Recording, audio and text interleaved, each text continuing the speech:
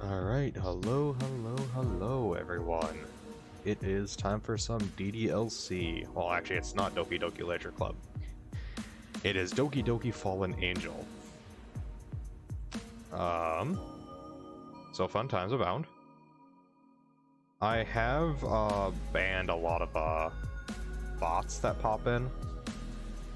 So hopefully the users in stream chat are actually more accurate to what actual users are in the chat. Some news before I begin. I'm gonna wait a few minutes just to kind of let people kind of filter in, if anyone filters in.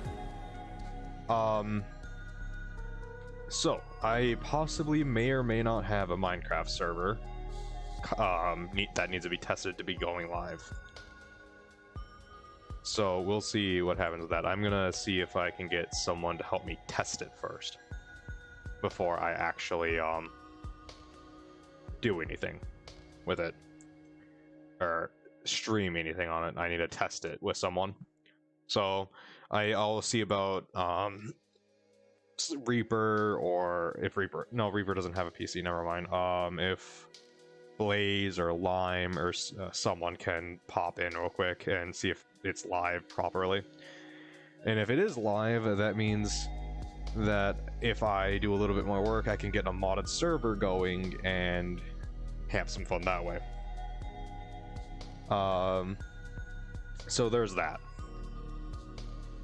I'm actually now curious on how long it takes for Discord to make the announcement that I'm streaming Doki Doki. Looks like about 4 minutes, 5 minutes on the Discord. Oh, there it is. So about 4 minutes it takes. Okay. So I'm curious if kind of curious if someone's cursed in this. Okay.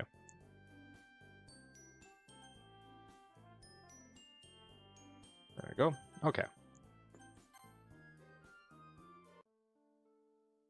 I don't exactly remember exactly what we've been doing. Hello, phone. Phone is just sending me my weekly report. Okay.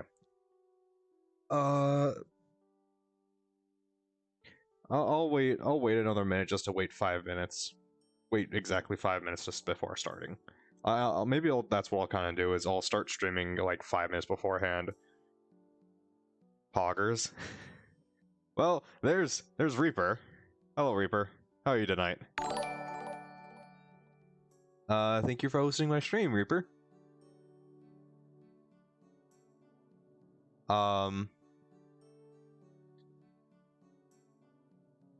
Just wait another couple seconds to see if anyone else pops in.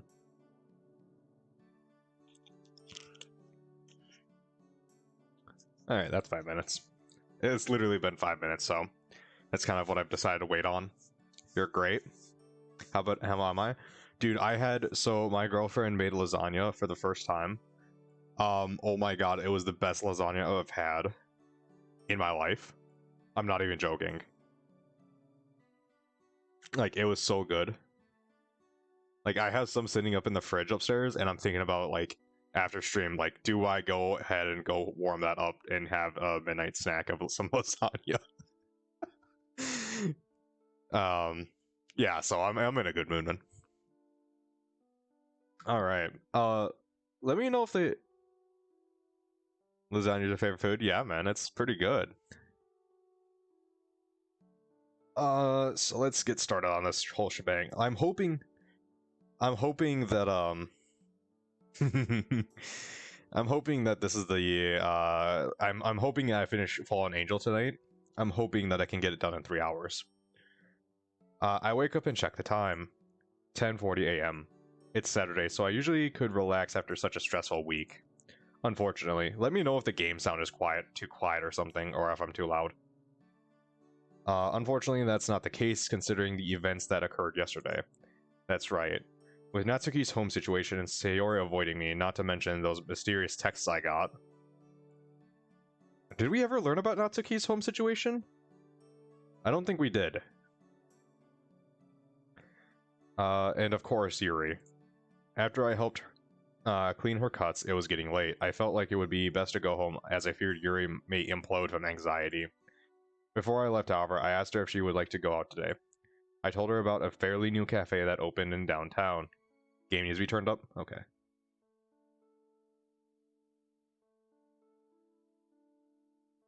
I can barely hear the game myself, to be honest. It's super quiet music.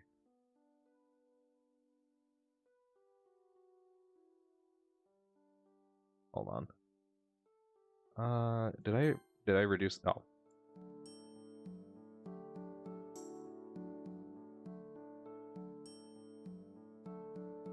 Let me turn that back down like that. Okay.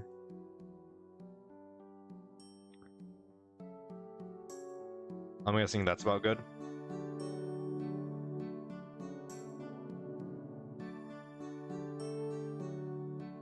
Is that good, or does it need to be turned up some more? You've been waiting.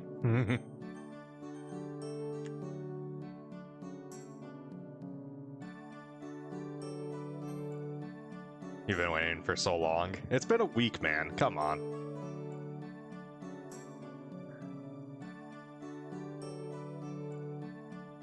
Or has it been 2 weeks? Something like that.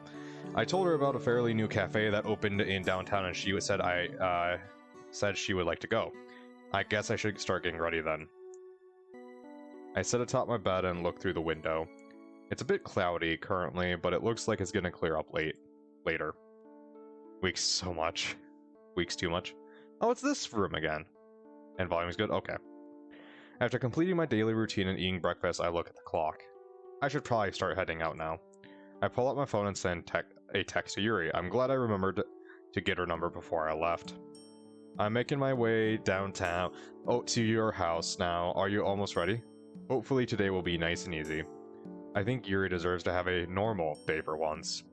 I don't expect her to bring up her cutting, nor do I plan on bringing it up. I'm going to help her, but I have to wait for her to be ready to open. Good moves, man. Good moves. That is smart moves. Yes, I'm ready. Making my way downtown. That's all I know of the song, by the way. Walking fast. I don't know any more of the song outside of making my way downtown. Absolutely nothing. I don't even know the song title or who sings it. I know nothing. Perfect. I grab my wallet and keys and then exit my house. I arrive at Yuri's house and ring the doorbell.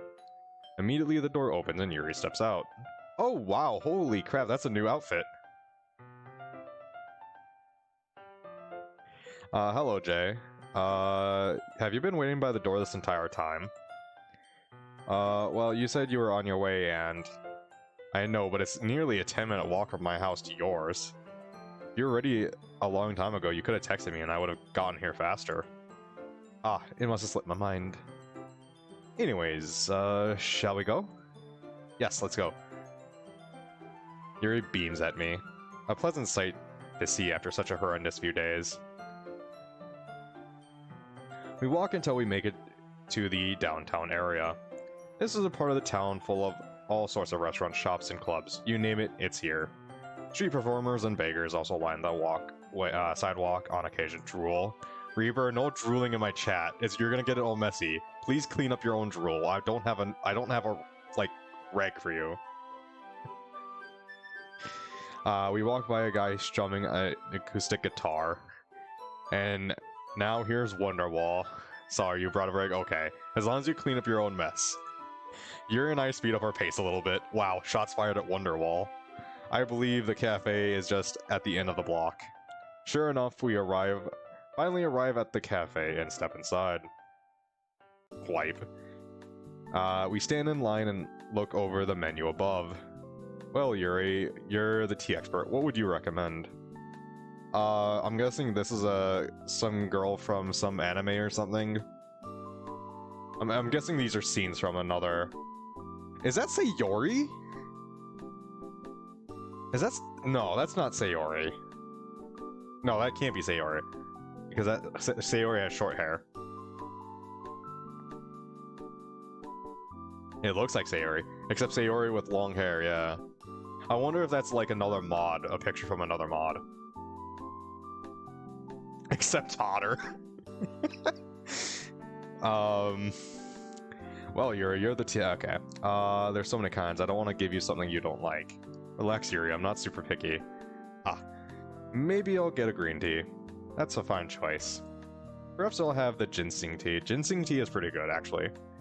I have no idea what that is, but if Yuri is getting it, it must be good. I turn to Yuri to see she is talking to herself. Are you alright? Yes, I'm okay. I'm just rehearsing my order. Okay, I do that too. I legit do that too. I totally feel Yuri right now. What? You don't mentally prepare how you're gonna phrase your order before ordering? Yeah, I think that's an introvert. I'm gonna guess that's an introvert thing. No, dude. No, I totally rehearse my order, like multiple times in my head. I can't say that I do. Oh, this is very embarrassing. Now I've done it. I really need to get better at talking to girls. Hey, don't worry about. I'm sure a lot of people practice their orders. Plus, I think it's kind of cute. What do you say? Fucking, the game loves doing that. This mod loves like cutting off text. Next, that's us. How can I help you today? May I have a green tea? One green tea. The cashier writes down my order and then turns to Yuri. Who writes down orders? What? We go with. Okay, hold on. My immersion broken. We went up to a cashier, but he's writing down our orders instead of using it like a machine. That's weird. That's the thing I nitpick about this. The cashier writes down my order, then turns to Yuri.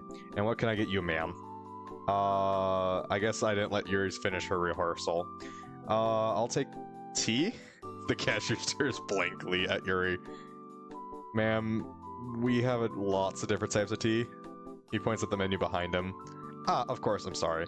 The cashier, clearly uncomfortable, looks at me. Someone shouts from behind us. Can you hurry up already? Some of us have places to be. Well, you should have gotten here earlier, you motherfucker. Guess what? Then again, we were yeah. Yeah, I turn and see there's a noticeably large line behind us. I look over to Yuri, who's turned as pale as a ghost.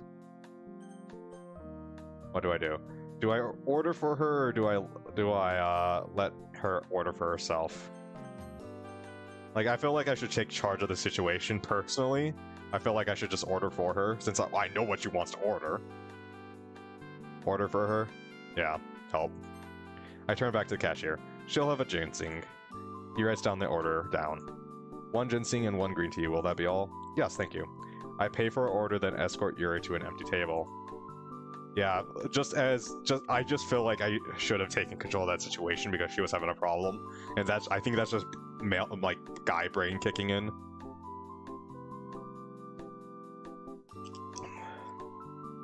Like, girl in trouble must help.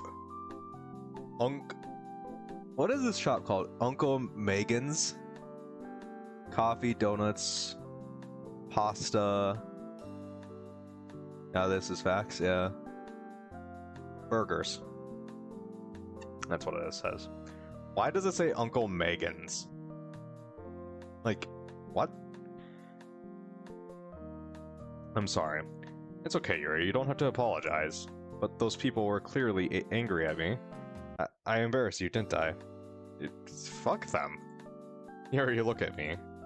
It's okay. You didn't embarrass me. Also, who cares what those people think? This MC, man. If they want to be impatient and mad, then it's their own problem. Don't worry about what other people think.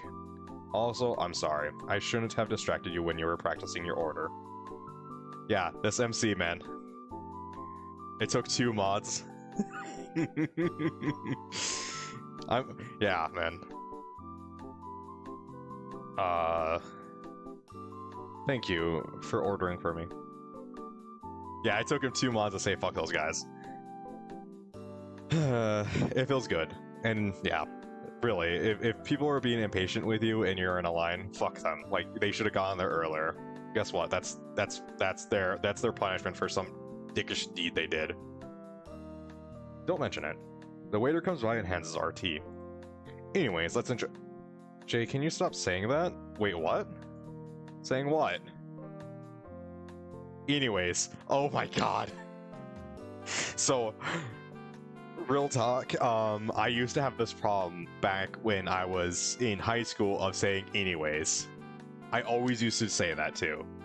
I've broken out of it somewhat. I still think I go back to it if I'm, like, I go to saying anyways because I'm socially awkward and say that when I don't know what to say. So my default is anyways. Trying to move on to something. And usually that caught me in... That kind of got me from boiling water to the fire because people would expect me to bring up a topic and I had nothing. The proper term is anyway. Oh. Anyway, that's what she's mad about. She's mad about the proper term, not the fact that I'm saying it. Okay. Anyway is a verb, thus cannot be plural. And while anyways may technically be a word, it's often used in colloquial language and a very informal.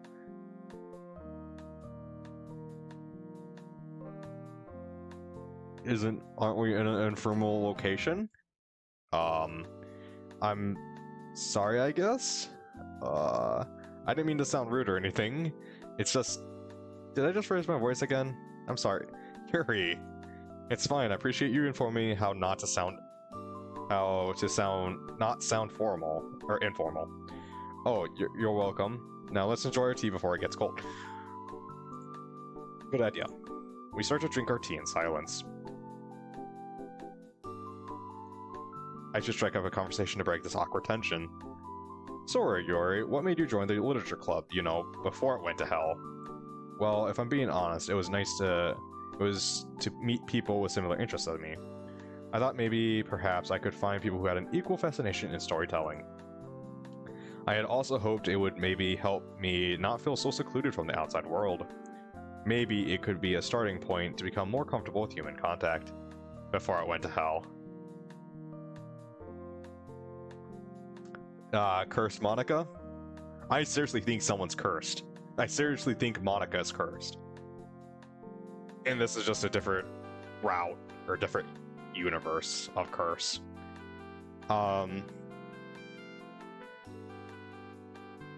Yes. I suppose it didn't exactly work out that way, however. Curse Sayori? You think Sayori's cursed? I think Monica's cursed, man.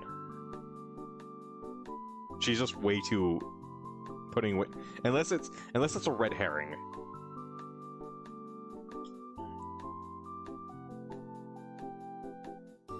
I don't know. I guess we'll find out, hopefully by the end of tonight. Well, I wouldn't say that exactly. I mean, you met me, right? And I believe that you and Natsuki, despite your differences, have become a little closer. I suppose you're right. I think of it this way, Yuri. As much as I hate to say it, if it weren't for Monica and the Literature Club, we wouldn't be sitting here sharing a cup of tea together right now. Again, you're right. Of course I am. Big brain. Very wrinkled. I lean back in my seat and rest my hands behind my head. That reminds me, I need to check my email because I am doing the, I don't know if something happened to the email, but I did, send a form in for Thanksmas.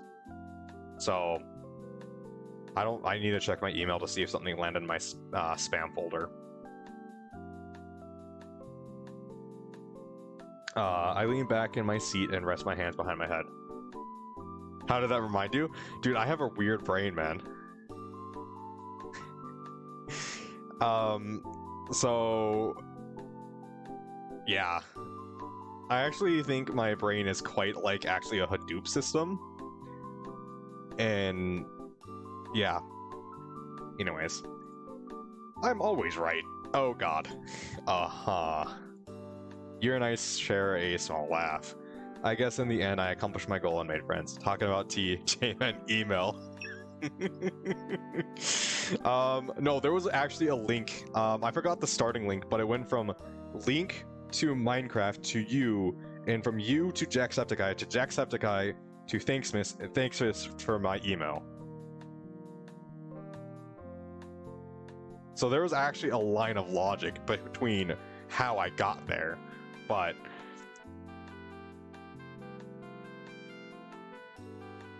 like, yeah, me trying to describe how my brain works is a fucking hassle.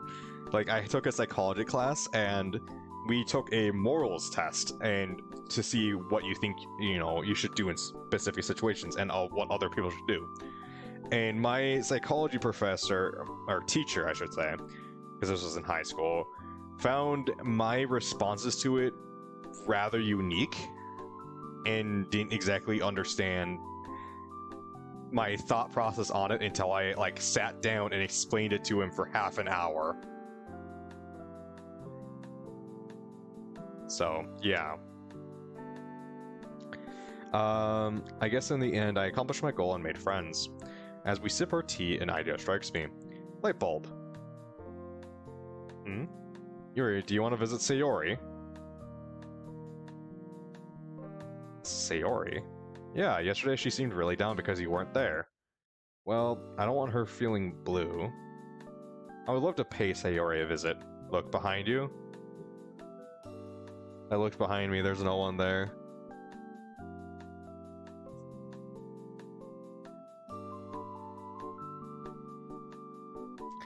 Great. She'll be happy to see both of us. We finish our tea and head down to Sayori's house. You see me? Okay. Well, I'm hope you like enjoying seeing me without any pants on, because I'm not wearing any. We finish our tea and head towards Sayori's house. We arrive in front of Sayori's house.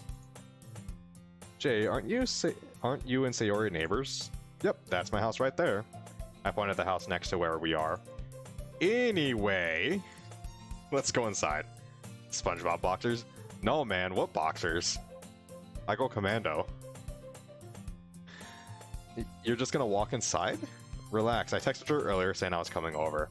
Plus, Sayori and I have been friends for so long, it's completely normal for us just to waltz into each other's homes. Sayori? Oh shit. Is this gonna be the end of Act 2? Oh shit. Oh shit. Are we gonna have... Oh shit. It's a bit uncharacteristic for Sayori not to rush down to greet me. I walk up the stairs to Sayori's room as Yuri hesitantly follows. I'm glad Lime's not here. I knock on the door. Sayori, can I come in?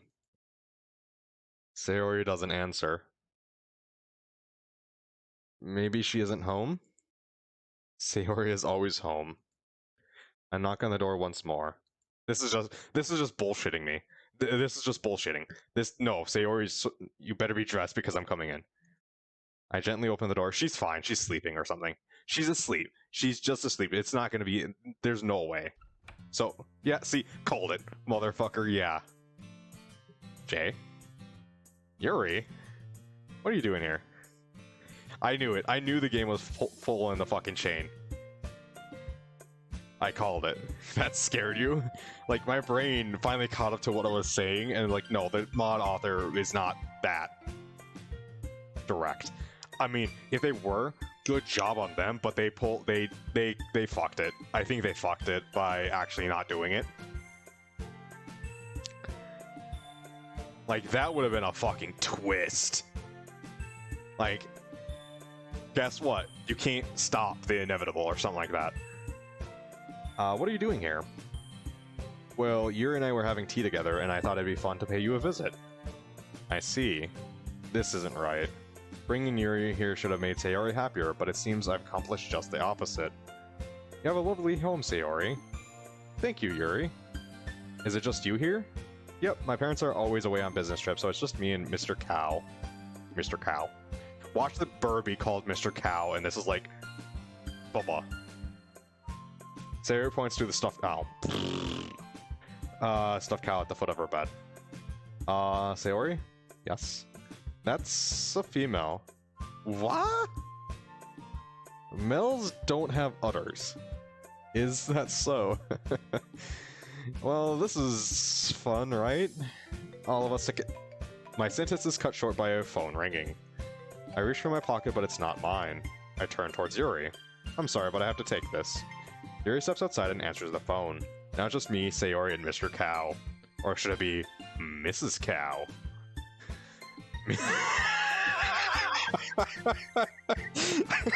Was this mod written by me?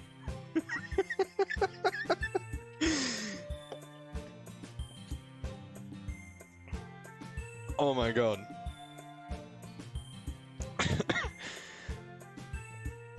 We stand in awkward silence for a moment. Me and the homies all love Mr. Cow. Yeah, man, I love getting Mr. Cow's lovely white milk. Hey, bro, it's 2020. Correct pronouns. Yeah, man. I don't hear Mr. Cow complaining. So you and Yuri, huh? What? Wait, Sayori? I don't know what you got in your head, but I promise it's not like that. You can't hide your feelings, Jay. It's obvious since day one you and Yuri have been falling for each other. My face is red hot right now. Sayori must have turned off her AC. I don't know what you mean. It's really great seeing you make friends. Mr. Cow's white milk.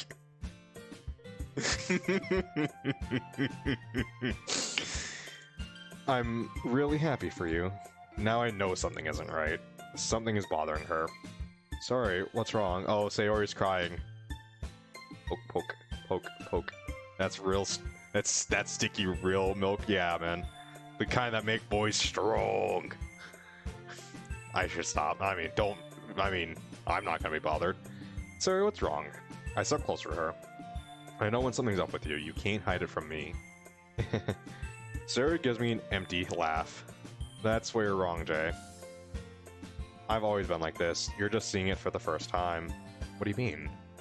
This isn't good. You weren't supposed to see me like this. I feel like I've been hit by a semi-truck. Flashbacks to when I caught Yuri cutting herself in the hallway fill my mind. I just try to shake it off. Sayori, whatever you're going through, let me help you. You don't seem to understand, Jay. I don't want to be helped. Help is for people who deserve it. No, no, no, girl. Uh-uh. Uh-uh.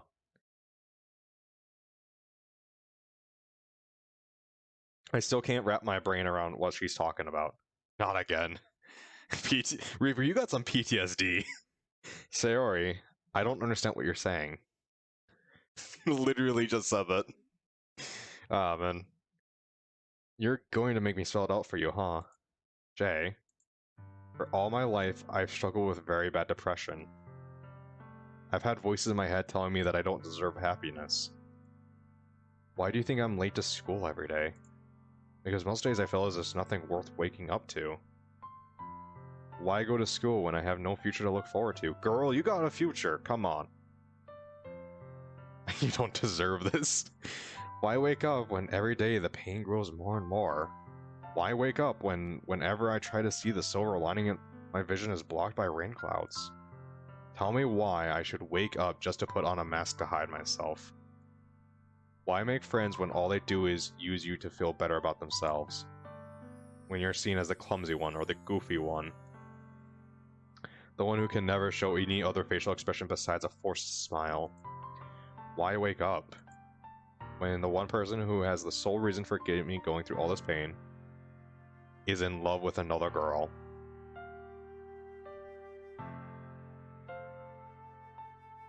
My heart drops. I feel my entire world has been hit with a big avalanche. My entire friendship with Sayori. I've been blind this entire time. Which is true. You'd be surprised with people who have problems are hiding it, you know? It happens. But want me to tell you something, girl, Sayori? I'm gonna be there still, you know? Just because... Why? I pull Sayori into my arms. I hold her softly.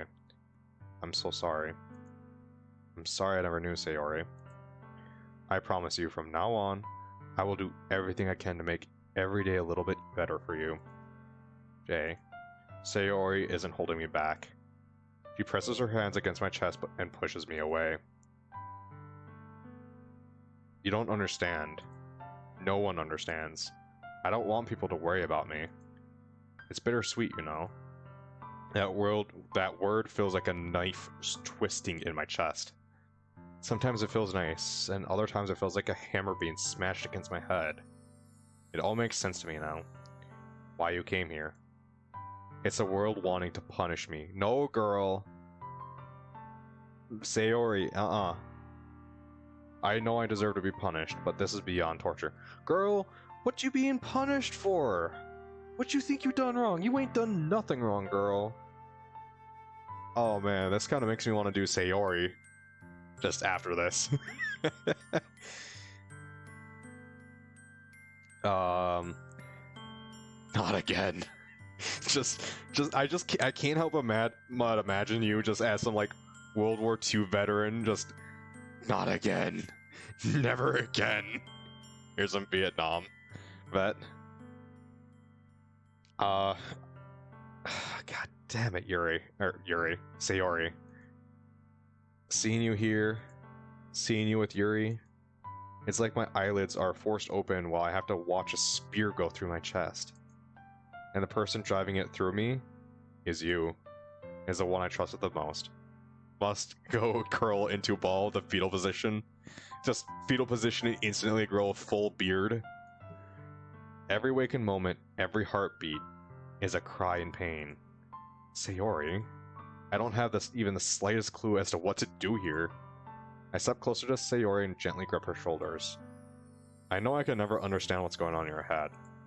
And I know I haven't treated you the best I could have all these years.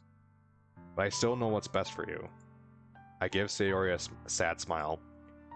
And I promise that I will always be by your side. But Jay, I remember how Yuri once told me the eyes are the window to the soul. And I look through Sayori's window and peer down into her broken soul. There's only one thing for me to say. Sayori, you'll always be my dearest friend. Get out. What? Get out of my house. Go away. Now. But Sayori, I said get out. She grabs a glass paperweight that's sitting on her desk and throws it at the wall beside me. Shattered glass ricochets off the wall. I frantically sprawl out of her bedroom and downstairs. Oh boy. I run all the way outside. Yuri follows me, now off her phone. Jay, what's wrong? We'll talk about it later. I look back. Sayori slams her front door closed. We shouldn't have come here, Yuri. I'm sorry. It's okay, Jay. As you said, Sayori's been acting differently recently. Perhaps she didn't mean whatever she said. I think back to what she said. My best friend's suffering through depression her whole life, and I've been oblivious to it. I made fun of her for sleeping in or being super clumsy. It's all my fault. I turn to Yuri and realize she's staring blankly at me this whole time. Sorry, I just got lost in thought. You know what helps me clear my head? I usually go to the local bookstore and read. Of course you do. I smile at Yuri. I think I could use a good book to clear my head. We start off to the bookstore. She's crazy? No, she's not crazy. So the problem is obviously Sayori has feelings for the MC, right? And being literally friend zoned while she's like, that was the tipping point right there. Like, she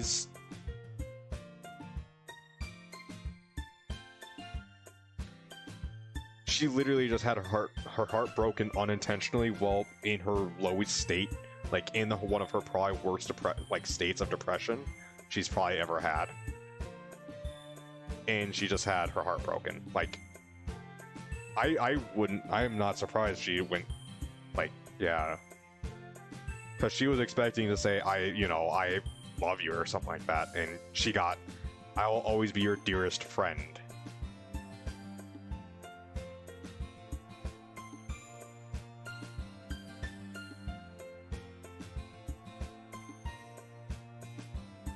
So, no, I can't blame her for being mad or upset. You know? Can relate to that, yeah. I mean, I've been friend zoned before too, and like, damn.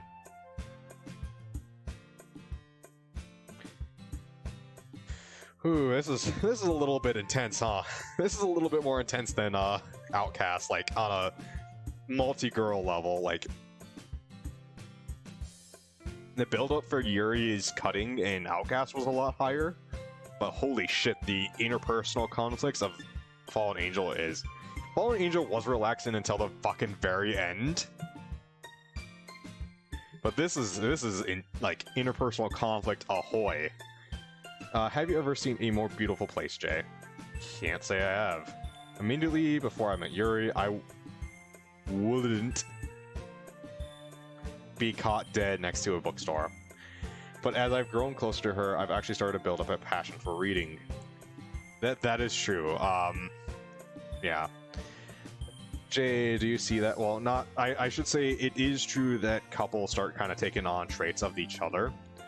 Like, I'm willing to put up with movies now, when beforehand I just literally read through them. But I'm willing to put up and watch through them now. So, Jay, do you see that? I follow Yuri's finger to see what she's pointing at. It's an advertisement for a book. A Sakura's Guide. I shake my head. What's that? It's supposedly the sequel to Infinite Isolation.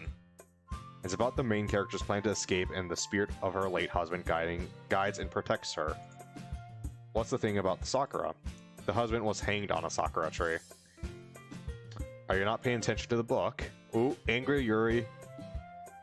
The book said cherry blossom. Same thing. They're the same thing, Jay. Looks like it's my turn to be embarrassed. I changed the subject. Well, why don't you buy it? Once we're done with our current one, we can start the next one. I wish we could, but unfortunately it hasn't been released yet. Only the title has been shown, and the author hasn't mentioned anything else about the book. Wow, I can't imagine anything more annoying than an author teasing a project but never revealing anything else about it. Cough. Was that a shot at something? At someone?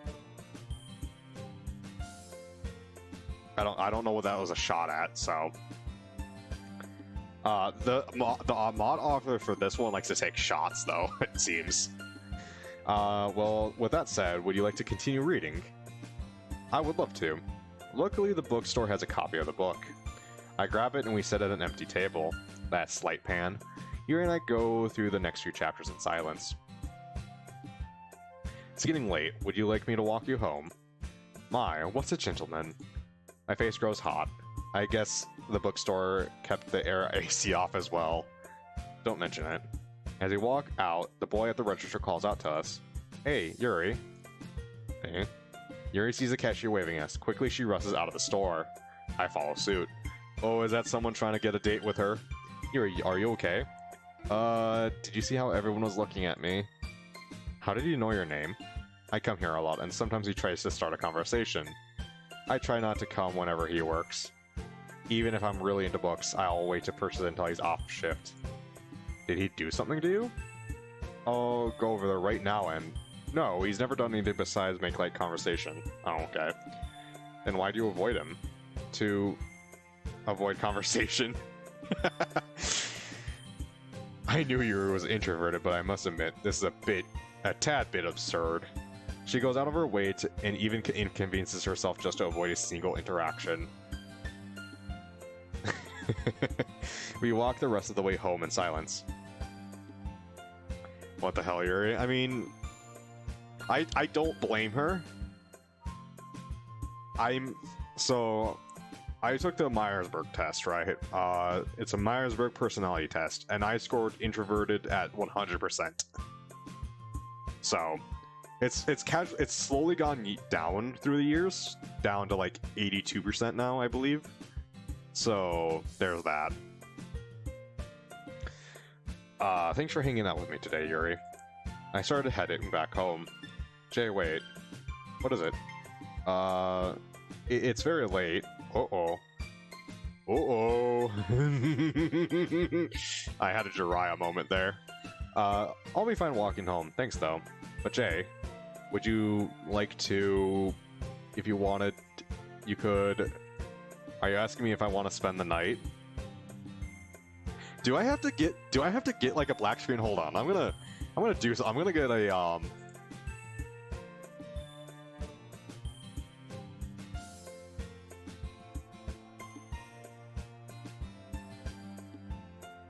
There we go. Just in case. Oh, I don't want that to be in there. Just in case, so if I ever need to quickly, there's no lewd scenes in this one. I'm just being cautious. There we go. Fix that. You checked? Okay. I'm asking if I want to spend the night. Is this for real? I would never have imagined that Yuri would ask me a question like that. Or any girl for that matter. Alright, Jay. Late. Cool. You would know I would be the person who would check. That is true. Sure. Really? Yeah, maybe we can read more of the book. And maybe you can show me how to make tea as well. Or something. My eyes dart towards the sidewalk out of nervousness. Then Yuri smiles softly. I'd like that. We both walk inside Yuri's house. I'll start the tea. Okay, I'll get the book. I don't have the book. I kept it in my backpack. Yuri comes back. Is something wrong? I don't have the book. Yuri fucking good job, man. Mission failed. We'll get them next time. We'll get those titties next time. Yuri giggles softly at my distress. Jay, did you forget where you are? She gestures to a large bookcase in the living room. I walk over and sure enough I find the book titled Infinite Isolation. I pluck it from the shelf and take a seat on the couch. Nope, mission success. Yuri comes back, tea in hand, and places the teacups before us on the table. Play it cool also, Jay. Well, fuck. Yeah.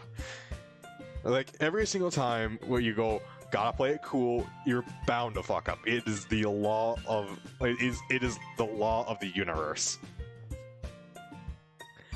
Yuri comes back, tea in hand, and places the teacups before us on the table.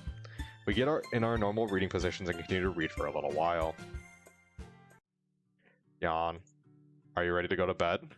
Ooh, we gonna share a bed. I can't help but imagine the glorious success from Helltaker.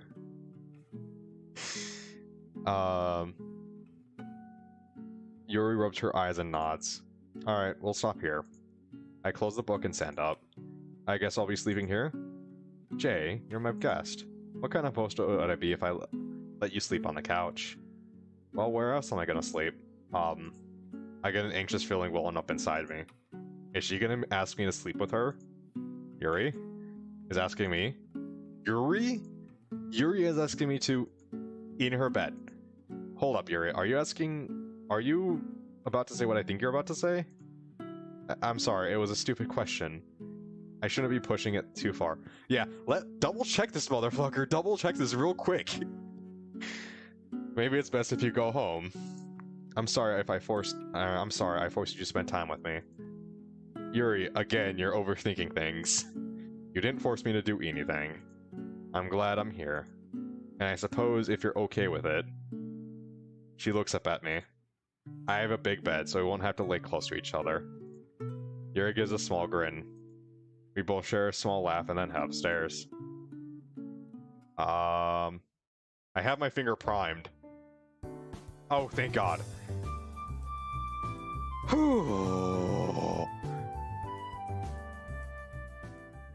2 weeks later.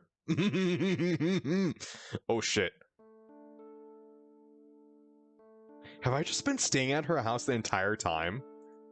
The warm sunlight peeks through the curtains. At first, I am surprised when Yuri offered to share a bed, but I soon figured out why she wasn't nervous. She wasn't lying when she had said she had a big bed. This thing is nearly 6 feet wide. You double checked? Are we safe? Seifu? Or should I? It doesn't show anything? Okay. It's all text then, I'm gonna guess. If anything happened? Okay. Alright. So, Twitch. Don't be pissed at me, be pissed at Reaper. Actually, that's the thing I actually learned. So, the way Twitch does nudity is, yeah, I'm gonna throw you under the fucking bus. So the way Twitch deals with nudity is that nudity is fine in a game if it's in the base game, but if the game is modded in any way, shape, or form that allows the nudity, then it is not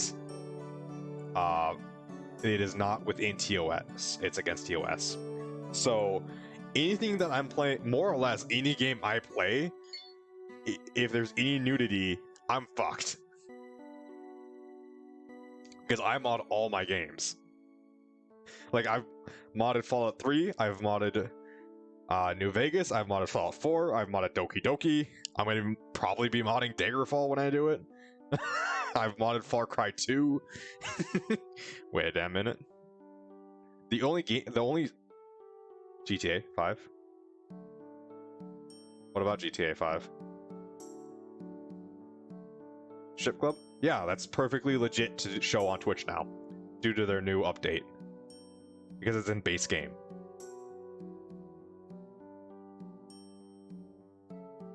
Because it used to be as long as if... Yep. As far as I'm understanding the TOS. I might be understanding that incorrectly. But... yeah. I look over to see Yuri peacefully sleeping. So we've been just sleeping together for 2 weeks. I ain't gonna believe she ain't prego. She got some pasta. I'm sure she's got some pasta now. For the past 2 weeks, we've been taking turns staying at each other's houses, reading to read, drink tea, etc. etc. We're already on the last 3 chapters of the book. We haven't been going to the Ledger Club at all. In fact, I'm pretty sure the club has been shut down since it was only Sayori and Monica. Even wrapped in the thick blankets, I feel cold. 100% pasta sauce? She's pasta sauced? Okay. Let's see. Sayori loved the Ledger Club and now it's gone. Jay. I'm knocked out of my trance. I turn to Yuri. Good morning, my That's so cringe! That is cringe! My purple princess. I mean, does the drape match the curtains? I'm genuinely curious. I'm gonna guess they match. That's what I call her. No. What? Despite sharing a bed, Yuri still seems uncomfortable with any display of affection. I guess technically, with the exception of sharing a bed, our relationship. No, she's not pasta sauced, dude. No pasta sauce here. Fucking, I'm gonna have to make an emote now of pasta sauce. Pasta sauced. Dude, stop trying to vicariously live through the MC on trying to get Yuri pregnant. Get out there and get a real girl pregnant. Yes, pasta sauce emote. And it's just Yuri.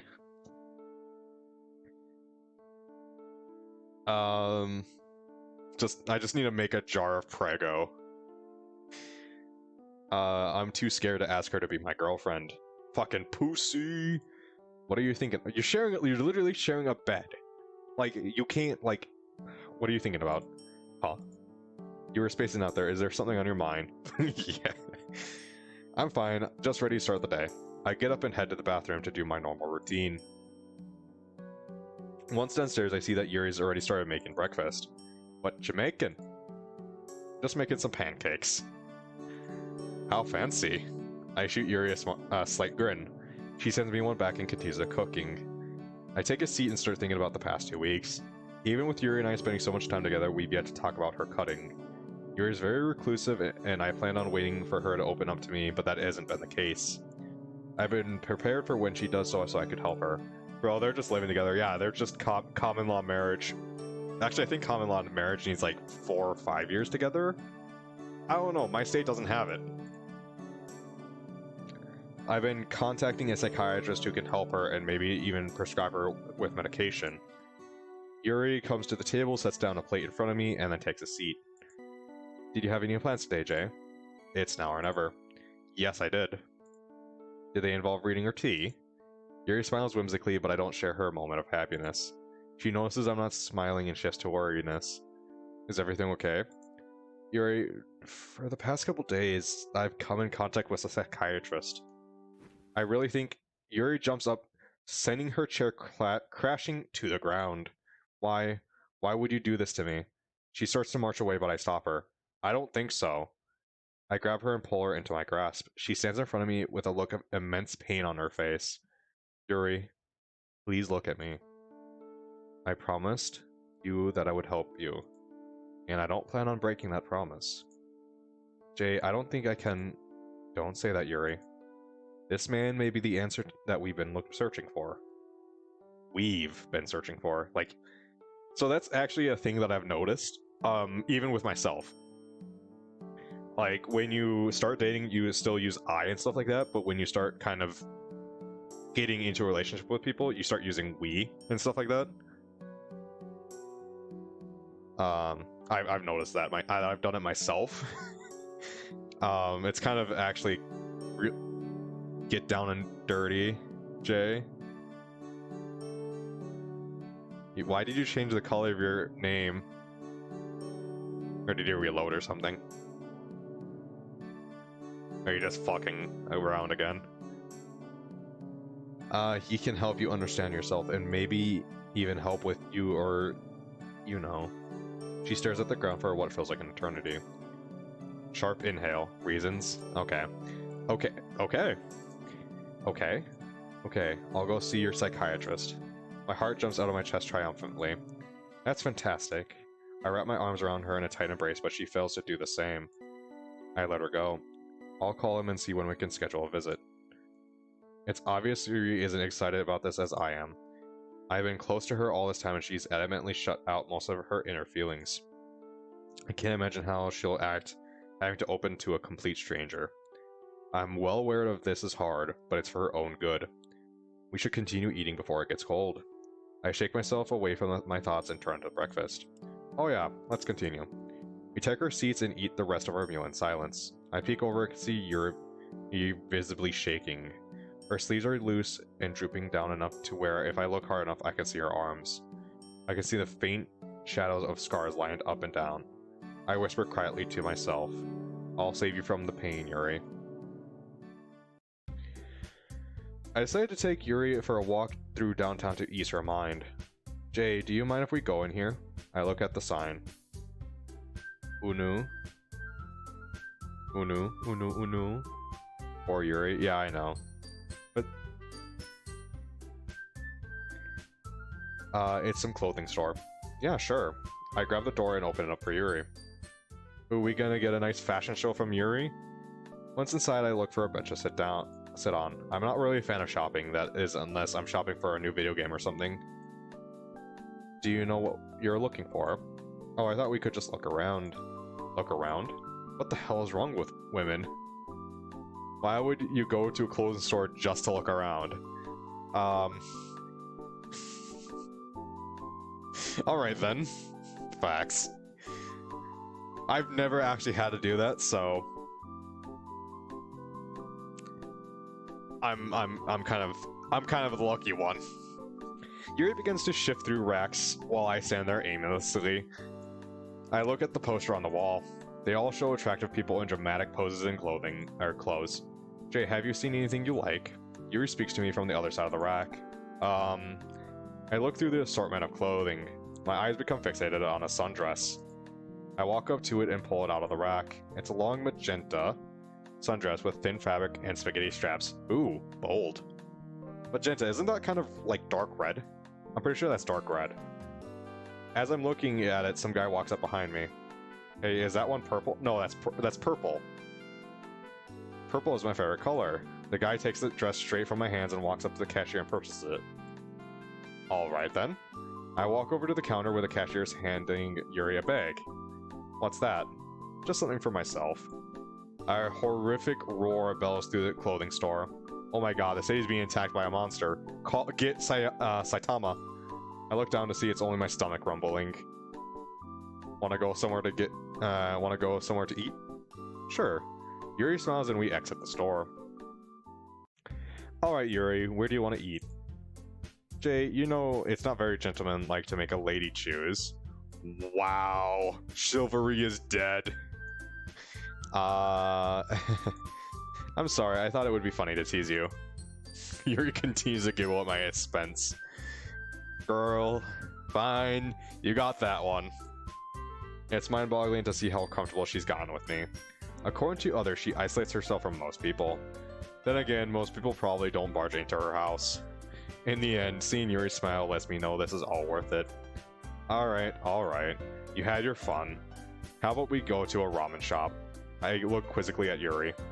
Can't you just buy ramen for like 79 cents at the grocery store? That's a cheap store-bought ramen. Are you saying you've never had authentic ramen noodles before? Can't say I have. I actually have. Do you think there is one nearby? I'm sure we can find one.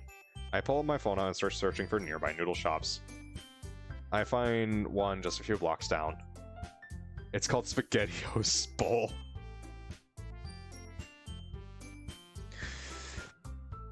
So the time, okay, so I'm gonna give some story time. So the time I went out to get food, ramen noodles wasn't actually just ramen noodles. It was also my first time getting sushi. Oh my god, that was the most terrible experience I've had. So okay, some previous background. I owed a girl pizza from a bet that we had in high school. 2 years later, she texts me, like, we've been texting once in a while, like, but she like, hey, I'm in town, and do you want to go, you know, I don't feel like pizza, but I do feel like sushi. Do you want to go get sushi? And I'm like, well, you won the bet, so sure. So we went out to get sushi. I was the only white guy in, I was the only white person in there. Like, everyone else was, like, Asian. And, like, I'm just...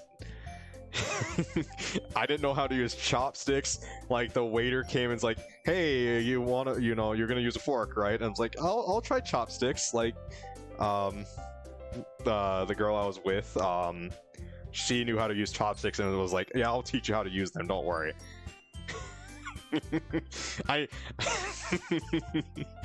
So I ended up having, so we like got a single bowl of like ramen, because it was like authentic, like, so I guess at least with that store you share food.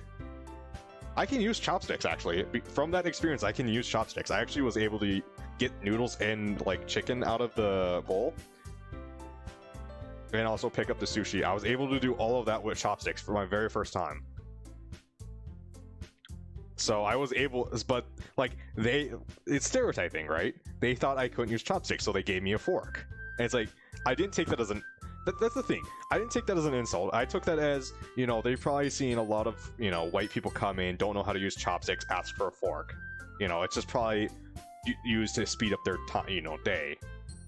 And it's like, okay, whatever, you know, it's like, I'll just use chopsticks, whatever.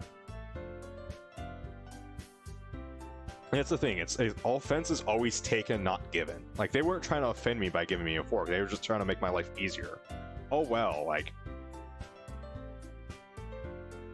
that was a little bit of a rant, but anyways, I would have seen that, I would have used that as a challenge. I didn't, I just thought of, like, okay, they're just trying to be courteous, you know, like, whatever. But the sushi, I didn't mind the fish itself on the sushi.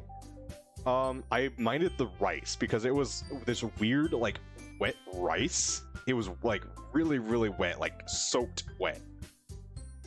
Like, I know that it has to be wet to stick to itself, but it was like 90% like water and no, like, yeah, and just the texture of that, like, mostly watered white rice, just threw me off, and I haven't had sushi since.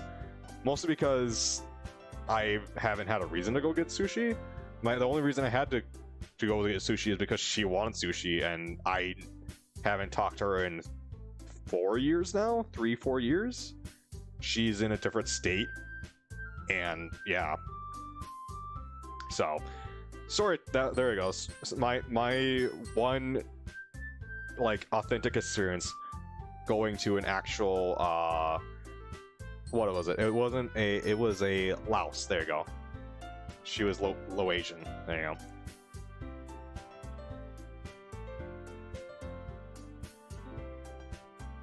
But I think the store we went to was Japanese, so... Yeah, the store we went to was Japanese. She was from Laos, though. But, I mean... Anyways, my phone's about to die. Do you think I can pull it up on yours? Of course. What's the address? It's 123 Rockefeller Street. Found it. Alright, found it. Then lead the way. We walked the streets of downtown. It's a beautiful day. The hustle and bustle of the street is the same as always. A lot of people are walking around, probably enjoying the weekend, same as us. Wait, what? What's that address? Rockefeller Street. Yes, it is spelled exactly like Rockefeller, like you would expect. There's some guy standing in the middle of the sidewalk menacingly. And also there's two D's in address, dick. He's wearing a very light pink button-down shirt with matching shorts, black belt, and brown dress shoes.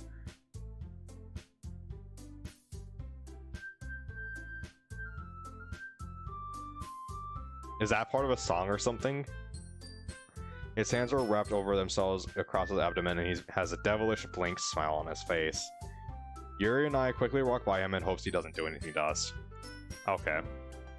Within a couple more minutes, we make it to the shop. Okay, I didn't know that was part of a song. I look up at the sign. SpaghettiOs Bowl.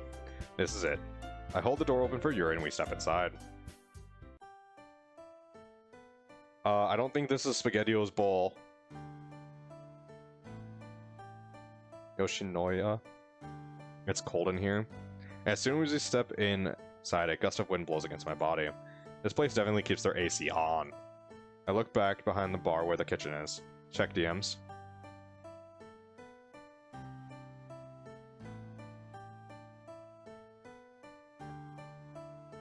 Nightcore? God, I've had to listen to Nightcore before. I don't get it. I don't get the point of Nightcore. Chefs all hover over big pots, which I assume are full of noodles. The hostess approaches us. Hello, how many today? It's a vibe. Okay, well, it's a vibe that I'm not synced up to. Yeah, it's on a different frequency than I am. I'll just say that much. I don't get it.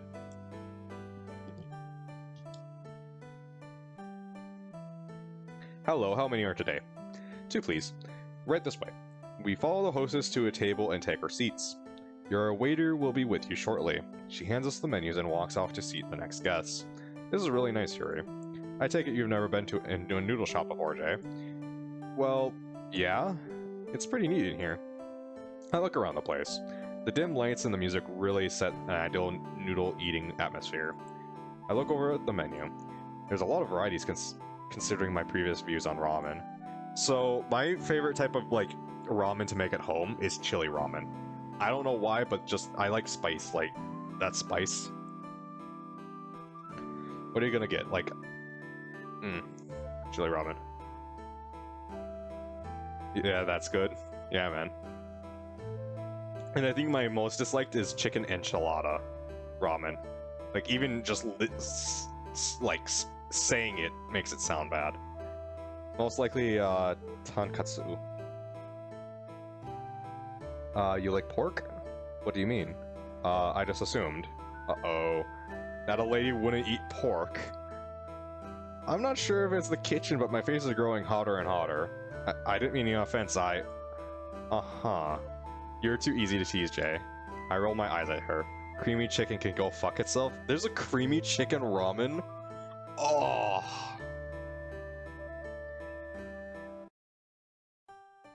That doesn't sound good. I roll my eyes at her. Okay, you got me. Very funny. It's so gross. Yeah, it sounds gross. It's pretty funny, to be honest. Like, let's keep creamy to soups, not ramen.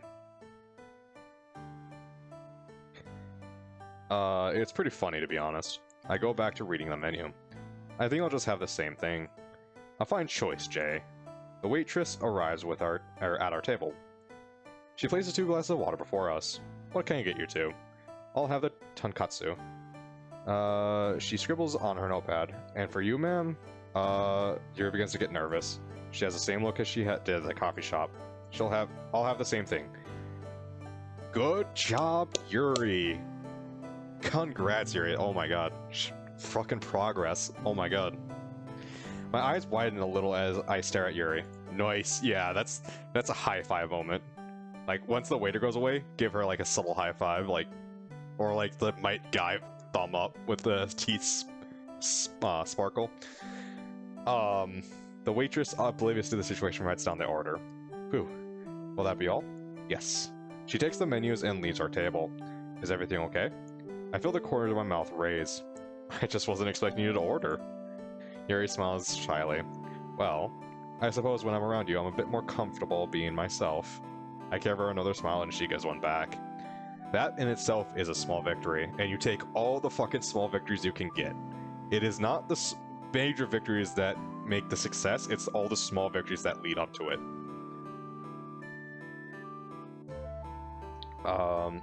Because all those small victories add momentum. It's like a snowball effect, man. The waitress returns, bowls in hand. Enjoy your meals. Oh my god, I just thought, what if she carried them with her thumb in the broth? Just, here you go, just puts an eye onto the table, her thumb's still in the broth.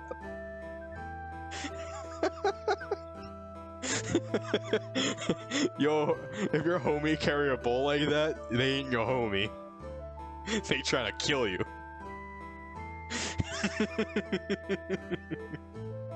With a quick bow, she walks off. What's this? With my chopsticks, I point to add a small bowl of red mixture.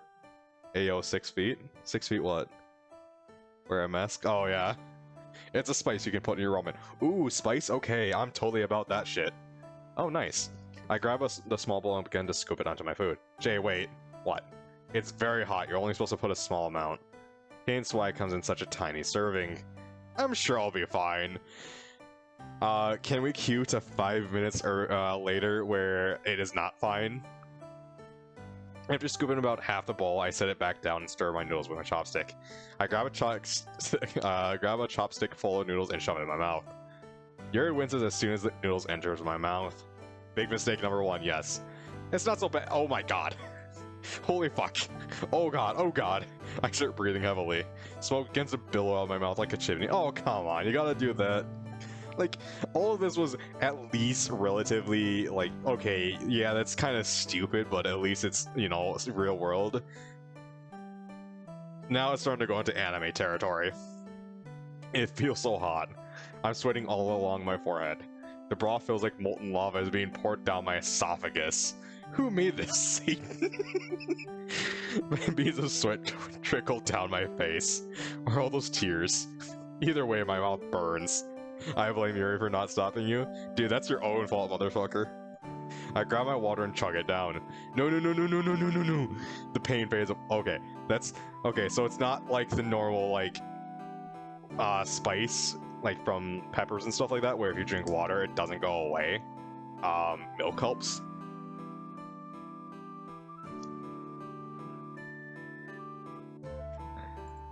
Wow. Are you okay? Yeah. On the bright side, my sights have never been this clear in years. We share our laugh and continue our meals. With every bite, I drink half a gallon of water. Jay? Yeah? Thank you. For everything. It was just lunch. No. I'm not referring to the noodle shop. You love this? Yeah, this is good mod so far. I'm waiting for it to all go fucking shit up. I'm referring to everything. Everything you've done. I haven't really felt like I've done much. But when I think about it, Yuri probably hasn't ever had a day where she just goes out with a friend. Just one person being with her probably means the world to her. It's fine, Yuri. Like I said, friends stay by each other.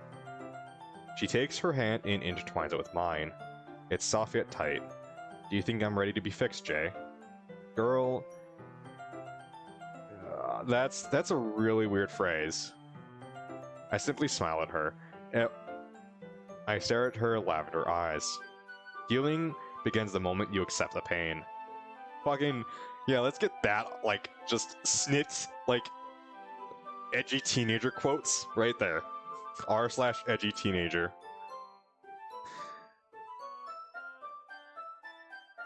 What's that subreddit? I am 13 and this is deep. There you go. I see a tear glide down her face. She takes a moment to absorb my statement. I'll be seeing you, Jay.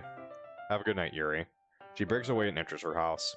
For a moment, I stand there by myself as a cool winter breeze encapsulates me. My own words race repeatedly through my mind. We'll get through this. Together.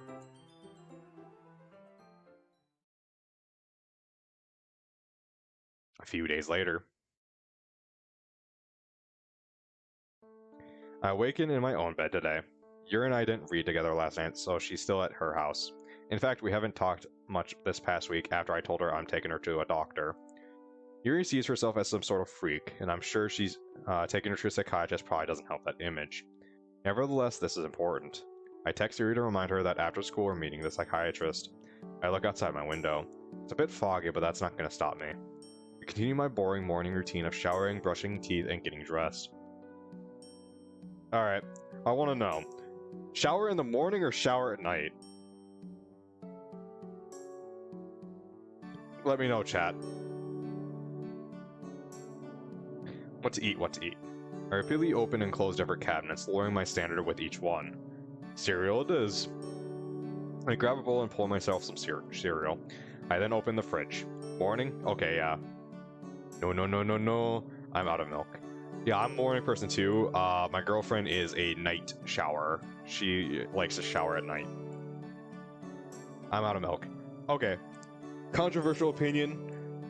Or not opinion. Controversial thing I do. I eat cereal without milk. This has got to be the worst day of my life. Maybe I can find a substitute. I look through the shelves on my fridge. I pull out a jug of orange juice. That's a no-go. No-go. Abort. You hate me. This is gonna spread around the Discord now or something. Just everyone's like, you eat dry cereal? Then back at the bowl. Board for no, abort mission. Code red. No, actually code orange. Oh god, that's gonna come back to bite. Like, oh my god, what if it was like a chocolate cereal, like Cocoa Puffs or some shit? Or Count Chocula, mixing that with orange juice. Yeah, that's the way to start the morning. The last day of class, it's the last class of the day, it's almost over. I stare blankly at the clock, watching the seconds tick by. The teacher says something or two about World War II. World War II is fascinating, actually. I don't need to know about history. I don't need to know history. I have my future all figured out. I'm going to write a song and become...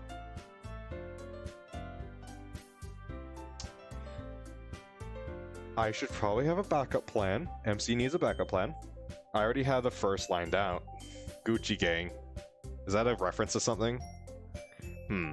I guess I'll just repeat that line a dozen more times and call it music. The bell rings. I feel like that's taking a shot at something that I don't know about. You hate...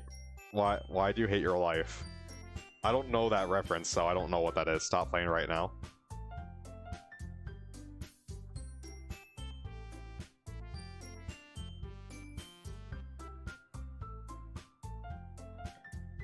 Why do I stop playing? I told Yuri I would meet her in front of the school. I don't know what that is, so I take a shortcut through the courtyard so I can meet up with Yuri. My mind is going a mile a minute now. I have no idea what will happen when I bring Yuri to this doctor. Jay? I stopped at the sound of my name coming from an all too familiar voice. What is it, Sayori or Monica? I'm gonna guess Monica. Check DMs and listen to the first minute. Why am I getting all these DMs?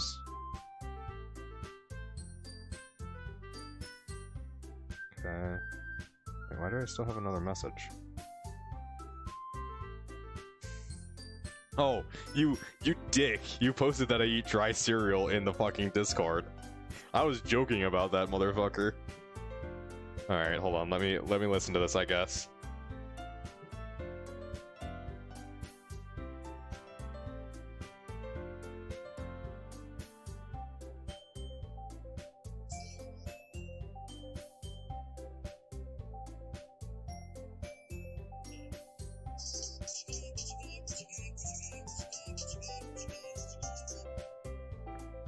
Who the fuck is this? Who the fuck is Little Pump? What the fuck? I don't... Okay, whatever.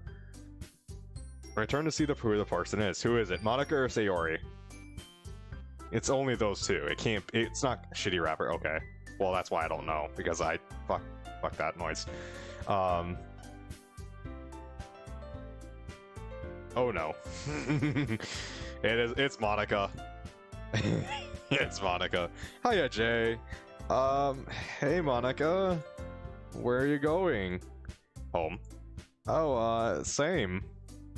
Well, if you don't have any plans, then wouldn't you wouldn't mind walking me home? I stand there dumbfounded. Why would Monica all of a sudden want me to walk home together when we haven't even spoken in a month? Fuck that. Fuck this. Hell no.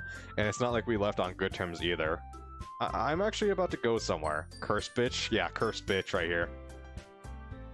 You said you were heading home. You wouldn't lie to me. Would you, Jay? No, it's just that I look around for an escape route. In the distance, I see a tall purple figure near the gates of the school. I look back at Monica. Her eyes follow mine and she spots the purple figure. I see. Monica, I didn't mean to lie to you. I'm sure you didn't, Jay. I'll go ahead and let you walk home. Bye. Monica trots off. Without another thought, I make a break towards the gate. Like, just come out and say it. Like, come on, stop being a pussy. Just say, hey, you need to go somewhere with Yuri. Come on. You're on, yeah. I'm here. There you were. I was getting worried. Sorry I made you wait. I got caught up trying to take a shortcut. I guess it turned out into a long cut, huh? I let out an awkward laugh, but Yuri still retains her nervous expression. Probably shouldn't use the word cut. Perhaps long cut wasn't a very good choice of word. Dude, I don't know if it, like, me and this MC, man. I take her hand and hold it softly in mine. Yuri, look at me. It's gonna be okay. I promise. Yuri slowly nods. I'm guessing there's 3 acts of this. Maybe 4. Alright, here it is. I look at the clock above the doorway. Right on time, too. The doctor should be here any second. As soon as I finish my second sentence, a man walks out of the office door. I like your cut, G. I don't know what that's from. Wait, hold on. Oh, it's that! Okay, yeah, I know that meme. I know that one. Short cut, long cut, deep cut, all the same shit. What is it? Across the road, you can be taken to the hospital, but down the river, and it's a one-way trip to heaven, or something like that. Fucking, dude, Everlasting Summer fucked me up with Leah. Like, I still remember her name. I haven't played Everlasting Summer since, like, 2016, and Leah fucked me up, man. That was the first time I had... Everlasting Summer was my very first, like, visual novel dating sim game. And that fucked me up, having the very first girl I, like, dated, quote unquote, kill herself. That fucked me up. Like, I picked the good ones. Funnily enough, she also has purple hair, Leah, from Everlasting Summer. He's an older gentleman with black hair that has started to gray. He wears an outfit you'd see in one of those fancy, expensive magazines. Nice dress shoes, a pristine 3-piece suit, a tie, and even a gold watch. Dr. Peter Langton, psychiatrist. It's a pleasure to meet you. He shakes my hand. You must be Jay, correct? Yes, sir, and this is Yuri. He holds out his hand to Yuri. Well, this is awkward. After a few seconds, Dr. Langton lowers his hand. That's fine. It's okay to be nervous around a doctor, I know. But I want you to know that there's nothing to fear. This is a safe place. He raises his arm as to display his office. So how about we step through the door and begin the session? Alright, let's go. Oh, I'm sorry, sir, but for now I only wish to speak to the young lady here. What? Really? Just for now. Perhaps in a later sessions you can join in, but for the first time it's better to be one-on-one. I decided not to argue. Okay, I'll wait here. Thank you for understanding. He turns to Yuri, who hasn't spoken a word since we arrived. Shall we step inside? Doc, you mind if I talk to her in private for a second? Not at all. Take your time. I'll be in the office whenever you're ready. You know, I kind of think it would be the opposite way. You kind of would want to have someone there initially and kind of, you know, phase them out as a support. So... I don't know.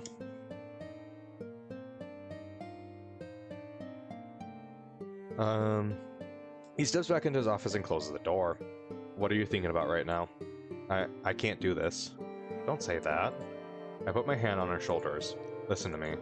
You're a strong girl. You can get through this. And I'll be right here waiting the entire time. Dr. Langton only wants to help you.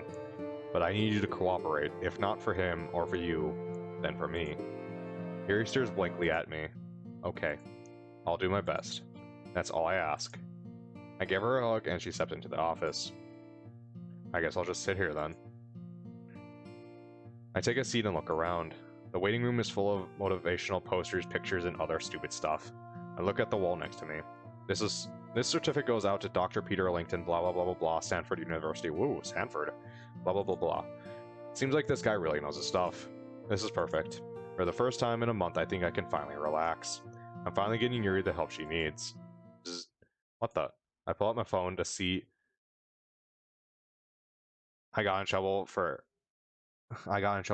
I like your cut G ing an emo check. I slapped her on the wrist. Reaper, you dick.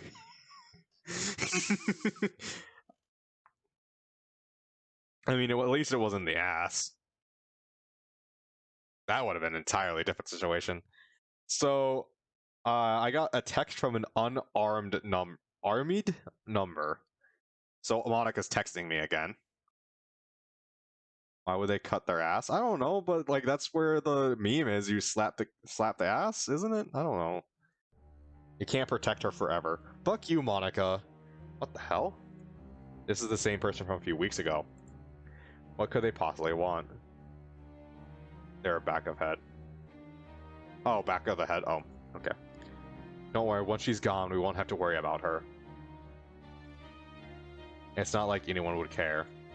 This has gone too far. I fiercely type back a response. Listen, I don't know who you are, but if you continue this game, I will find you, and I have a particular set of skills. But if you don't stop texting this number, you will have some serious problems. You shouldn't threaten someone when you know you can't back up anything they say. Jay. This person knows my name? My hands are shaking intensely. Who is this? You will know soon enough. I shut off my phone to prevent any more messages. Who is this person? The only person I can think... God damn it! Okay, someone... I'm gonna have to watch the recording. What minute is this at? 1:24:50. I'm gonna have to rewatch the video to see what it says. The only person I can think of. That's all I could read. Dr. Langton and Yuri walk out of the office. Pushing aside my thoughts, I stand up to talk to him. Give it to me straight, Doc. Your friend is in good health. I look at him quizzically. Really? Yeah, she has a common case of social anxiety. It's fairly common, nothing to get worked over. Perhaps we can schedule another meeting so I can learn more. So, what do we do? Were cases where, with age, the anxiety eventually fades away. There are also therapies and medical professionals such as myself that are willing to help. Simple as that? Simple as that. He gives me a reassurance. You say Sayori? I say Monica, you say Sayori. One of us is probably going to be wrong, and one of us is probably going to be correct. Unless we're both wrong, and it's actually Natsuki. Oh, it says Sayori. Oh, the text says Sayori. You clipped it? Oh. Okay, it says Sayori. Okay.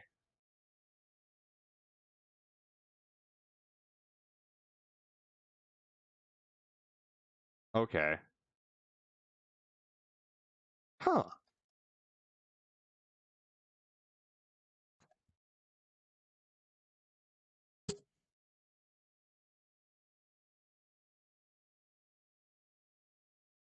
Damn. Fucking Sherlock Holmes here clipping it. I was just going to rewatch the recording once I downloaded it, but okay. Gonna have to beating me to the punchline, I guess. He gives me a reassuring smile. Thanks, Doc. And what about her, know what? I look over to Yuri, who's standing awkwardly at the door. She didn't tell him about her cutting. Doc, what exactly do you talk about? Can't say. Yeah, private information I'm not allowed to disclose. Patient confidentiality. There's an annoying pitch in my voice when I recite that term to him. Of course, if she chooses to confide that information to you, that's her choice. Thanks, Doc. My pleasure. I give him one last handshake and escort Yuri out of the building. The rest of the walk home is quiet. Neither of us choose to talk to each other. I can't believe I did all this effort to help Yuri and she does this. She can't even tell someone what's wrong with her. I need to calm down. It's not her fault. I should have been aware this would happen. I shouldn't have forced her to see a psychiatrist. We walk into the house and Yuri takes a seat on the couch. I stand awkwardly before her, taking a seat next to her. I have to apologize. Yuri, I'm sorry. She buries her face in her hands and begins to cry. I disappointed you, just like I do with everyone else. I place my arm around her. No, Yuri. I failed you. I should have known better than to force you into something like that. She lifts her head and stares at me. Her lavender eyes are puffy with tears. No, you're right to help me. I want to go back. Can you schedule me another appointment? I'm taken aback. Really? I know this is what's best for me, and if you're by my side, I think I can get through it. I'll always be by your side, Yuri. I take her hand and intertwine it with mine. Can you do me a favor, Jay? Of course. I don't know how to go about explaining everything to the doctor. Well, I'm all ears if you need me. Thank you. Yuri takes a moment to collect her thoughts, as an action I see her do quite often. Do you know why I do it? Have you told me why? I would guess in order to feel some sort of control over your emotions. You're not too far off. Jay, for all my life I've allowed people to be the glue, the stitches, and the band-aids that hold me together. And every time they've reopened without fail. I was only a small girl when I was first witness of how forgiving this world can be. My mother and father would argue non-stop. I was scared that one day they may even hurt each other. I used books as a coping mechanism. I would hope that I could drown out my own reality and enter a new one. Eventually, my dad left my mom and my mom had to pick up an extra job to support us. Even with all that happening, I just continued to repress my feelings and read my books. That's how I lived my life until... She pauses again to catch her breath and collect her thoughts. High school has been the worst years of my life. Everyone is so cruel and selfish. She stares deeply into my eyes. Or that's what I thought until I met you. But even so, the kids at school would always call me foul names or spread rumors about me. Boys would always pick at me or stare at me when I walked by or call me obscene names. She started to panic. I could see the fear in her eyes grow with each sentence. Yuri, I think we should stop here for now. No. I need to get this out. Please. Tears continue to glide down her cheeks. I slowly nod and allowed her continue. It's 'cause she's hot. I didn't know any other way to get rid of the pain inside. There's no such thing as a cure for pain. They jelly? But Reaper, what's jelly? Please explain to me what's jelly about her. Oh, no, they're jelly. Okay. I get what you mean now. I thought... now I look like the jackass. Okay.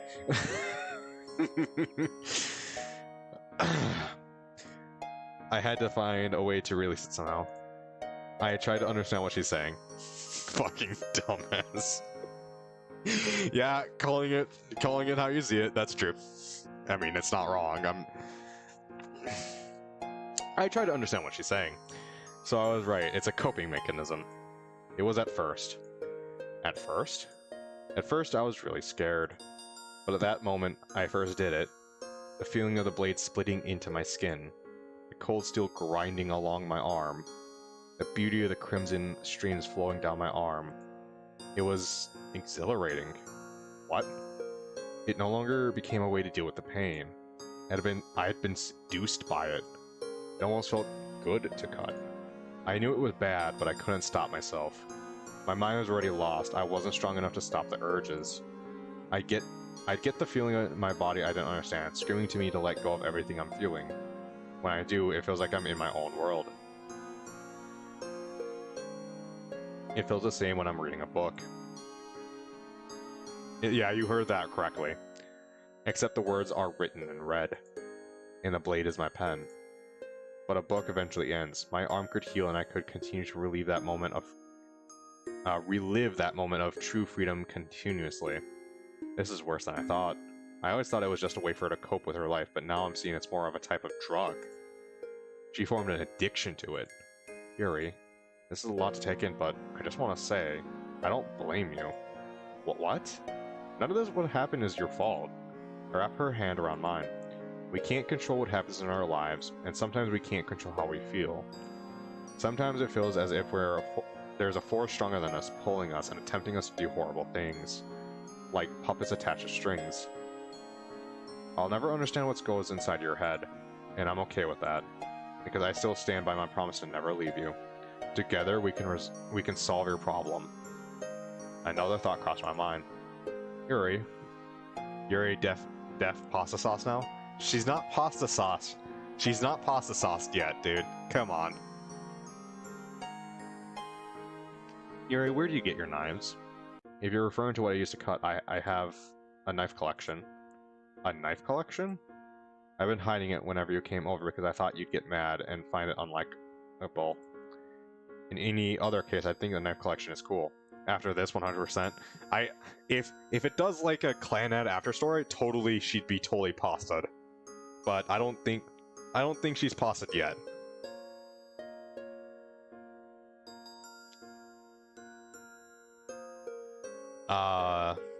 Or pasta sauced, I should say. Has to be? I don't know, man. I don't think so, man. I don't think she's pasta sauced. Any other case, I would think a knife collection is cool. But for Yuri's sake, it's not a good thing to have. You want to see babies? Well, guess what? Don't. Too bad. Yuri, I'm sorry, but you have to get rid of your knives. But she thinks it over for a while. You're right. I know it only adds to the temptation, but it's so hard. You cry. Well, I want to tell you something. Maybe one of these mods I play will have some pasta sauced Dokis. Who knows? I don't think this one is gonna have it though. I genuinely, I'm not promising anything. I legitimately don't know what mods are for Sayori, Natsuki, or Monica. And also I'm planning on doing like an all-girls one, where I don't think there's a particular girl you go after. I think the top ones are True Reality, and something else. I don't remember what it is. So I have 2, 4, 6, 8 more Doki Doki mods to play. And that's not including the ones that are going to come out for 2020. I'm doing the 2019 runner-up and best mod for each girl. Perk, no Reaper, no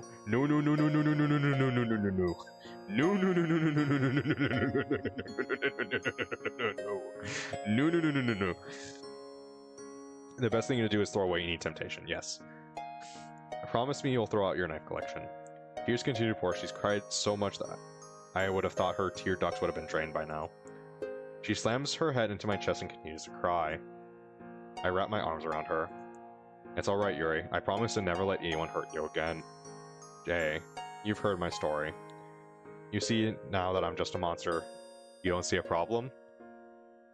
You don't see a yeah. I'm weak and I can't control my emotions. I take all my pent-up feelings and release them on my own skin. How can anyone think that's okay? Well, that's the thing, though. It's a thing about channeling your emotions into a different form. Yuri, why can't you slam my face into your... Reaper, you would be crying tears of joy, fucking Jiraiya. That's what you are. You're fucking Jiraiya. Fucking pervy sage here. How can anyone think that's okay? No one can. Huh? She looks at me, her soft eyes lock into mine. Because it's not okay. It's also not okay for me to sit idly by and let you continue to hurt yourself. That's why I'm not going to stop until you're better. But why? Because, Yuri. Everything around me became a blur. The only thing I could see is her. Because I love you, Yuri. I said it. I said the word I would never believed that would leave my mouth. Love. What an alien word to me. But it's the only word I can think of in this moment. I feel as if everything that's happened this past month has been let out. I love you more than anything else in the world. And when you love someone, you don't give up. Jay, I love you too. Instant friend zone. Oh my god, could you imagine fucking Yuri friend zoning MC when MC friend zones Sayori? Um, Yuri wraps her arms around me and leans closer. Thank you. You can thank me once that collection is thrown away. I give her a quick smile, but she closes her eyes and continues to lean in. I feel her lips press against mine. All my senses are immediately overwhelmed. The taste of vanilla on her lips, the faint scent of lavender in her hair. Do you want a screenshot of this, Reaper? Count two.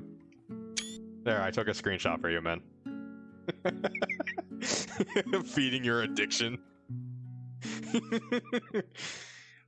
The sound of true ecstasy as my heart beats out of my chest. Her arms around me and mine around her. Everything else in the world has been drowned out. Every single thought that has been stormed in my mind has been calmed. It's just Yuri and me in this single moment in time. There's an odd feeling in my stomach. It's called a boner. Perhaps it's butterflies. That too. I can't describe it other than what it's somewhat comforting. Like all my worries have been washed away. Yuri pulls away. What felt like an eternity was only a few seconds, but the feeling continues to stay. We sit in silence for a moment. I guess it's my turn to thank you. You can thank me after you schedule my next appointment with Dr. Lincoln. She throws me a soft smile for a moment, and I feel like everything will be alright.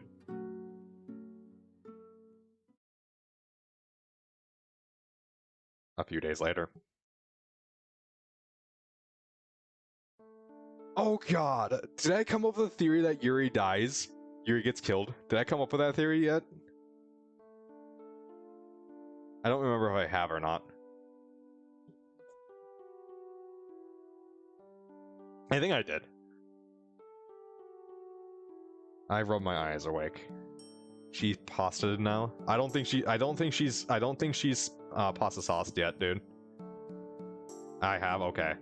Yeah. I feel like there's still credence to that theory. I feel like we're gonna start solving her problem, and she's gonna get murked by Sayori or Monica. One of them's gonna murk her.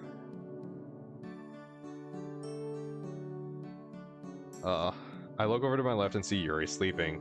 We've been continuing our dates, reading at each other's houses. I unplug my phone from the charger and check the time. Oh my god, Yuri, wake up.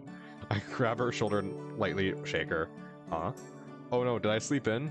I need to put on my teeth? Brush my brush my... Oh shit. Put on my teeth, brush my pants. Wait, hold on. That means she's not wearing pants. Yuri starts to furiously get out of bed. No, Yuri, we still have a lot of time. She calms down a bit. Does that mean she's doesn't have pants on? Holy shit, she might be pasta sauced.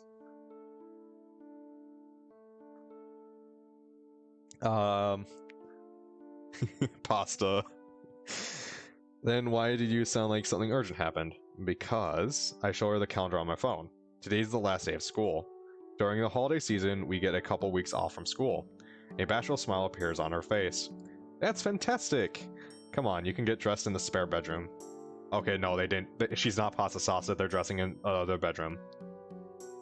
I finished my routine a lot earlier than Yuri and decided to make breakfast. Seriously, what is with girls taking forever to get ready? What to make? I open the fridge and grab an unopened package of bacon strips.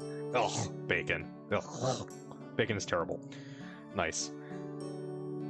Hopefully I have eggs as well. Bingo! There's a spare bedroom. Yeah, why is that not a surprise? Why does that matter?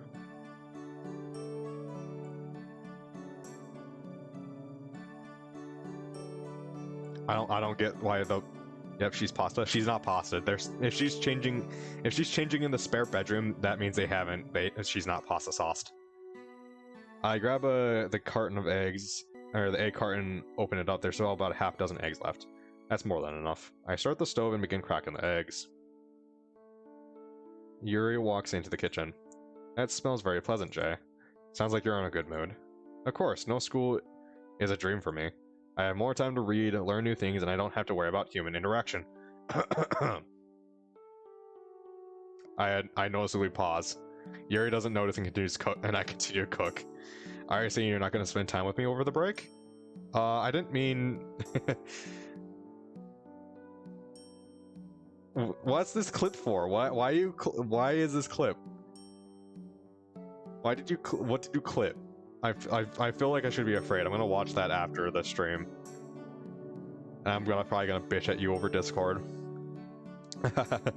You keep falling for my sarcasm, Yuri. I figured a smart girl like you would catch on. You would think. What was that? Are the eggs ready yet? I look down to see my breakfast burning. Oh shit! I quickly grab the spatula and scoop the eggs and bacon onto the plates. I bring the plates to the counter and take a seat. Yuri, you've been served. Speaking of Discord, thank you, Jay. Perhaps I should try to start a conversation. Why Discord? What did you send on me? What did you do on Discord now?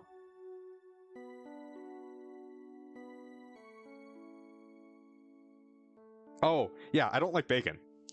Yeah, I straight out don't like bacon. It's disgusting.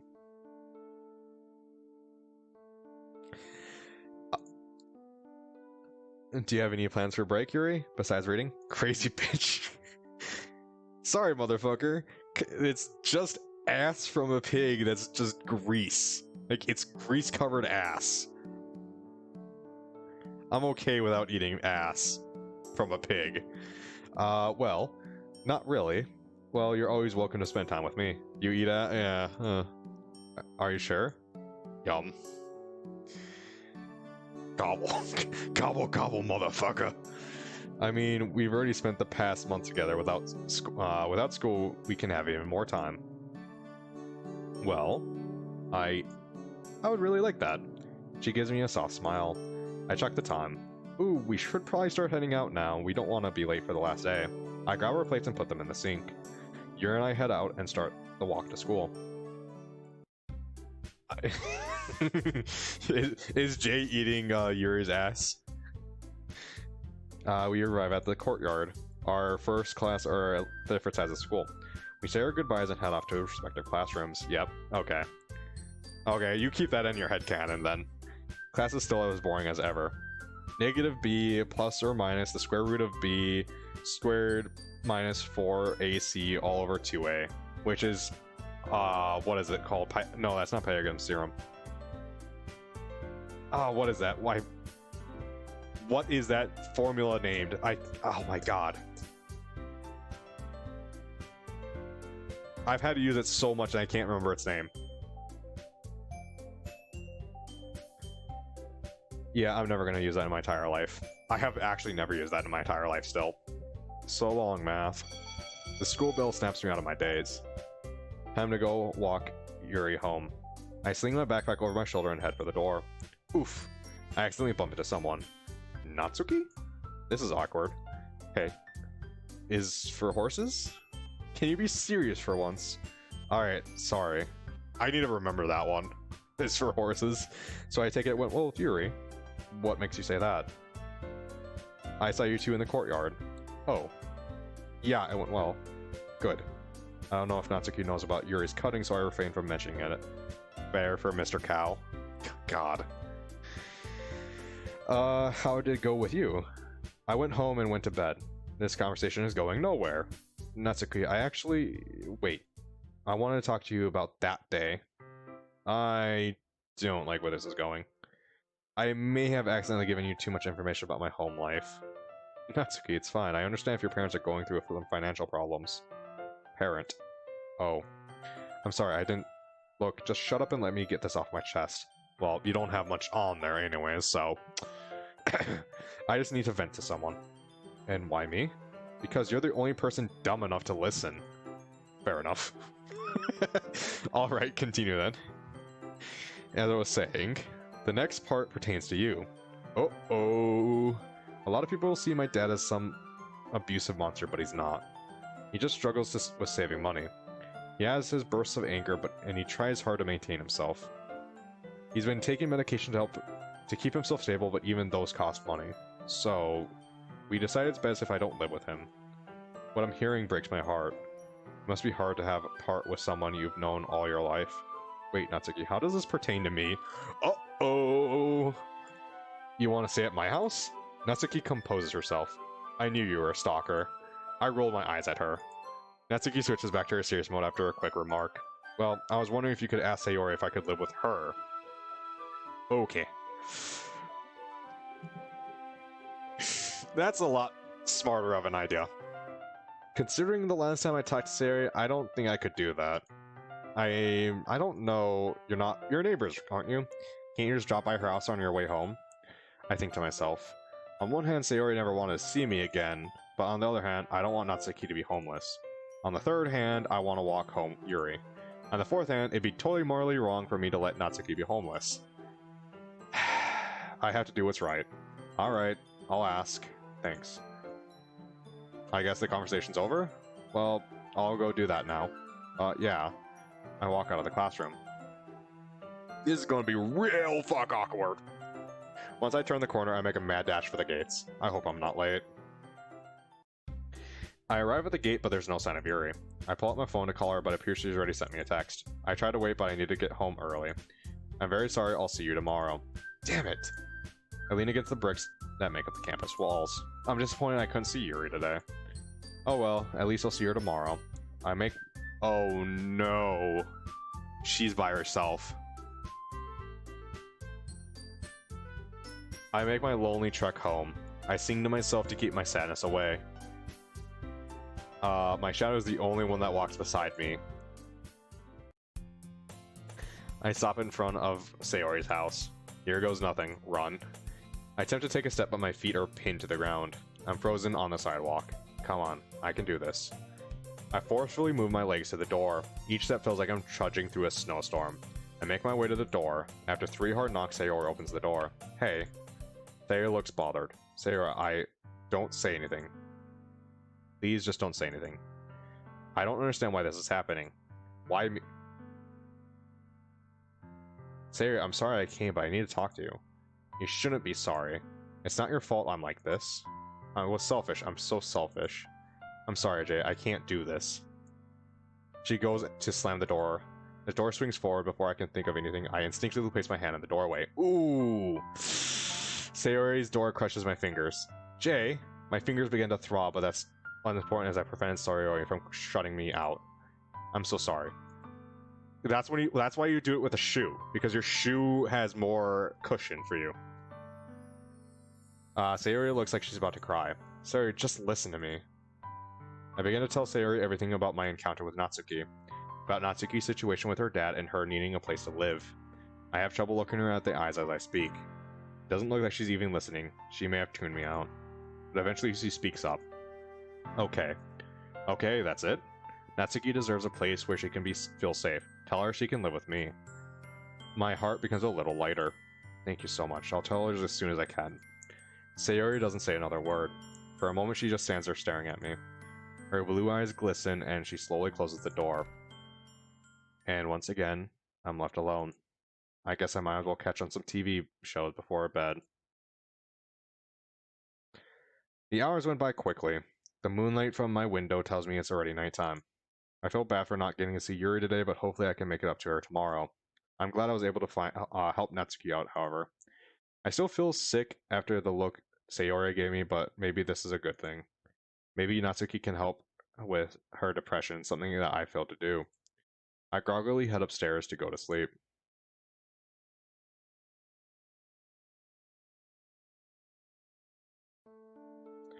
I awaken I thought there was gonna be a night scene with someone in here, with how long it was taking to load.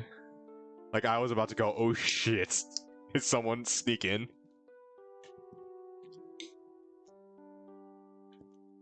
Reaver, you got some serious hardcore PTSD from Sayori, from Act 2, or DDLC. I awaken in my sanctuary of blankets, the first day of break when every student doesn't have a care in the world. I take a moment to stare at my ceiling, the morning glow peeking through my blinds. I can't help but have a smile on my face. I have a strong feeling today will be a good day.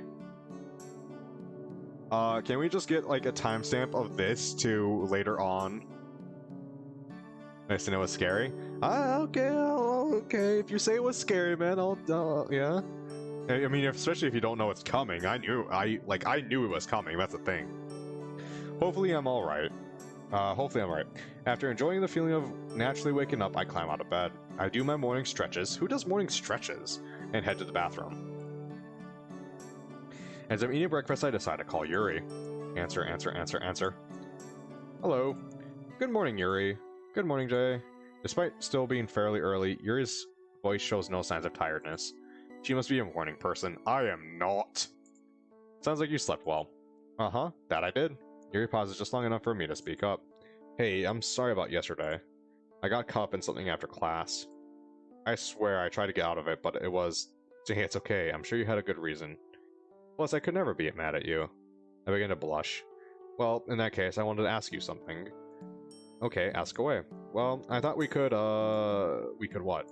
I feel Yuri knows what I'm about to ask, but rather than sparing me my fear, she decides to tease the question instead. That you could come over today? Perhaps we can watch a movie or something. Fucking Netflix and chill. There's a moment of silence as Yuri ponders the question. I'd love to. Really? Of course, I'll be there in about an hour if that's okay. Yeah, that's perfectly fine. I'll see you then. Bye-bye, Jay. Bye. I hang up the phone. I pump my fist in excitement before realizing, what are we gonna do? I told Yuri that we'll watch a movie. I need to get my head out of my ass. The statement of my life, like this is just a quote to my life. It's just two friends of opposite gender. No, you told each other that you loved each other. At that point, you're probably going out. Come on, let's... Just two friends of opposite gender alone in the house. Damn it. Alright, I need to calm down.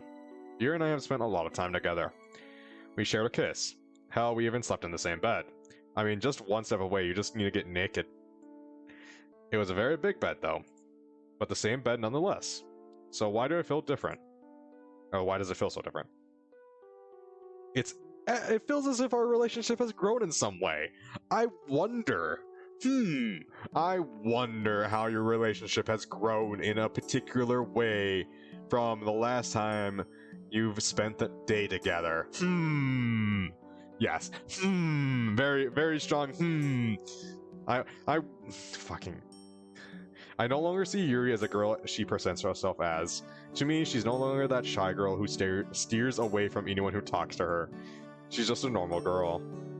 Sure, she still needs help, and we still need to get rid of her knife collection. But my mind relaxes as I feel I've actually made progress. I'm overthinking things, aren't I? I've set up some small snacks and glasses for us, so we can watch the movie. And glasses for us? Okay. Yuri should be arriving any second. Snacks? Check. Deodorant? Sniff? Check. Clean clothes? Check. Movie? Uh-oh. I haven't picked a movie yet. That's not a good thing if you see her as just as a normal girl. I mean, yeah, I suppose. Seeing her just... I mean, I suppose it's in the perspective of how you're saying it. If you're seeing her as a normal girl without, like, you're not seeing her as someone who has problems, but you're just seeing her as Yuri, as a normal girl. And yeah, it's not a bad thing, but if you're saying you don't have romantic feelings for her, that's a fucking lie because you just told her you love her. So, there's that. Anyways, I get up to answer the door, and it's Monica, not Yuri. I open the door. It's Yuri. Of course it's Yuri. Why would it be Monica? Whoever thought I was telling the truth, you lie. I put on my most inviting smile. Hey. Yeah, you got her pasta sauced? No, she is not pasta sauced. We came to the conclusion she's not pasta sauced. Because she went to change in a different room. Reaper, that's your headcanon for this mod, is that she's pasta sauced. She is not pasta sauced. Hey. Hello, Jay. I just refer her to come inside. Thanks for inviting me, Jay. Round 2. No, there is no round 2. No Shao Kahn. I wave my hand in front of my face. Don't worry about it. It's the least I could do for not walking home yesterday. There was. No. What a gentleman. I begin to blush as my face grows hot. Mortal Kombat. I swear, I turned my AC on. I suppose chivalry isn't dead after all. No, it is. I gesture for her to take a seat on the couch as I walk over to the TV stand. Oh, Jay, you didn't tell me what we were gonna watch. What do you think I was talking about? Yes. Sex. Sex. Gross ass. And there's the question that drives the nail in the coffin. I'm sorry, what was that? Oh, I just said it'll be a surprise. It'll be a surprise for both of us. Yuri likes horror, maybe I should do that. Or maybe action, who doesn't love superhero movies? Or maybe romance. Don't be dumb, Jay, that only works in movies and games. What about a comedy? I'll be able to see Yuri laugh. Or maybe that one movie where everything was a dream. Titanic. Is everything okay? Yeah. Is something wrong? At this point, I'm starting to sweat. What do I do? Aha. Light bulb. What was it? I turn and look at her. Ah, you have to guess what movie we're watching. I'm not very good at guessing. Wow, that's such a fucking...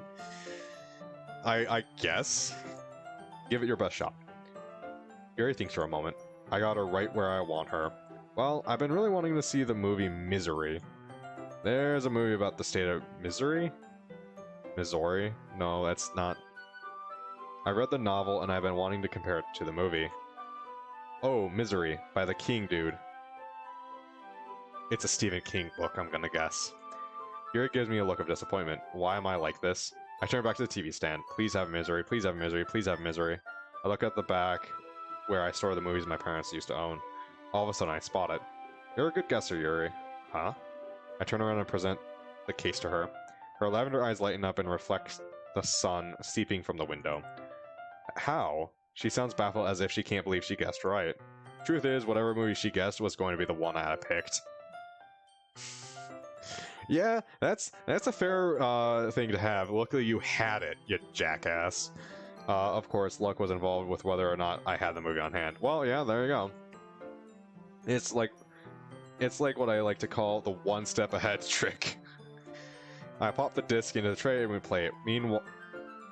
Meanwhile, Yuri gathers the horse. Really? Just say fucking hors d'oeuvres. Jackass. Anyways, I am supposed to be sitting on the couch with Yuri, so I sit on the other. This is a date, correct? I guess I didn't say, but I was heavily implied. Am I overthinking this? Jay? I snap out of my thoughts and turn to Yuri. Yeah, it's supposed to be hors d'oeuvres, like, it's the fancy French way of saying it, but fuck that, it's hors d'oeuvres. I'm American! I eat fast food! I shoot my gun! I snap out of my thoughts and turn to Yuri. Is everything okay? Yeah, everything's fine. I walk to the couch Yuri's sitting on. Is a seat taken? Yuri smiles cutely. For you, not at all. I plop down next to her. Partway through the movie, Yuri and I have been already consumed all the snacks I laid. Wait, you laid the snacks? Special frosting, Yuri. This movie is pretty good, but I'm having a hard time focusing with Yuri in my view. Why watch a movie about a writer with broken legs when instead I could just stare at Yuri all day? Fuck that, we're American pew overweight. Yeah. She turns to me slightly. In the book, she cuts off his foot. Huh? Oh, I was just pointing out the difference between the novel and the movie. Oh. That came a bit more unenthusiastically than I wished. This isn't boring for you, is it, Jay? What? No, I'm enjoying the movie so far. Yuri grabs the remote and lowers the volume a bit. Then what's the main character's name? Uh-oh. What? The main character. What's his name? Right, I know this. Think, Jay. Come on, baby, what's his name?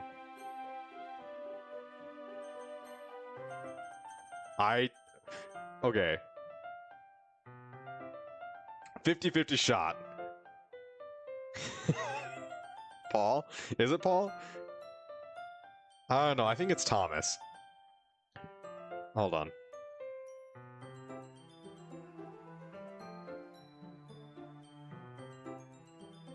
Want me to tell you something? It's probably neither of them. It's probably something like Jacob or something.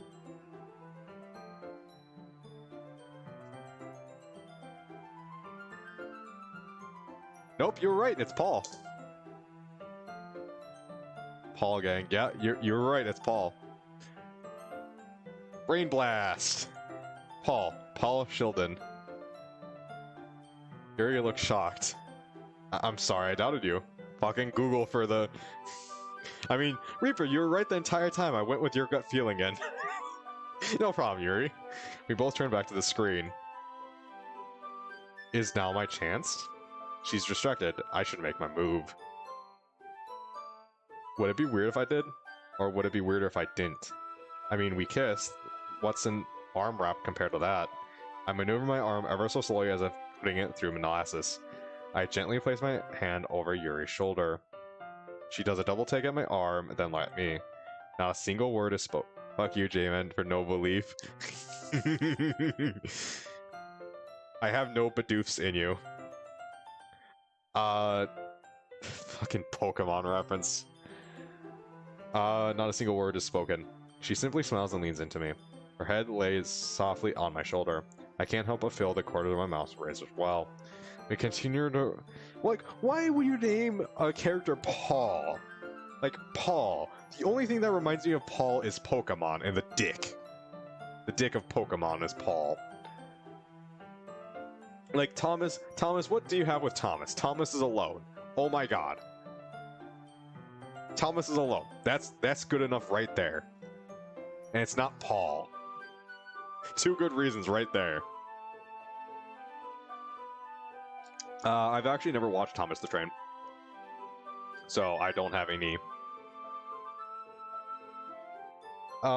we continue to finish the movie in a comfortable silence. Uncultured.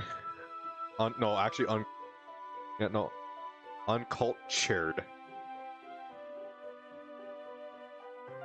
The credits roll. Yuri moves off my arm, which has now fallen asleep. What do you think? It was good. A well thought out and suspenseful story. Don't judge your spelling. I'm going to judge your spelling. Fuck you. I don't have to spell shit, so that's why I'm so okay. The moment I have to spell something on stream, I will panic and go like panic mode. I'm glad I picked it, as am I. Either she didn't catch my ploy or she doesn't want to embarrass me. Probably the latter of the two. Although I couldn't help but notice all the differences from the book. Like what? After saying that, I instantly regret those lines. Well, to start, Yuri goes off on an incomprehensible tangent about the movie. I try to follow along, but I can't quite understand what she's saying. I'm too busy staring at the way her eyes reflect the orange sun peeking through my window. Right, Jay? Uh-oh. Yeah. I completely agree. Yuri stares at me as if I'm one of her books. I'm glad you see it my way. How do you spell supercalifragisexpialidocious? S-U-P-E-R-C-A-L, fuck you. I silently exhale. Thank God she didn't pry that question any further. I suppose I should get going home now. If I wait any longer, I'll have to walk in the dark. That's the safest time, Yuri. Huh? Yuri gives me a confused glance. Because at night, if you get into danger, you can shine a light in the sky and call her Batman.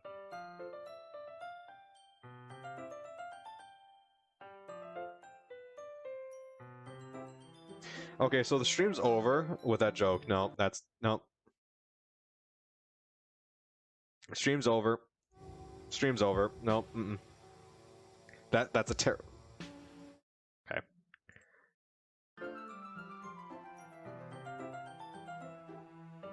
That was a really bad fucking joke, though.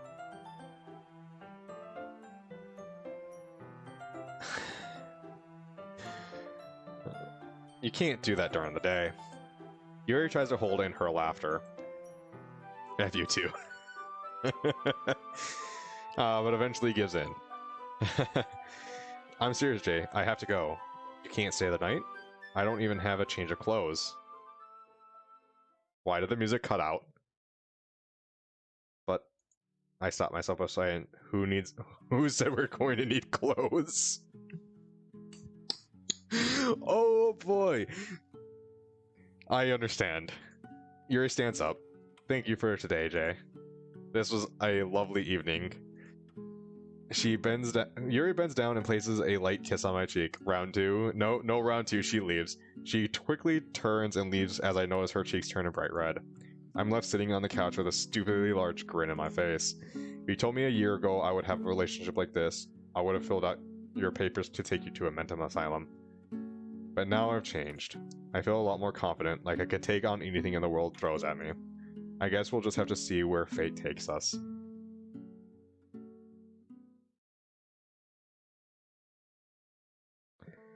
I open my eyes as the sun casts its light on my face. Ugh. The sunlight creates a soft glow. Usually that means there's heavy clouds looming over. We'll most likely get some showers later today. I grab my phone and look at the time. Holy crap, I'm going to be late. Jumping out of bed, I start my daily routine. Today is Yuri's second appointment with Dr. Langton. He was excited to continue working with Yuri and believes that he can really help her. I wonder what he'll say when she tells him about her cuts. Yuri promised me that she'd open up about them today. I'll do my best to support her. I continue my trek into the kitchen. Pulling out my phone, I check the time. I don't have a lot of time left. I swipe a cereal bar and swing open my fridge. Luckily, I remember to buy milk this time. I pour the milk into the bowl and drop the cereal bar inside. Cereal bar? Really? Why isn't it working? All of a sudden, my realization hits me. Oh, I fished the soggy cereal bar out of the bowl. When am I going to have a proper breakfast? I pull out my phone once again and text Yuri. On my way. Almost immediately, Yuri responds, okay, I'll be waiting. I'm not sure why Yuri feels it's necessary to type so formally, but I suppose it's a bit cute. I used to do that too. The only one I abbreviate now is on my way, but that's usually because I'm driving at the time. So, otherwise, I do type. If you haven't noticed in the Discord, I will type out stuff fully, and I will put a period at the end.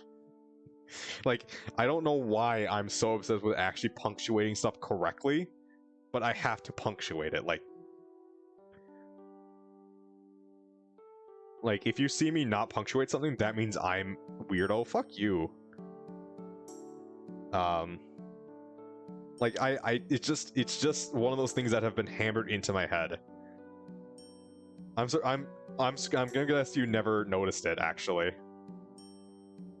I'm not sure why Yuri's okay. I finish my sorry excuse for a meal and head out of the door towards Yuri's house. Bacon hater. Is that what I'm gonna be? Bacon hater now? The bacon hater dry cereal eater? I wake up and ring the door. I walk up and ring the doorbell. Yuri. Yep, okay. I'm okay with this. It's true. That's a thing. It's true. Bacon is terrible. Yuri opens the door. Hello, Jay. Hey, you ready to go? I suppose so. It's okay to be nervous. Just remember, I'll be right next to you the entire time. I'm bacon hater, you bacon hater. Yeah, well, you can go get bacon fucked. Thank you. I truly appreciate everything you've done for me. My face starts to turn red. Don't mention it. Yuri locks the door and we begin to walk towards Dr. Langton's office. We arrived at the psychiatrist's office. Dr. Langton is standing at the door waiting for us. Yeah, it's not going to make a much difference. It's not going to make a huge difference for everyone. It's just going to be a little bit of extra work for me. Right on time. It's a pleasure to meet you two again. Once again, I give him a firm handshake. He turns to Yuri. Hesitantly, Yuri raises a shaky hand. Dr. Langton takes a hold of it. Pleasure to meet you again, miss. Shall we begin? I want Jay to join. Both Dr. Langton and I share a look of shock as Yuri speaks up. I would feel more comfortable if he was with us. The doctor stares at us. He pauses for a moment before his assigned to speak. Very well, you two step inside my office. We follow him in. We take a seat on the couch. Well, Yuri, would you like to start by saying anything? Yuri looks over at me and we lock eyes for a moment. I grab her hand and lightly squeeze it. I want to show you. There's something I didn't tell you. Dr. Langton stares quizzically at Yuri but doesn't open his mouth. She begins to roll up her sleeve. Yuri begins to tell him everything she told me several days ago. About how she used cutting as a getaway from her life, and then about how she developed it into an addiction. She talks in between sobs while Dr. Langton sits quietly and intently staring at her with blank yet stern expression. I sit quietly as well, gripping Yuri's hand tightly as she continues her story. I find myself having to hold back tears, listening to all this over again. Eventually she finishes. This is something very serious. Give me a moment. Dr. Langton gets up from his seat and goes to his computer. He begins typing what sounds like an email.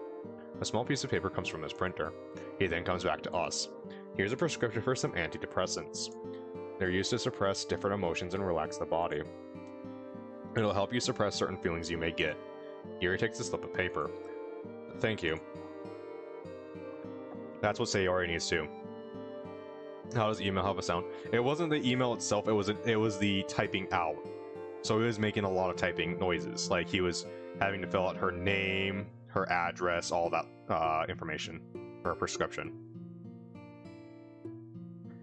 After answering a few more questions, Dr. Langton escorts us out of his office. Thank you for coming today and also bringing this up to me. And Yuri, he bends down to be eye level with her. Everything's gonna be okay. He shoots her a big smile, but Yuri continues to stare at him blankly. This day may have been too much for her. Dr. Langton walks back into his office. I turn back to Yuri and I can see she's visibly shaking. I look over at the clock on the wall. Yuri, why don't we go somewhere to relax? We've had a pretty intense day, don't you say? Okay. Yuri and I take our leave. Yeah, right now she just needs someone to kind of make choices for her. I think she's kind of all choiced out right now after having to deal with all that emotional stress, and she just kind of needs someone to lead her right now, which, you know, isn't always a bad thing, you know?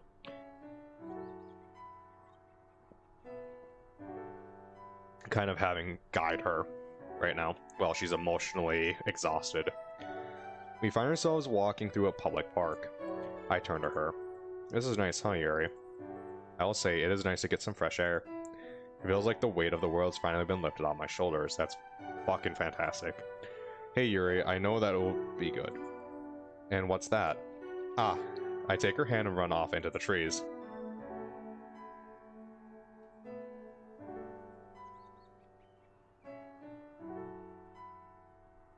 I got a bit lost, but after a few minutes we reached a clearing. It's been a long time since I visited this place. It looks like a... What's this one, like, really Van Gogh painting? No, that's not it. Here it is! I wave my arm in a theatrical display. This area brings back a lot of good memories. Sayori and I golf course. I stumbled upon this place when we were kids. It was our own secret spot where we would play. One time she fell in the river and I had to jump in and grab her. Her parents were really mad that day. Jay, this is breathtaking. No, you're breathtaking. You're all breathtaking. Is that legitimately a reference to Keanu Reeves? I feel like that's a reference to that. Yuri stands up in the clearing looking over the water. I stare too, but not at the same view as her. To me, she's far more beautiful than the scenery. I'm taking your breath. Wow, okay, Reaper. Please don't. I need that to live. I watch as her violet hair blows in the breeze. Her eyes sparkle like stars as she stares out into the seemingly infinite landscape. She keeps a calm and content expression on her face. I don't know if it's my mind playing tricks on me, but it seems as if a ray of sunlight is shining on her, and solely on her.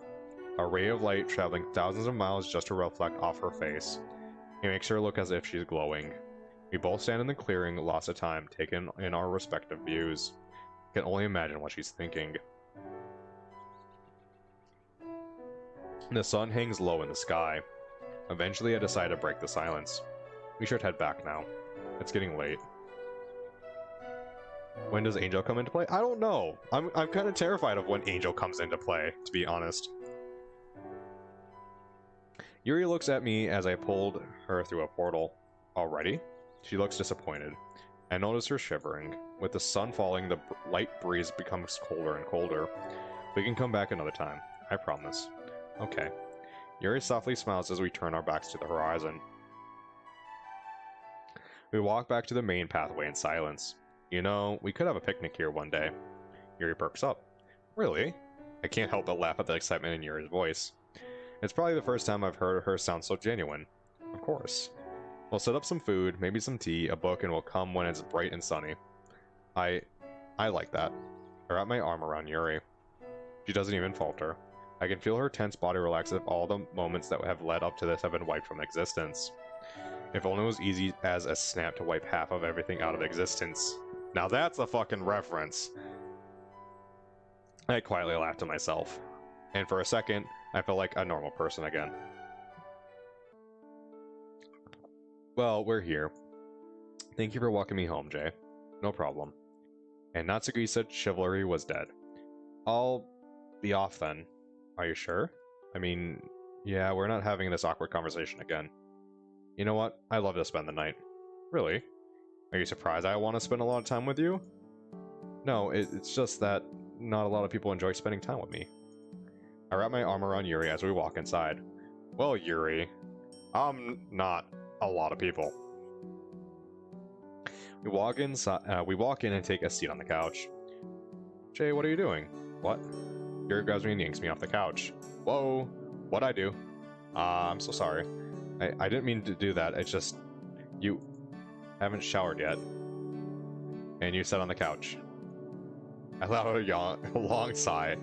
I suppose I am pretty sweaty from all the walking. Alright. Yuri looks at me with a worried expression. On the bottom of my heart, my bad. I accept your apology. Yuri gives me a soft smile.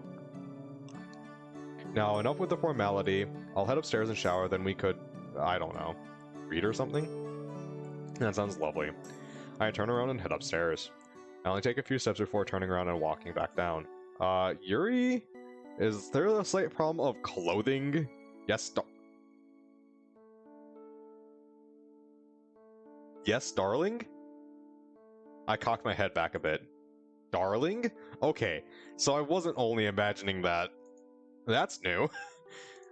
I could get used to it, however. Got that thinking face on right now. Could I get used to that? Yeah. Anyway. Yep. Change of clothes. I don't have a change of clothes. Oh, well, you can use mine? Excuse me? Yuri scans me head to toe. We're about the same height. It takes every inch of willpower in me not to comment on the drastic difference between mine and Yuri's thickness.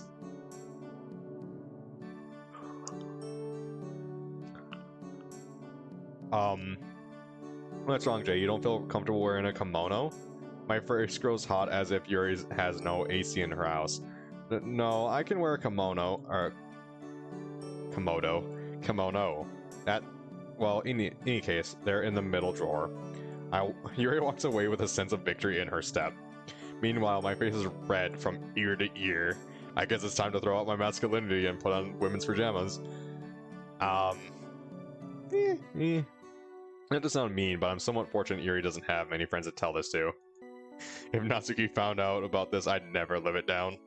I continue my trek upstairs. I'm about to be emasculated, and I'm okay with that.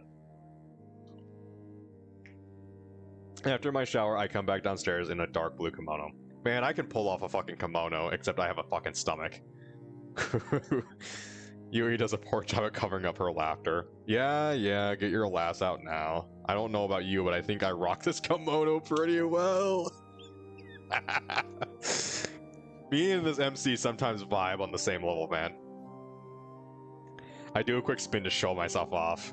You do look rather dashing. Yuri is holding a tray with a teapot and 2 little cups. It appears she's also got dressed in her own sleepwear. What? The tea must... I would... Dude, imagine Yuri in a kimono.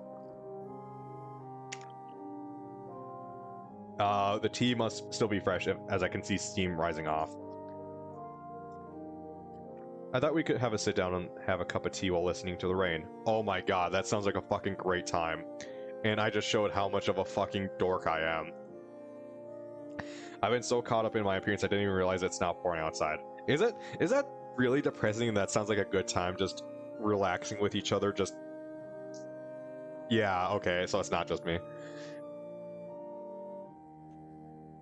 The fuck you mean, dork? Yeah, I want to do that. Yeah, man, that sounds like a good time, just relaxing, just laying down, listening to the rain, maybe reading a book with each other, like... Yeah, that's the fucking life right there, like... I am a simple man. Oh,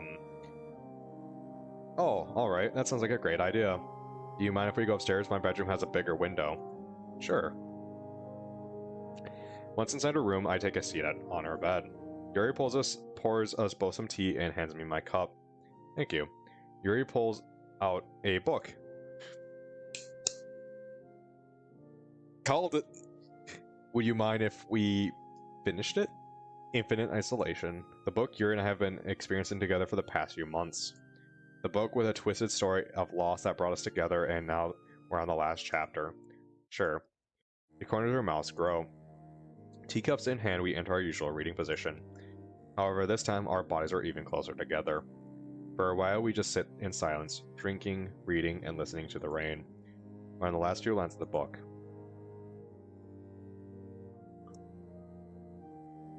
I sit down in the corner of the cell. I don't know what's worse, if I'm honest. Being surrounded by all four concrete walls, or the fact that I'm alone. If there's one thing that all humans share, it's a fear of loneliness. Most people can accept death. Some people aren't that scared of tight spaces, or spiders, or the dark. But loneliness, there's nothing scarier than that. Because when you're alone, you have no one to help you overcome your fear. I look out of the small window near the top of my cell. The sakura. It's blooming. It must be spring then. That means I've been in here for... I'm not sure, really. How do you track time when you can't even see the sun? I look at my bandaged arm. I've watched myself fall into insanity, come out, then dive right back in. It's like a cycle. I've been in here for so long I can realize when I begin to lose my mind. Even my hallucinations don't want to talk to me anymore. Boom, boom, boom. A monstrous banging is heard outside my door. I scatter towards the center of my room and face it. The banging grows louder and louder, closer and closer, then stops. I stand in the center of my room, my heart pounding. The air is thick. I don't dare make a sound for fearing breaking this fragile silence. My vision focuses on the steel door that has kept me locked away. The sound of scraping metal plays and fills the room. I shut my ears instinctively, but my eyes never leave the door. I hold my breath, and the door creaks open. Wait, what? That's it? I look at Yuri. I suppose now we wait for part 2 to come out. I let out a sigh. Fair enough. I set the book on the nightstand. I enjoyed it. Really? Yes. Thank you for sharing this book with me. Yuri turns red as she tries to hide her smile. We continue to listen to the raindrops pour. Once the tea is all but gone, Yuri lets out a yawn. Tired? Yuri closes her eyes and rests her head on my shoulder. We settle up next to each other as we listen to the outside world. The metallic symphony of raindrops continue to pound on the roof. Jay? Yeah? This may be an odd question, but how come your parents are never home? Oh, sorry, if that's too personal, No, it's fine. I think it's important you know. I put my arms around her and pull her close.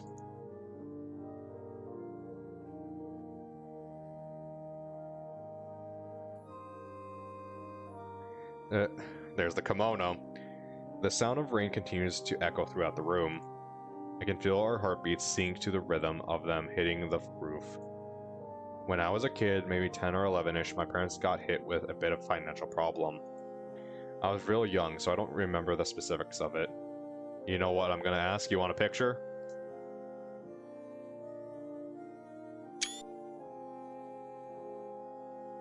Alright, I got one.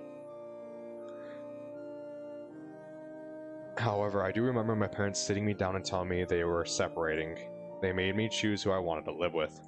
I know it may seem like a lot to put on the child, but they wanted to make sure that they did what was best for me. In the end, I chose to stay with my dad, thus my mom left. I'm sorry. It's fine. It was a long time ago. After my mom left, she got a job in a big banking company and moved away. I was lucky enough, however, for both my parents to be civil and both agreed to take care of me. You're very lucky to have two parents who care about you. That's what I thought as well. Eventually my dad's business tanked and once again we hit a financial hole. After that he left for the military. He left you? Basically. After his business fell, he couldn't afford to raise me, and with my mom a quarter across the world, she couldn't be there for me either. So the only way my dad could earn money was to join the military. They gave him checks, most of which go to the house for bills and stuff. And with the money my mom gives me, I used on groceries and other commodities. It's not much, but it's enough to get by without struggling. Well, physically I'm fine, but it does get lonely. Being home by yourself for months at a time. Yuri looks deeply at me. Her eyes glisten. She moves her hand and brushes her thumb across my cheek. It's only now that I realize I've been lightly crying this entire time. Yuri throws her arms over me and brushes her head into my chest. Thank you. For what? For telling me your story. I relax a bit. I place my hand on Yuri and begin to lightly pat her head. Her soft breathing begins to calm my nerves. I listen to the pounding of raindrops as I close my eyes.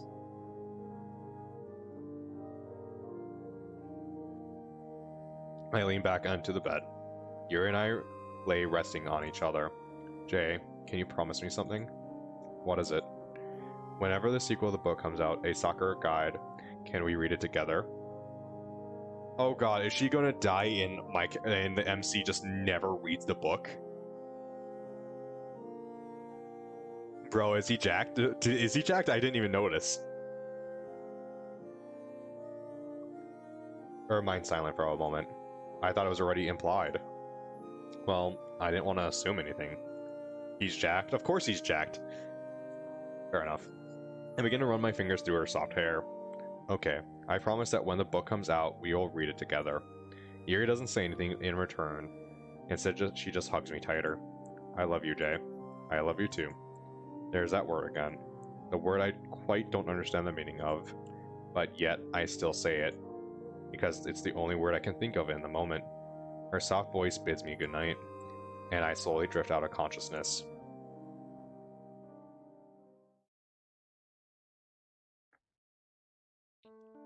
Him being Jack just reminds me of the Uzaki-chan. Uzaki-chan wants to hang out, right? There was a big kerfuffle on Twitter, I think it was just Twitter, about her chest size and her height, right? So she's got a rack, right? But she's short. And people were complaining about that, right? Like, that's not realistic. It is, first of all, it is realistic. There are women who are short that have large breasts. However, they didn't say shit about the guy her junior who has a six-pack. Like, he is all muscle. There's zero fat on him. He's got a six-pack, is absolutely ripped. Like, pissed me off. I gently opened my eyes. I grabbed my phone to look at the time. It's still fairly early. Is the sun out? Looking through the curtains, it appears the clouds still haven't fully subsided. There's still a light shower outside. I turn to see Yuri as mysteriously vanished. Huh? Sniff, sniff. I smell food. Okay, better than what I thought it was sniffing. I quickly get up and start my normal routine. While brushing my teeth, I realize how stupid I look in this kimono. Wait, you have a toothbrush over there already? I walk downstairs to the living room. Good morning, Jay. Yuri's hovering over the stove, a pan sizzling atop it. What, no darling this time? Yuri doesn't respond, but I can tell by her blushing cheeks she heard me. I sit down at the table and Yuri follows, plates in hand. I start to dig in breakfast. So what are the plans for today? Well, I talk with my mouth full. I was thinking... Swallow. I was thinking we could go to the pharmacy to pick up your prescription. Then after we can return to that one spot from yesterday and have a picnic. Yuri smiles ear to ear. That sounds really nice. Yeah, that's why I came up with it. I hope the weather clears up though. Yeah, that is actually a good thing. That ground is going to be wet as fuck. Like, you don't want to put a blanket over that. That's like, wait another day. Like, just get another book. Start another book, guys. Like, or watch some TV for the day. Do it tomorrow. I take another bite of my food. Still true, and I give her a big nod. Anime, yeah. Yeah, I had something I wanted to do as well, if it's okay with you. Of course, what is it? I wanted to throw out my knife collection. This comes as a shock to me. It's surprised to be sure, but a welcome one. I think that's a great idea. Really? Are you sure you're ready to do it? If I want to get better, I have to throw out all temptation. It'll be hard to get rid of the collection I've worked so hard for, but I think it'll be good to end this chapter of my life and open a new, brighter one. I'm happy to hear that, Yuri. We continue to eat in silence. I don't know how to whistle. What? What?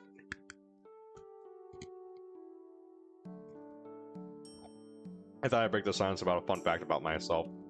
I do know how to whistle. I can't whistle. I've never been able to my entire life. Like, I can't do the one with the fingers. I can just whistle just with only my lips, but I can't do it with my fingers. I've tried as hard as I can. Looked it up, asked other people. Still can't whistle. Just thought I'd share one of my weird quirks. I take another bite of my food. When I watch TV, I always put the volume on an even number. I feel that. I feel that so hard. I need to do that too. I let out a chuckle. What? It bothers me if the volume is on an odd number. It does. It really does. It bothers me too. Like, I can't watch it unless the volume is set at even, or at least a very... Yes, exactly that. I have the exact thing Yuri does. It has to be a 5 or a multiple of 5, or it has to be even or a multiple of 5.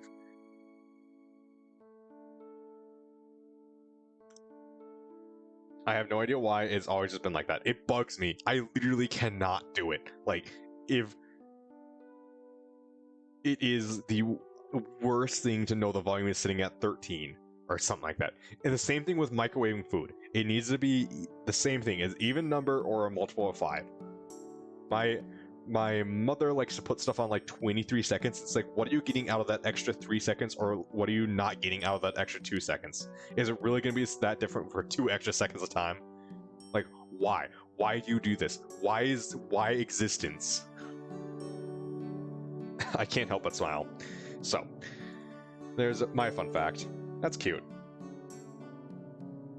Yuri turns beet red. Alright, here's another one. When my shoelaces are untied, I always announce that my shoes are untied. I have no idea why. It makes absolutely no sense. I'll just say, oh, my shoes are untied, and then I'll bend down and tie them. Doesn't matter if I'm alone or in public either. Yuri looks at me as I'm some sort of psychopath, but then she says, that's cute. Now it's my turn to blush a little. Okay, now your turn. Let's see. Whenever I'm walking, I'll accidentally drag my foot whilst taking a step.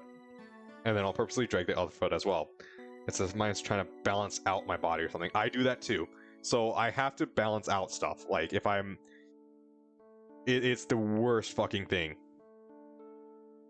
I've always found it very strange. I have no idea why I do that.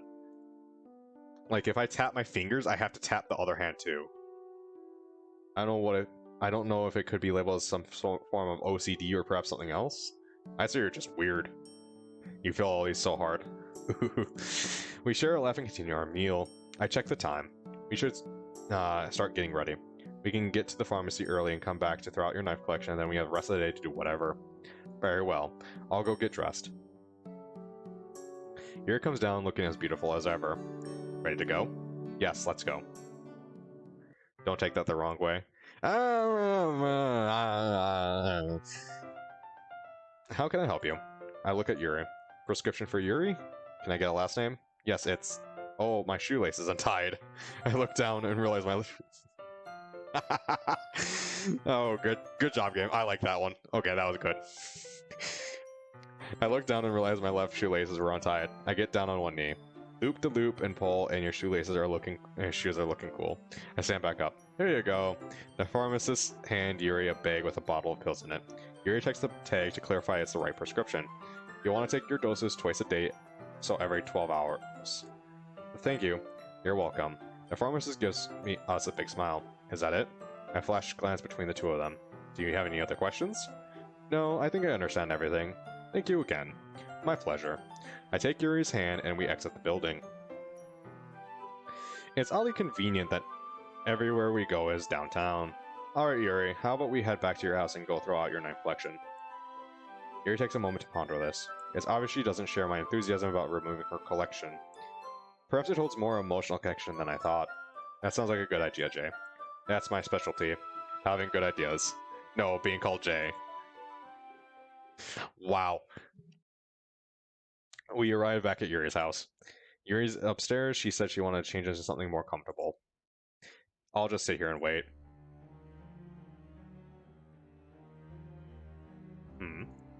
I reach in the pocket and grab my phone. I wonder who it's from. I wonder. It's an unknown number. I hope you're enjoying your break. Wait. Is this the same person that's been sending me those weird texts a few weeks back? I type a response. What do you want? You know what I want, yet you still haven't given it to me. This is ridiculous. I don't know what you want, so just leave me alone or I'll call the police. You don't have to worry about that. My plan is already in motion. Plan? What the hell does that mean? Jay? Ah, I turn around to see Yuri behind me. Is everything okay? Yeah, yeah, everything's fine. I slide my phone back into my pocket. I just dozed off waiting for you, so you scared me a little. My apologies. Um, Cursed Monica knows this is a mod. That's what I'm calling. She still has the same goal, but she knows this is a mod. Yep, that's what you're calling it. Oh shit. It's alright. You ready now? Inhale. Okay. We head upstairs. We enter her bedroom. We take a seat on the floor. Delete her file right now. I wonder if her file is even in the... Hold on. Let me look real quick. I'm wondering if there's even anything in there. Steam. I'm not going to. I'm curious if it's actually there or not. Doki Doki. Yeah, it has the dot. It has the dot character files. Well, the dot character files don't actually do anything. If you actually want to know, programming-wise, they're just a flag. But it'll probably break the mod, yeah, if I do that. We take a seat on the floor. Yuri reaches under the bed and pulls out a briefcase-sized wooden box. She pops the hatches, and the top flings open. My eyes sparkle in amazement. There are a plethora of all types of knives, ranging from pocket knives to butterfly knives. Needle points, tanto points, straight backs. It's not just the type of knife either. They're all exotic with their own unique design and color. Wow. That's all I can say in this moment. I never thought I'd use the word beautiful to describe a knife. How would you even acquire items like these? I almost asked, but Yuri speaks up first. They're beautiful, aren't they? She took the words right out of my mouth. Yeah. I thought she may have had just a few pocket knives, but this is pretty incredible though. This one is my favorite. She picks up one. It's a solid steel with a light blue waves etched into it. I watch her twirl it around her thin fingers. Would you like to hold one? I nod. Yuri carefully hands me the knife like a sensei handing his pupil a sword. I hold the knife in my dominant hand. It's a lot heavier than I thought. As I turn around, its light blue blade reflects the light. Out of curiosity, I run my thumb perpendicular to the blade. It's sharp. You seem to handle it pretty well, though. Are you going crazy or is her hair moving?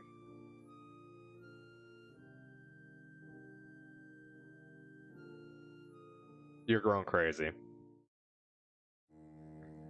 I wouldn't say that. More so I just have common sense and not to prick my finger on the point of a knife. Taking shots at Outcast. Again. Yuri continues to examine the continues to examine me examining the blade. You know, Jay, for a long time these were the only things I had. There was a time where I just had to give up on love. And then you showed up. And then you showed me I don't need these things. I felt the same way about myself. That there was no one out there for me. I would just live my life playing video games and be fine with it. But that day when I looked into your eyes, I knew that everything would be okay. How much do you love me, Jay? Huh? I asked how much do you love me? Well, that's an unexpected question. I suppose I love you 3,000. 3,000? Yeah, that's a big number. That's just how much I love you. Yuri blushes bright red. That's really cheesy, Jay. It ain't easy being cheesy. It ain't easy being cheesy. Also, don't pretend you don't like it. Now I suppose we should dump these. Out of nowhere, ringing cuts through the air. Hello? Yuri's expression breaks. She turns wide-eyed and pale as if she's seen a ghost. Is everything okay? Yuri shoots up onto her feet. We have to go. Now. What's going on? She grabs my hand and we rush out of her house. What the fuck?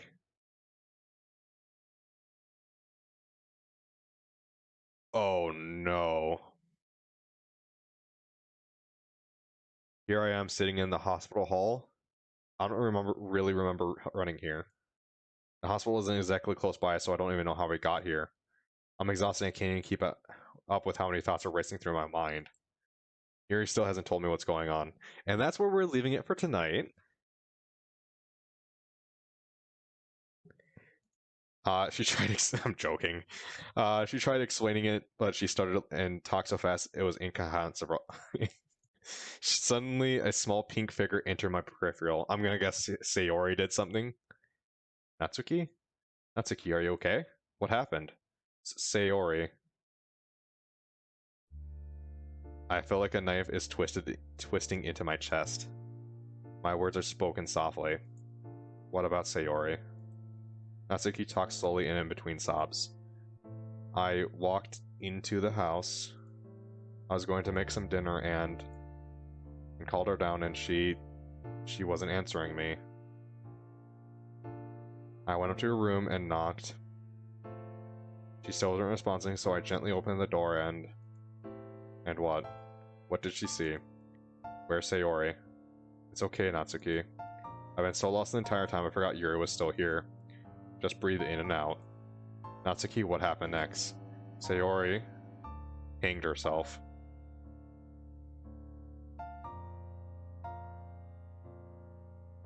I fall back into my seat. The knife twists deeper into my chest. I can't breathe. I can't believe what I just heard. I want to deny it. I want to pretend it's some sick joke. That none of this is real. I think back to my last interaction with Sayori. I think of my childhood friend. That bubbly girl that always smiled and always made other people happy. Yet I couldn't make her happy. This is all my fault. I know what you're doing. I look back at Natsuki. Stop blaming yourself. It's not your fault. Yes, it is. If you knew the whole story, you would know this is all because of me. Jay. Yuri puts her hand on my shoulder, but I smack it away. Don't touch me. Neither you can understand. I just need to think. A doctor approaches us with a sour face. You're Sayori's friends, correct? Yes. We've come to contact with her parents. They're on their way, but it will be some time until they arrive. You kids should go home. We'll take care of her. Is she gonna be okay? I'm no longer listening. I just sit there with my head down, thinking about everything I could have done to change this. The doctor and the girls keep talking, but it's all muffled sounds to me. Their voices have been drowned out by my own thoughts. But there's one word that I make out. A word that pounds at the edges of my mind. Coma.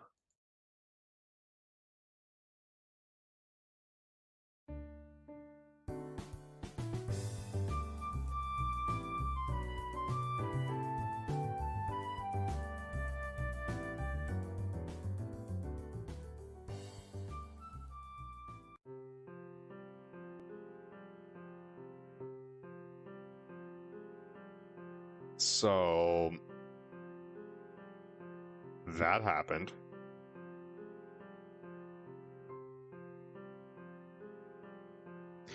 I don't know what day it is. I don't know what time it is. Ever since I heard about Sayori, I haven't left my house. The only time I leave my bed is to eat and use the bathroom. Mainly the latter, as I really choose to eat. The pain from my empty stomach is the only thing I feel anymore. I can't believe I couldn't save my best friend. I was the only person who could, and I chose not to. Several soft pounds. Why was Monica not there?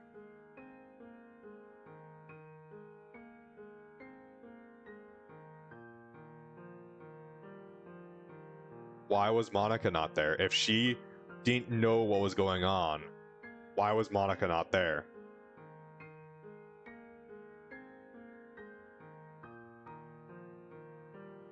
Monica, that just puts more emphasis on Monica being cursed. I don't believe Monica's not cursed at this point. Several soft pounds on my door. I don't respond. Yuri's muffled voice comes from the other side of the door. Jay, please come out. It's the same line every day. As every day I refuse to move. I failed everyone. I can't show my face to anyone or risk bringing them only pain. Please.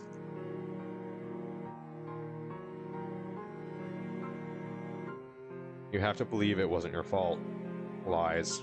It's all lies. She wasn't there when Sayori handed me her heart. She wasn't there when I crushed it and dropped it on the floor. You can't just stay in your room for the rest of your life. You have to come out and talk to me. Please, just listen to me. Doesn't she understand I don't want to be helped? Help is for the people who deserve it. MC, these are the same exact lines Sayori said. Very well then. Don't talk to... I just wanted to give you this. A paper slides under my door threshold. I lay on my bed for a while before getting up. I pick up the piece of paper. A bird in the sky. A human can never understand how a bird feels. A bird has wings that allow it to soar highly. But a human can never truly understand that feeling. A human can only go so high with their own being. We look up at the blue sky with envy, with hope to experience the feeling of true freedom. Like a bird that soars through the sky, and the bird may never be able to understand the feelings of us. While it may be on the ground for a moment, it can take off on its own accord. So we look up into the sky with curiosity, and hope that we may one day feel as weightless as a bird. Huh? Yuri's poems are usually very symbolic and cryptic, but I have no issue deciphering this one. This poem has to be about Yuri and me.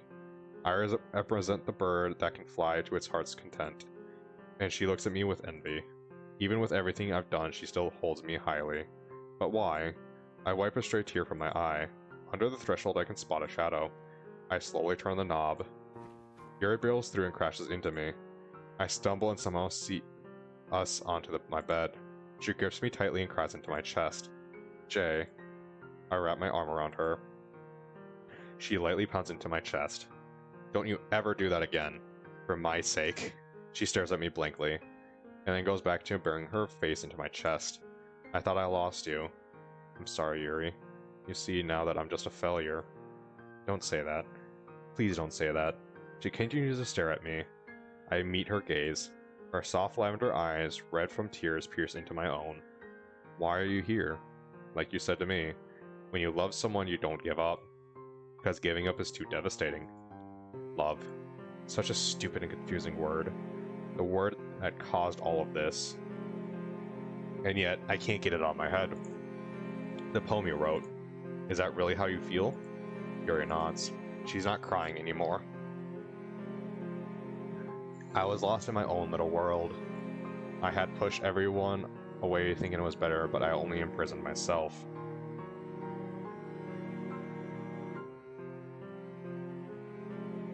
But you're strong, you can do anything, and you showed me how I can be like that as well. I'm not who you think I am. You've placed me on a high pedestal I can never reach. Look at me, Yuri. Look what I caused. Yuri places her hand on my cheek. It's warm and soft. Mountains can never rise without earthquakes. Don't let this moment define who you are. I continue to stare deeply into her eyes. Maybe she's right. I've been beating myself up because of what happened to Sayori. I've become what I've been trying to help others avoid. You helped me. It's my turn to help you. You don't have to suffer alone anymore. Being the two crashing pillars that hold each other up. With that statement, I break down. I no longer hide my feelings.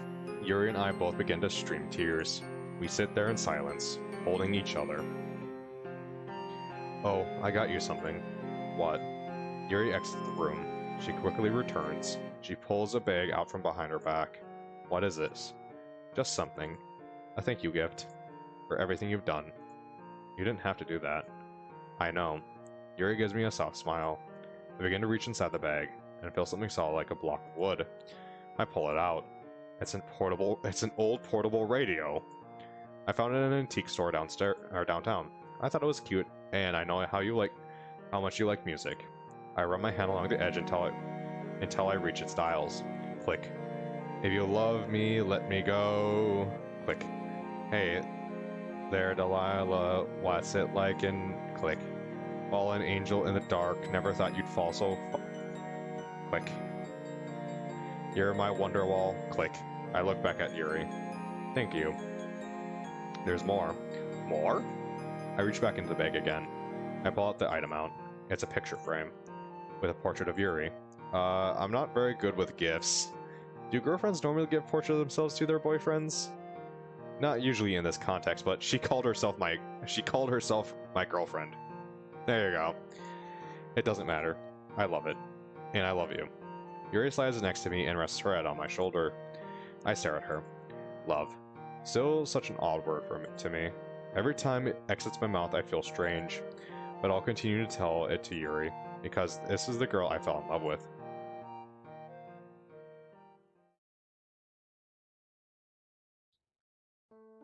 January 5th. A very important day. Today is Yuri's birthday. I have something very special planned for today. I check the time. 6 a.m. I woke up extra early to prepare. Today shall be perfect, and this early morning sun agrees. First things first, I have to make sure the gift is ready. I pull out my phone and dial a number. Hello? Yo, Kenji. Kenji? Who the fuck is Kenji? What? Can you do me a favor? Kenji's an old friend of mine from school. What do you want? I begin to tell Kenji the surprise I need him to help me with. I don't know, man. What's in it for me? Why don't we just call it even for when I gave you money for pizza? I told you I'd pay you back, man. Look, can you do it or not? Sure, I'll do it. Us guys have to stick it together. Yeah, thanks. I hang up. Reaper, are you still PTSDing over Sayori hanging herself again? I don't mention who the surprise is for because I'm pretty sure Kenji doesn't like women for whatever reason.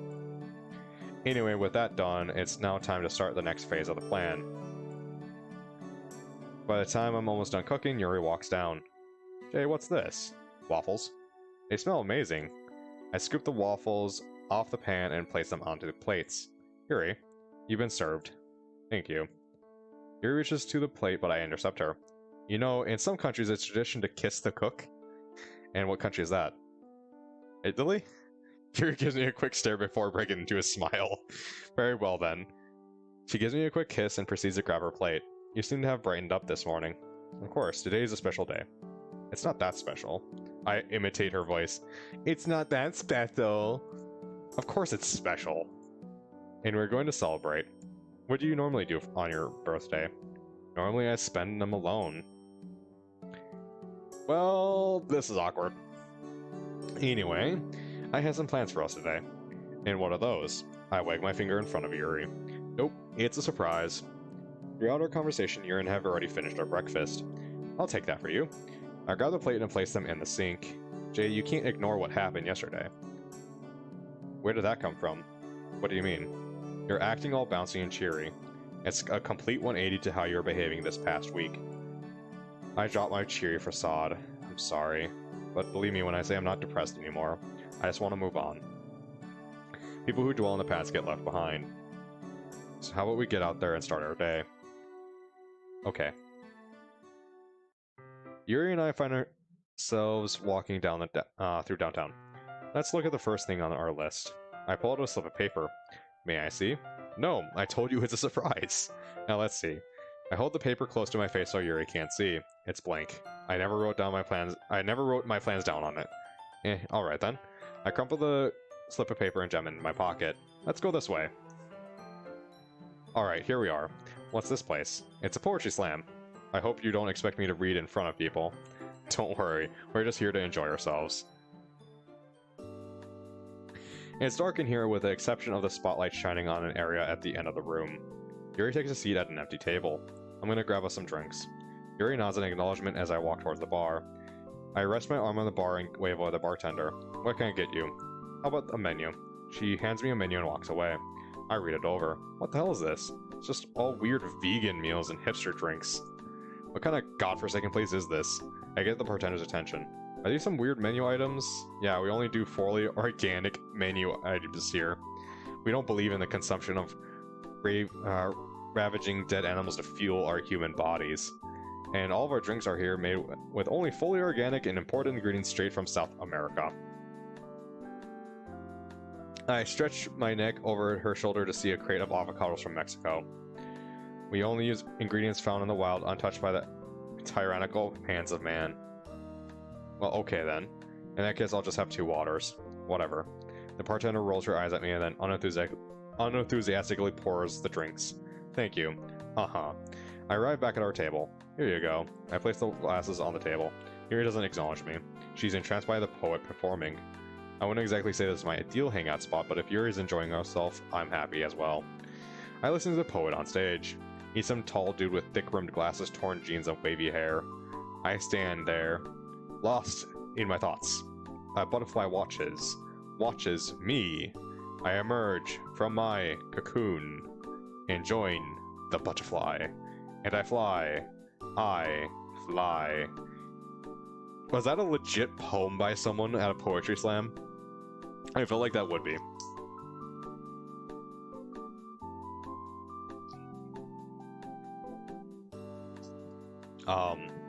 He takes a bow and the crowd erupts into snaps. I'm not a poet, but apparently talking in short bursts is what you're supposed to do when performing. Suddenly another man walks onto stage. He leans into the microphone. Ladies and gentlemen, we are going to have a short intermission. He walks out of the room and slowly begins to fill with people's conversations. I lean over to Yuri. This is pretty cool, huh? Yuri looks at me. This is rather extravagant. It reminds me of when we first shared our poems to each other. I'm glad you like it. I remember I used to be so nervous around you. Yeah, it really makes me happy to see you come out of your shell. I never would have thought my life would turn out like this. Yuri appears to be reminiscing about her past. You mind if I ask you a question? Go ahead. What's got you into writing exactly? That's a great question. I wouldn't say it was exactly one thing that got me into writing. But if I had to choose one, I'd say the biggest influence was my mother. My mother was very adept in literature. She loved Shakespearean classics especially. When I was a little girl, she would always read to me. Whenever she went away on business, I would read to myself. Whenever I did, it almost felt like she was there, reading with me. Around the age of 11, I began writing my own short stories to share with my mom.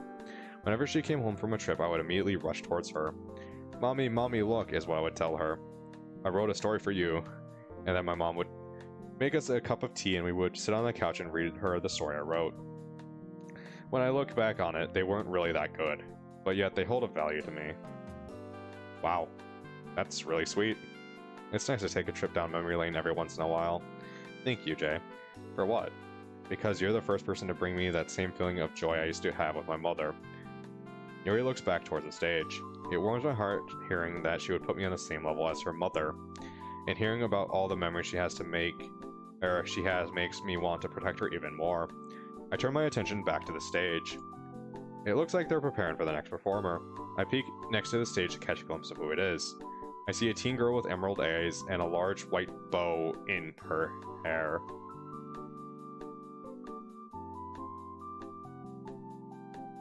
Oh shit. Yuri, it's fucking Monica. Huh?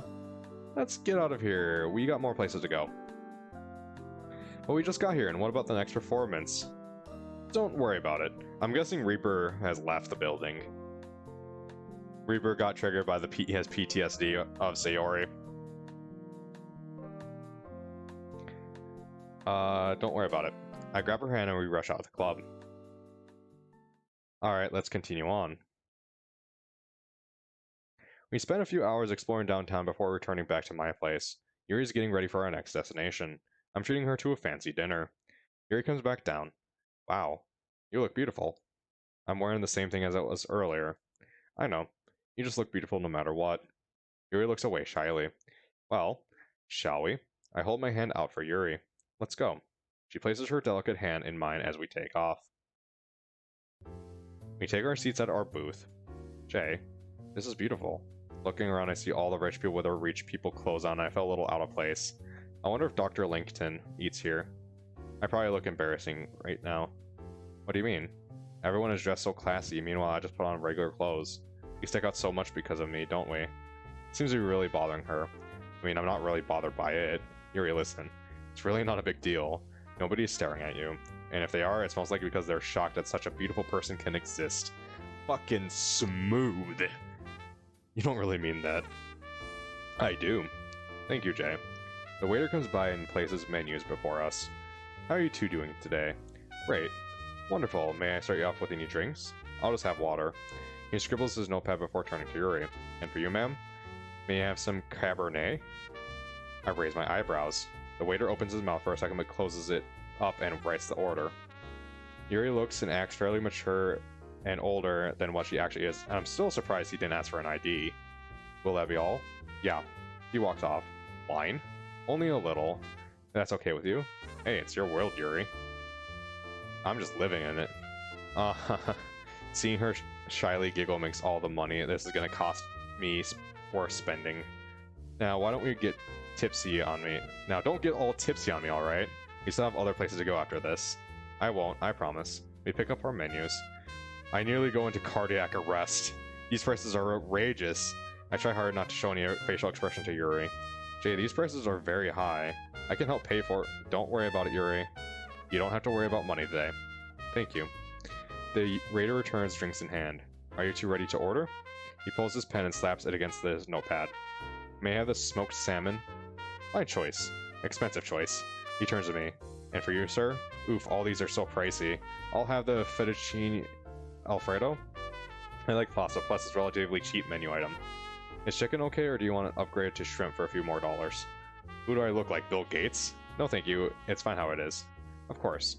He takes our menus and heads off. Hopefully Yuri doesn't catch how nervous I am paying for all of this. Then again, I only have myself to blame for picking this place. The waiter returns with our meals. Enjoy your food. I accidentally stopped myself from saying you too as he walks off. I dig in. The pasta is amazing. The texture of the noodles is super smooth combined with the sauce. Together they make fantastically savory flavor.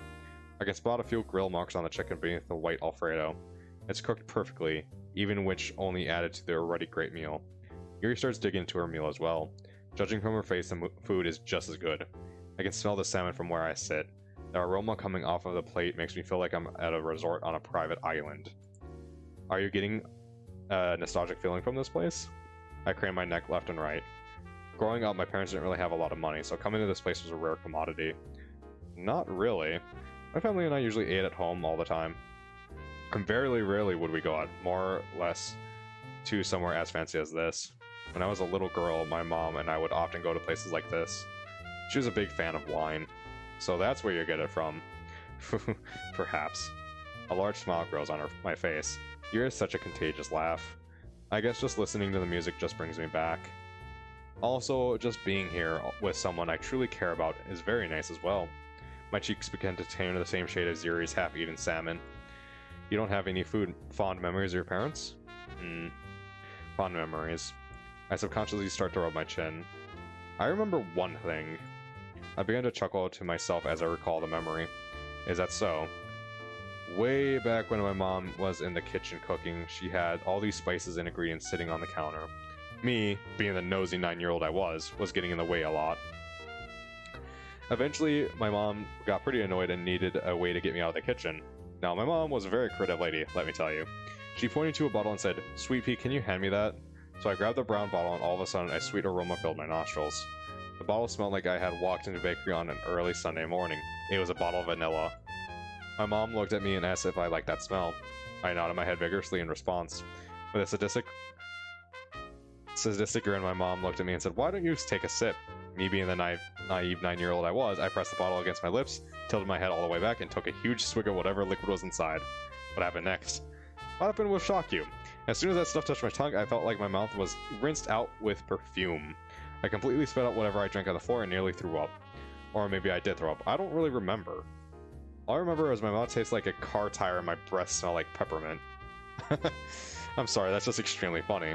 My mom thought it was so too. Turns out the bottle was straight vanilla extract. Called it. And the reason my mouth tastes like perfume department was because the vanilla extract contains about 40% alcohol. That must have been awful. It was. But I guess when I look back on it, was an especially nice memory of what my family used to be like. Yuri shifts her body and places her hand over mine. It's as warm and soft as it always was, as always. It makes me wonder what kind of hand soap she uses. How about a toast? Okay. She raises her Cabernet and I follow it with my water. Here's the ones we hold in our arms. Here's to the ones we keep close to our hearts. Here's to the ones that I choose to live by. Together till death do us part. Oh, Yuri, don't raise death flags like that, please. That was oddly poetic toast, but I pay no attention as I watch Yuri's wine glass approach mine, and together our glasses collide. With a full stomach, I push my plate aside and call for the waiter. He hands me the bill. Alright, let's see. I read the bill. If I was attached to a heart monitor, it would be going off the charts. Is everything okay? Yeah. What do you think a little bit of money is going to put me down? I hand the waiter my card. Are you sure you don't want me to? I wave my hand to signal her to stop. It's perfectly fine. Just funny. A smile on your face, however. That's priceless. You sure know how to treat a lady, Jay. Just doing my boyfriend duties. The waiter hands me my card. Plus, you already know how I get my money. The waiter gives me an odd glance. Great, now he probably thinks I'm some sort of drug dealer. Is there anything else I can do for you? No, this was really great. You two enjoy your evening. He walks off. Evening? I check my watch. I'm not wearing a watch. I check my phone. The sun will be setting soon. Alright. I clap my hands twice. Next destination. I drop the pin on the table and we take our leave.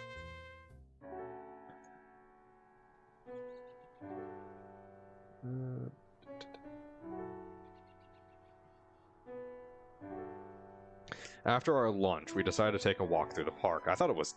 okay. Wait, lunch? It was just evening. What? It's a nice afternoon, perfect with my last surprise. Jay, where are we going? Back to our special place. Yuri practically glows. I like that place. I know. I think it'd be great to watch the sunset. That would be wonderful. Here we are back at the clearing. Hopefully Kenji went through with the favor I asked of him. This is truly breathtaking. Yuri is off in the distance, already encapsulated by the scenery. With that, I sneak off behind some bushes. This is where Kenji planted the surprise. I come back to Yuri. It's a picnic. Yuri? Yes? She turns around and freezes. Her mouth falls to the floor. She doesn't utter a single word. In my hands is a baby cherry blossom. I had to pull a few strings to get it, but seeing the look on Yuri's face tells me it was well worth it. You can't have a birthday without a birthday present. I slowly lower the tree into the ground. How did you... I know some people. She continues to stare at the baby Sakura. I don't know what to say. Hold that thought. I ran back over the bushes. There's also 2 shovels laying in the ground. I picked them both up and returned to Yuri and the baby tree. Would you like to plant it with me? Yuri stares dumbfounded. Oh, you probably don't want to get your outfit dirty. Yuri grabs one of the shovels. For a second, she stares deeply into my eyes before pulling the shovel out of my hands. I would love to.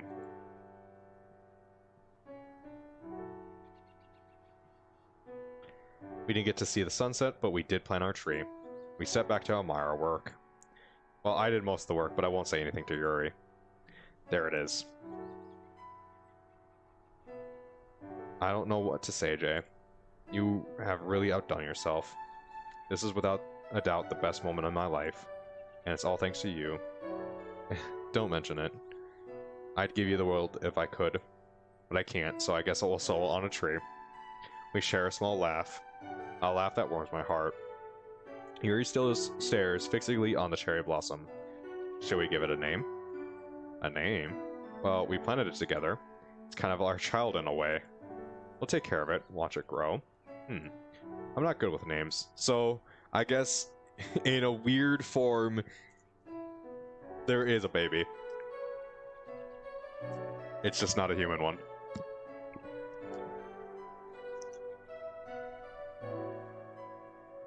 I'm not good with names. How about... please enter a name for your tree. Oh, is anyone even... please tell me someone's watching and help me pick a name. Oh my god, I'm so bad with names. Oh god. Um...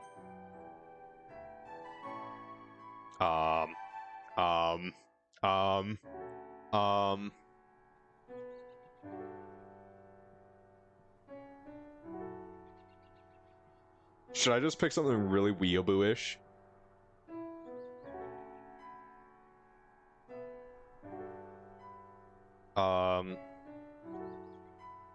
Oh god. Oh shit. I can't, like, being put on the spot all of a sudden, all I can think of is fucking weeaboo, like, names.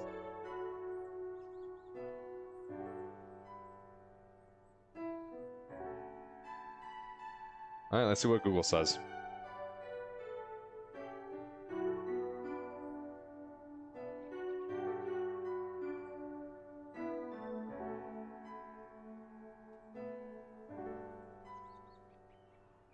Okay, that's literally not what I wanted.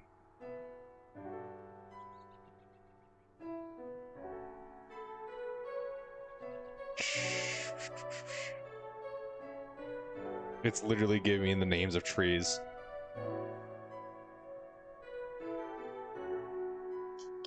You want me to say something? Fuck it. Alice. Alice the Sakura tree.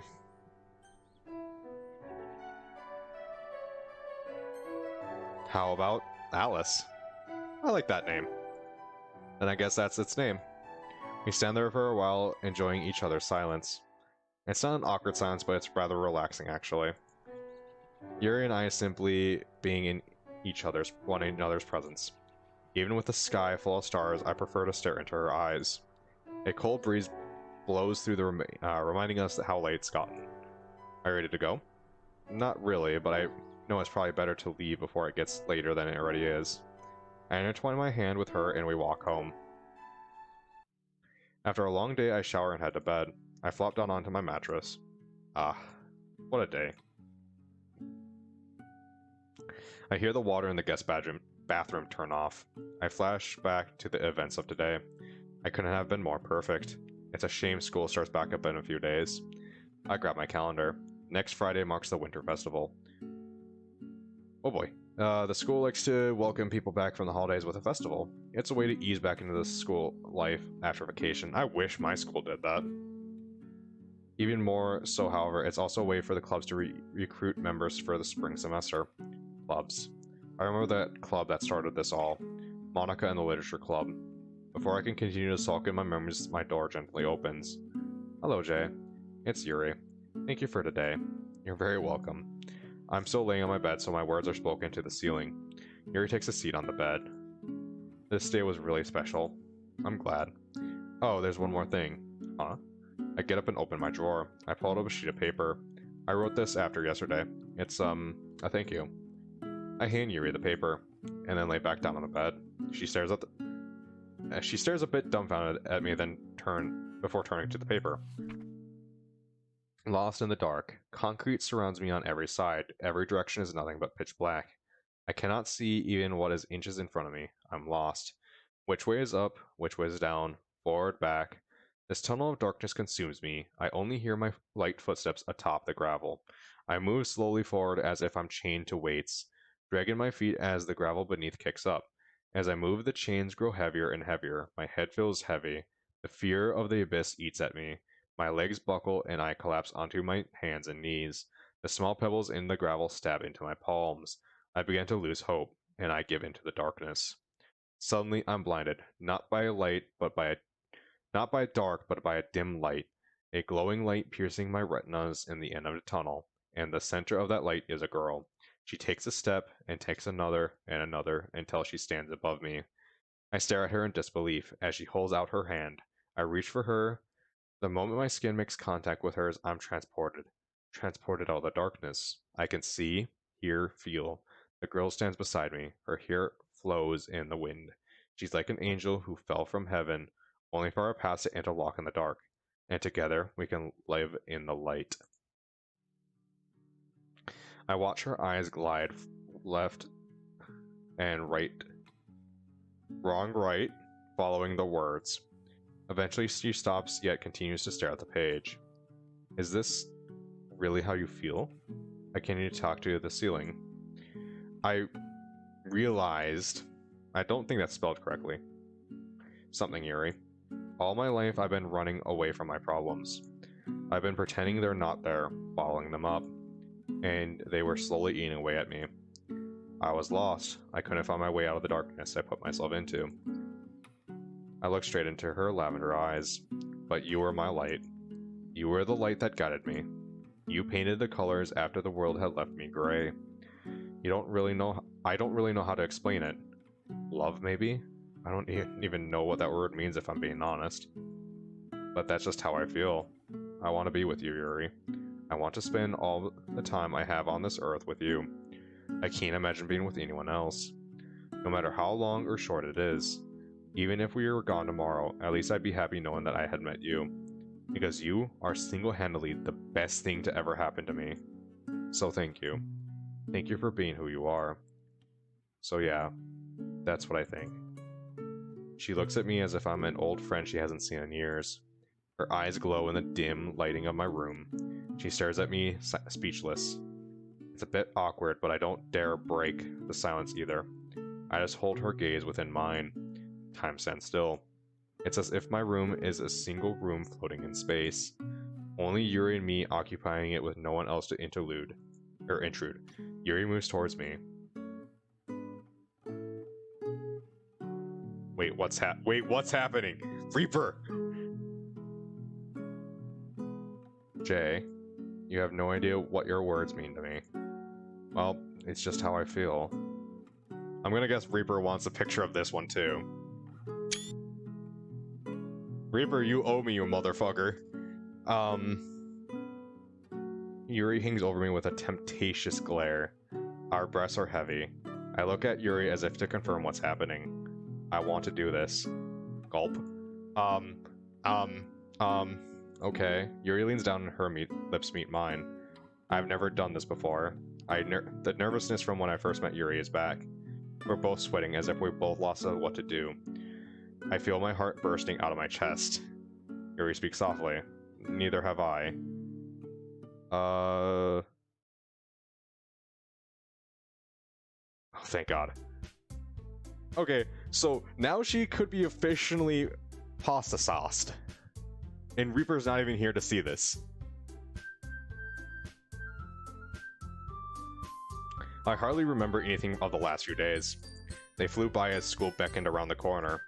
And now I'm here, back in the boring lectures of my classes. I still don't see the point of school. I can't just go to school and be an art major. Then I'll have a line of jobs awaiting for me. Right? I guess it's not too bad, however. It's refreshing to see my classmates happily chit-chatting about their vacation.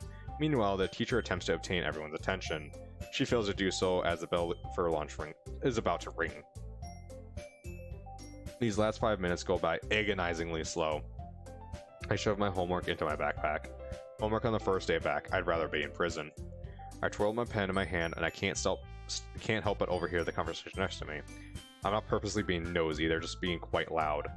I don't understand why girls can't use their indoor voices. It looks like one girl is showing the other a message on her phone. I don't think it's real. Are you saying you don't think she would do something like that? It makes total sense. It's really weird, but I guess it makes sense. And she wonders why people don't like her. Oh no. It sounds like more girl drama. I always found it weird how girls talk about other girls behind their backs. Oh no, what's this new hell? Don't be mean to Yuri, she's literally did fuck all to you. The sound of the gates of heaven being opened. I get up from my seat and go to lunch. It's a nice day, so I chose to eat outside. Unfortunately, Yuri and I don't share the same lunch, so I resort to sitting by myself. I go ahead and sit under the large tree in the courtyard. It makes me think of Alice. I plug in my headphones and listen to music.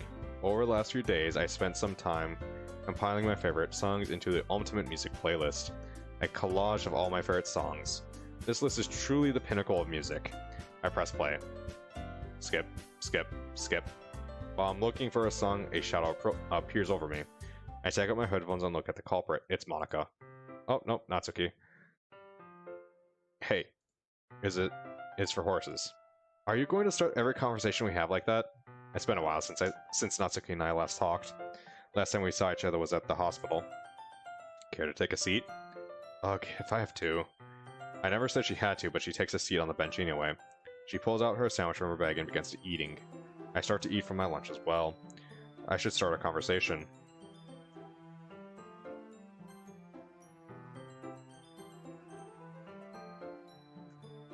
I guess do some small talk, I guess? How's it like being back? It's alright. I miss being able to sleep in, however. I give a small chuckle. What about you? I've been good, thank you for asking. Don't thank me. I was asking to be polite. It's not actually I care or anything. That wasn't very polite. I continue to humor Natsuki's fake rudeness. My math class is killing me. At the mention of math, Natsuki begins going on full rant mode. Ugh, don't get me started. She starts anyway.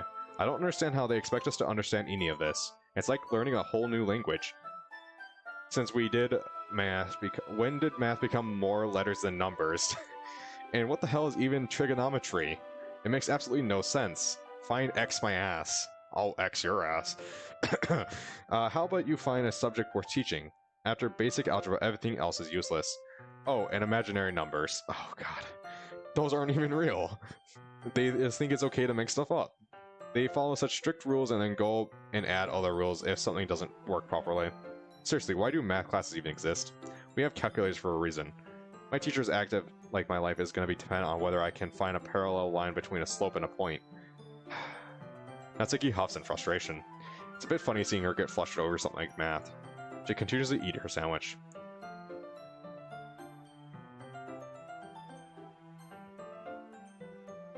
I suppose where she's living? I took a look at the sandwich she's eating. Where did you get that? Home? Or Sayori's home, I should say. There's a short, awkward pause, long enough for me to ask another question. So you're taking care of the house, I suppose? Yeah. Her parents can't schedule a flight until next month. Suddenly my food tastes bitter. Not even Sayori's own parents can be here for her. How hard could it possibly be to schedule a flight to see her daughter? I decided to ask a more personal question. What about your dad? She stops bringing her food to her mouth, lips partly open. What about him? Is he doing alright? She stares hard at her sandwich as if holding the answer to my question. He's fine. I kind of want to get this done tonight, but I can't stream for much longer. I'm probably gonna cut off at 1 AM, so another half hour. Hopefully I can get it done within a half hour. I don't think I am, though. He's fine. I guess that's all there is to it. He's still broke. The way she's so upfront with that little statement baffles me. It's whatever. It's not like I care or anything. And once again, her guard is back up. That's probably all the info I'm getting on that topic. Alright. Have you got any news from the hospital? She pauses, then solemnly shakes her head. No. I told them to keep me updated if anything happens, and I haven't heard anything. I get a lump in my chest. I know it's not good to keep my hopes up, but I can't help but pray that Sayori wakes up. I can tell my questions left a thickness in the air. Perhaps I should change the topic. I finish up what's left on my lunch. Excuse me. What is wrong with you? What? You're disgusting. I said excuse me. Weren't you ever taught not to burp in front of a lady? Since when were you a lady? Yeah, that's a good response. Natsuki looks like she's about to burst from rage, but then she lets out a long sigh and smile creeps on her face. Fine, you win this one. Everything's got to be competition with you, huh? Yep. Also, Jay, what were you and Yuri doing for the festival? I don't know, probably just walk around and stuff? Would it be fine if Natsuki fumbles with her words. Spend the festival with you and Yuri? She mumbles the words quickly and quietly. Yeah, that sounds like fun. Ugh, alright. I wouldn't have cared if you said no or whatever. Sure, Natsuki. I decided to walk Natsuki to her class once the lunch bell rang. She called me a stalker, but besides that, didn't protest me walking with her. Hey, you see that? What? I stop in front of the main office. I point to a small rectangular box on the wall. It's a school thermostat. I walk up to it. 75 degrees. They do have the AC off. We're in winter. Why would the school turn the AC on? No one understands. I'm in my next class. English. Wait.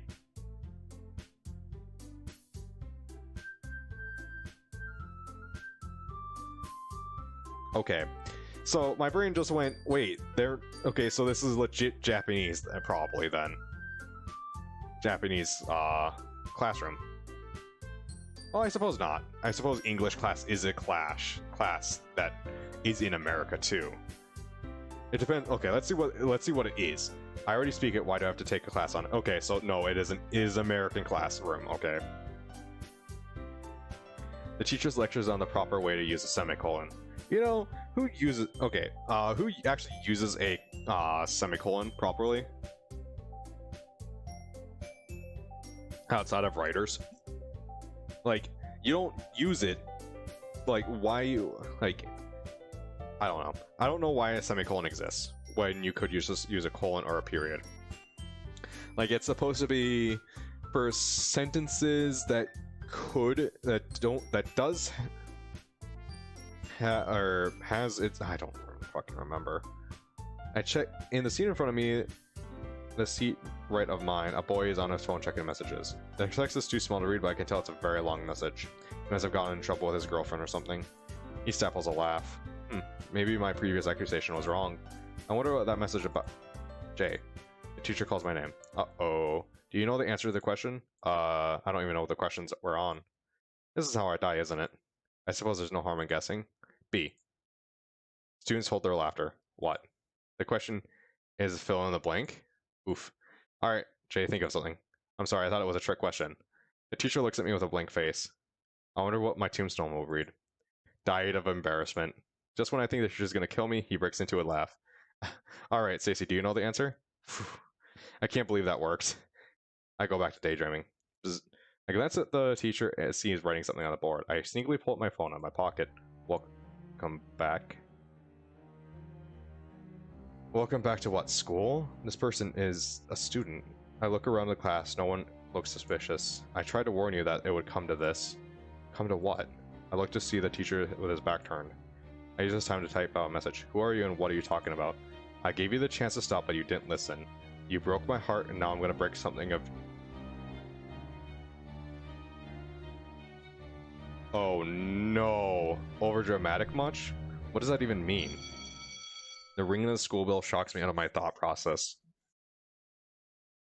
I shove my phone back in my pocket and try to forget this ever happened. It's been a long day, but I'm home. Did I ever see Yuri today? I should at least text her.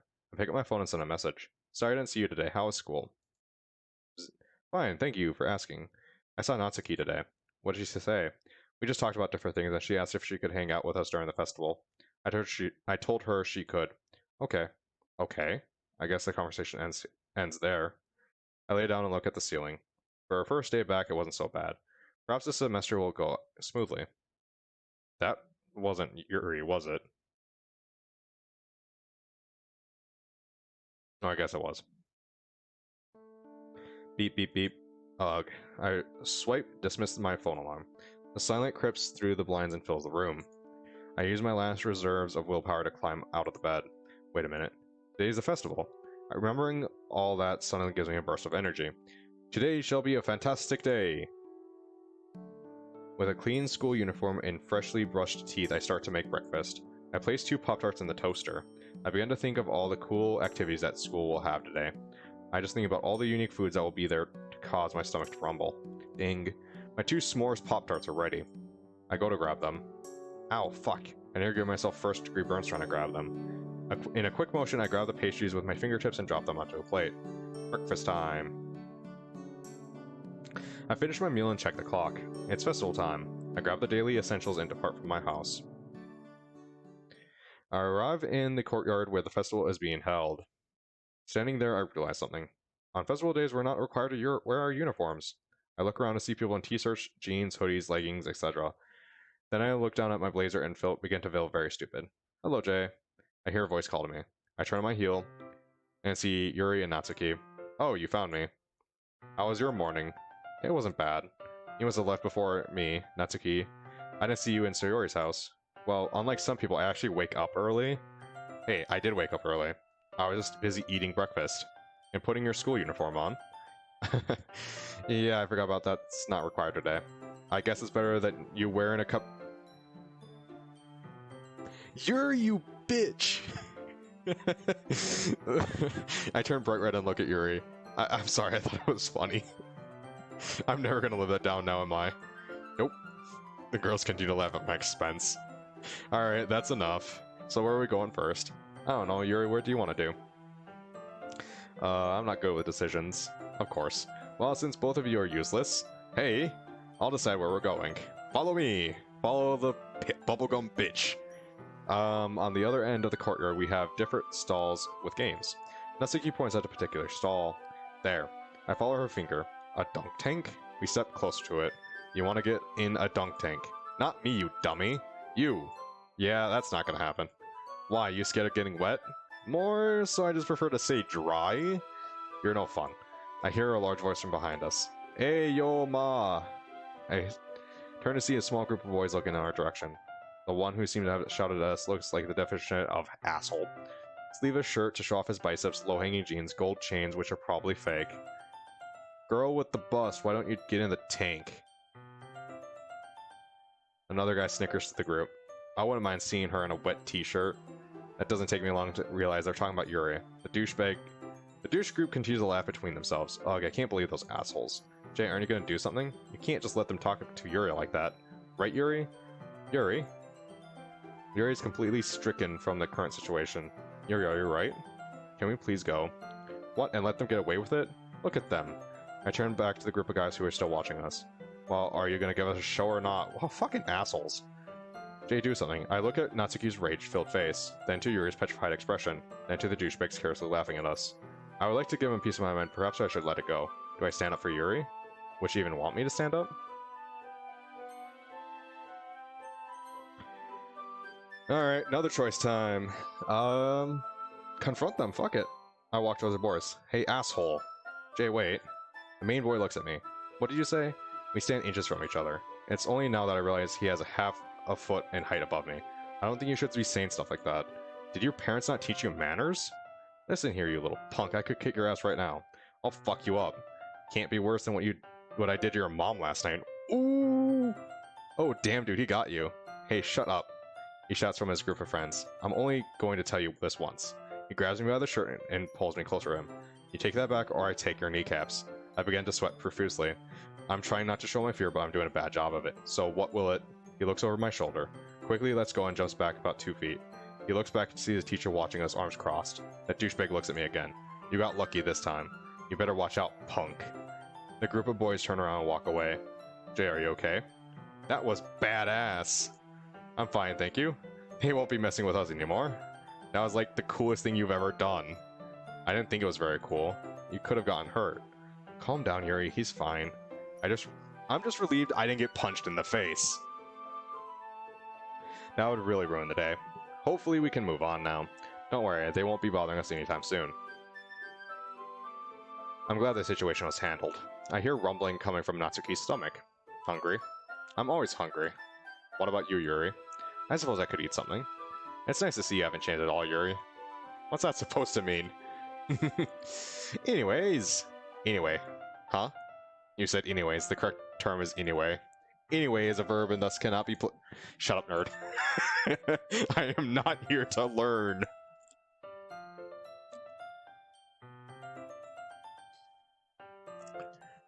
I'm hungry, so let's find something to eat. Well, that didn't go how I wanted it to. Okay.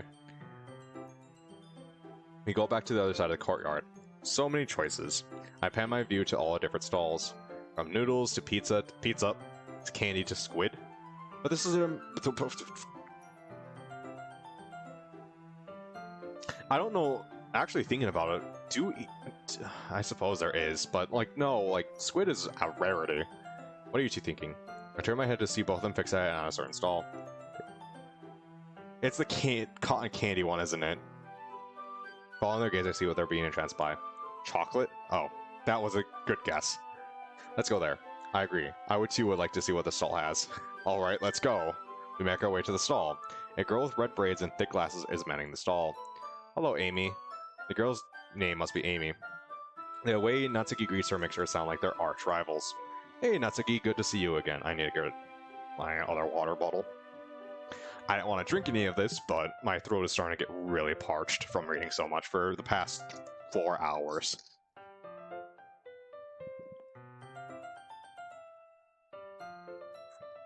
I think when I do these Sundays again, I think what I need to do is do for 2 hours, take like a 5-minute break, and then go another 2 hours, or hour or something like that. I can't do these super long recordings with these reading out constantly. It's really aggravating on my voice. Hey Natsuki, good to see you again. Amy's tone is completely opposite. The way she greets her makes her seem like they're lifelong friends. What have you been up to? I've been spending a lot of time volunteering at the animal shelter recently. What a nice girl. Natsuki leans into my ear. I freaking hate her. What? Why? Is it anything you like? Natsuki never answered my question. Yuri and Natsuki hover over the assortment of chocolates like predators over its prey. They start to point out all the things they like. I prefer some real food. Hey, do you girls mind if I leave you while I grab some pizza? Yeah, whatever. Okay then. I take my leave. They're gonna be ambushed by the fucking assholes. 2 slices, please. I'm handing my pepperoni pizza. I drew over the greasy covered plate. Pizza time! Now let me return to the girls. While I was walking back, I'm intercepted by a familiar face. Hey, Jay. And here I thought I was gonna have a good day. What do you want? We haven't seen each other in weeks and that's how you greet me? Instead of responding, I take a bite of my pizza, leaving in an awkward silence. We didn't really leave on good terms. Jay, please, can we forget about the past for 1 second? Fine. I wanted you to know that something happened to Sayori. Sayori? Guess despite what happened, Monika and Sayori still remain friends. Monika's probably worried about her just as much as I am. Even if I don't really like Monika, I'd feel wrong if I didn't inform her about Sayori. She's in the hospital. Comatose. I sent the words out in a shaky voice. Monika looks devastated, but she doesn't say anything. Perhaps she does love her friends after all. I'm sorry. It's fine. You can't change what happened. Monika straightens up and returns to her usual pose persona. Thank you for telling me, Jay. I have to go now. Go where? To get new members for the club. New members? The school board said the festival is my last chance to get members, or the literary club will be cancelled. I should feel bad, but I don't. Have I become numb to emotions? It's Monika's fault that the club was disbanded in the first place.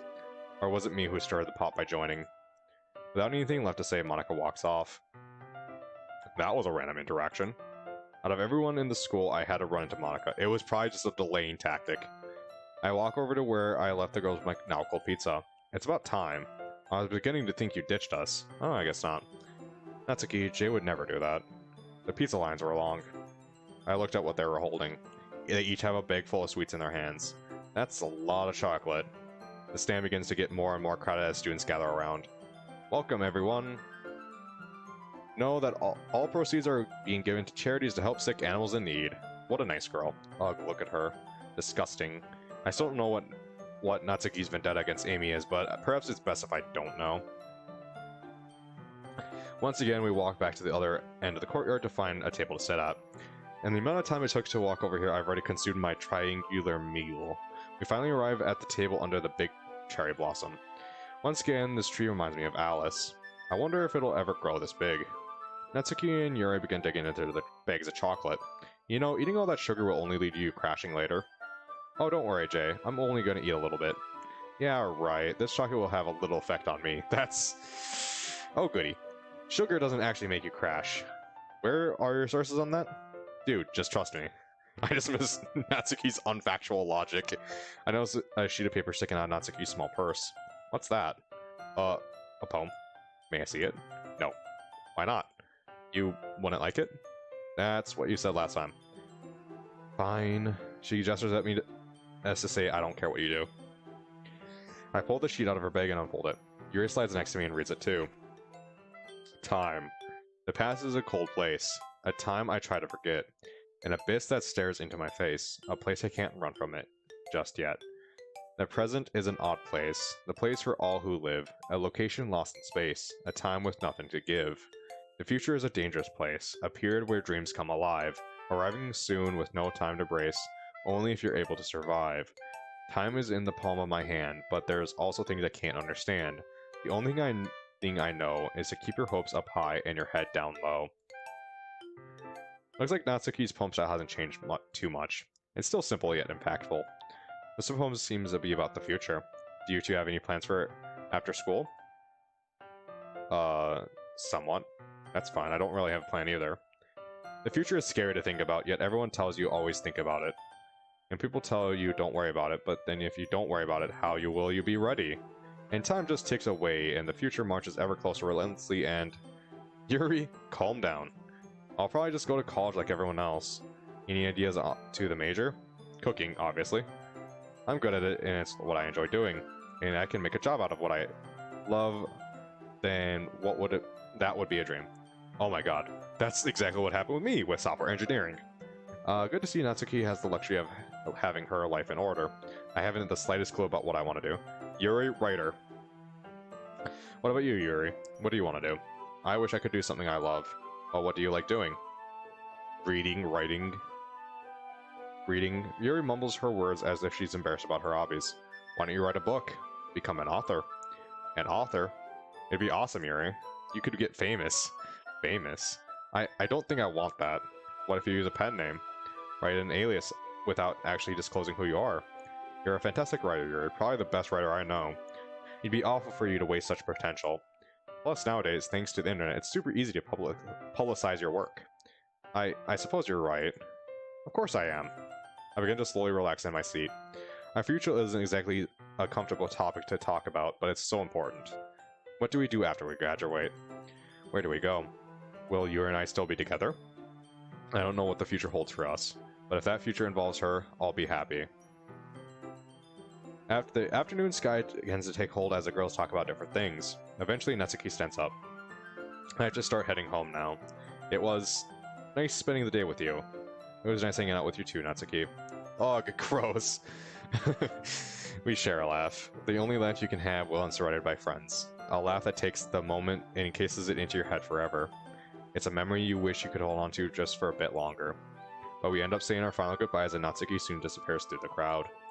Now it's just Yuri and me under the shade of the cherry blossom in the center of the courtyard. I had a lot of fun today, Jay. I did too.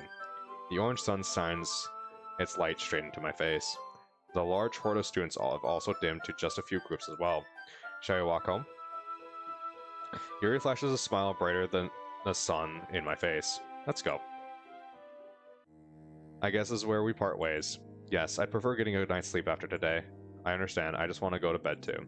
I'll see you tomorrow. I have my follow-up appointment tomorrow, correct? Yeah, Dr. Langton said he just wants to see how you're holding up with the medication. Of course. Yuri's always seemed nervous about Dr. Langton, but she's been doing great. I don't believe she's shown any noticeable side effects. Good night, Jay. She lays a quick kiss upon my lips before turning and vanishing into her home. Good night. The last remaining bit of sunlight has left me. I walk home on a lamp-lit sidewalk. I gaze into the rays of light in the dark and watch the dust float through them. My feet stop in their tracks in front of Sayori's house. There's an emptiness in my gut. Sayori's bedroom light is on. Part of me imagined that it's Sayori. Maybe she woke up and returned home safely.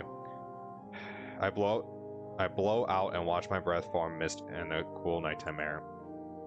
Last remaining light in Sayori's house all of a sudden flick off. Now I simply stand in the dark, near the halo of a street lamp. I let out a sigh once more. Well, I don't want to catch a cold out here now. I begin to step inside my house to go to sleep. I feel like it's wrapping up. But it's like, I feel like there's another half hour or something to this, or an hour. A light glow shines in my eyes, waking me up. I tighten my eyes before finally opening them. I extend my arm to grab my phone and bring it to my face. Saturday, 9:42 a.m. Ugh. I look out the window. There appears to be some heavy cloud formations growing. Perhaps a storm is oncoming. I climb out of the bed and start my day. I flop down on my living room couch. For a while, I just sit there, serenity of my empty home. Always empty. I bring my phone to the field of view. It's Yuri. Is it okay if I start heading towards your house? I tap out a response. Yeah, that's fine. My arms feel limp again and I sit lifelessly on the couch. I feel so bored today. Hopefully Yuri shows up to save me from this void that is my living room. For the next 20 minutes, I sit on my couch staring at the ceiling. Suddenly I hear the bell. That must be Yuri. I heave myself up off the couch and make my way to the door. I gently open the door. Yuri appears on the other side. They've done that several times where they said, I've opened the door and then afterwards you click, then it shows Yuri. I'm wondering if one of these times it's going to be Monica or Natsuki. It might be Natsuki saying something happened to Yuri. Yuri appears on the other side. Hey, what's up? Good afternoon, Jay. Are you ready to go? Let me make sure I got my wallet. I slap my ass as hard as I can. Yeah, I got everything, let's go. Yuri and I step outside. and head towards the psychiatrist's office. Hello, you two. Welcome back. He speaks in his usual upbeat tone, not exactly the kind of voice you'd imagine a psychiatrist to have. I shake his hand like always. He then offers his hand to Yuri and they shake as well. Well, shall we get started then? He gently opens his door to his office and gestures us to step inside. We walk over to the couch and take our seats. Naturally, Dr. Langton sits in the chair opposite to us. So as you know, this is simply a checkup. I just want to make sure the medication is working, everything fine, etc. Okay. Yuri fidgets in her seat. That's odd. After all this time, I figured she'd be used to Dr. Langton by now. I guess we should start with the most blatant question. Have you been self-harming at all, Yuri? She shakes her head. No. That's good. He scribbles down in his notebook. And I believe school has started back up again, is that correct? Yuri nods. Yes. And how was the first week back? It was fine. He continues to stare at Yuri. Just fine. Yes. Something feels off here. Even with the exception of Yuri being an introvert, her one-word replies seem unnatural. It's like she's forcing the words out. Dr. Langton leaned on his knee and examined Yuri. After a short time, he leans back in his chair. He looks down at his notes, adjusts his glasses, and then looks back up at Yuri. Are the kids at school treating you okay, Yuri? What do you mean? I'm just asking how the students behave. Are they nice, cheerful, are you making friends? That kind of stuff. They're okay. Dr. Langton stares at Yuri for a few more seconds before finally writing into his notepad. Is Yuri not going to bring up the group of boys? Maybe it's not important. Or maybe it is. Yuri's acting weird, even by Yuri's standards. But is it really my place to say anything? I am just a bystander for their meeting after all, but I feel like it's the doctor's right to know. Oh, I don't even get the option of not to. Hopefully Yuri doesn't resent me for bringing this up. Well, there was one interaction yesterday. Oh? He leans on the edge of his seat. Yuri jerks her gaze onto me. There's fear in our face. Maybe I shouldn't have brought it up. Too late to go back on it now, though. I've already opened the can of worms. It wasn't anything really, just a group of immature boys shouting obscenities. Dr. Langton softly bites down on the tip of his pen. After a short period of thinking, he finally says something. And how did that make you feel, Yuri? I catch a glimpse of her hands trembling. She presses them into her lap in an attempt to cover it up. You can be honest with me. I won't think of any less than you. I was angry, embarrassed, sad. There were so many emotions at once. It was like a 0.9 earthquake came and shook the very fabric of my soul. And then several equally as powerful aftershocks hit me right after. Yuri takes a moment to collect our thoughts. The doctor remained silent as well. But then Jay acted. He got us out of that horrendous situation. I'm very thankful for that. She clenched my hand and gave me a soft smile. Thank you for the raid, Schmaps. I can't pronounce your...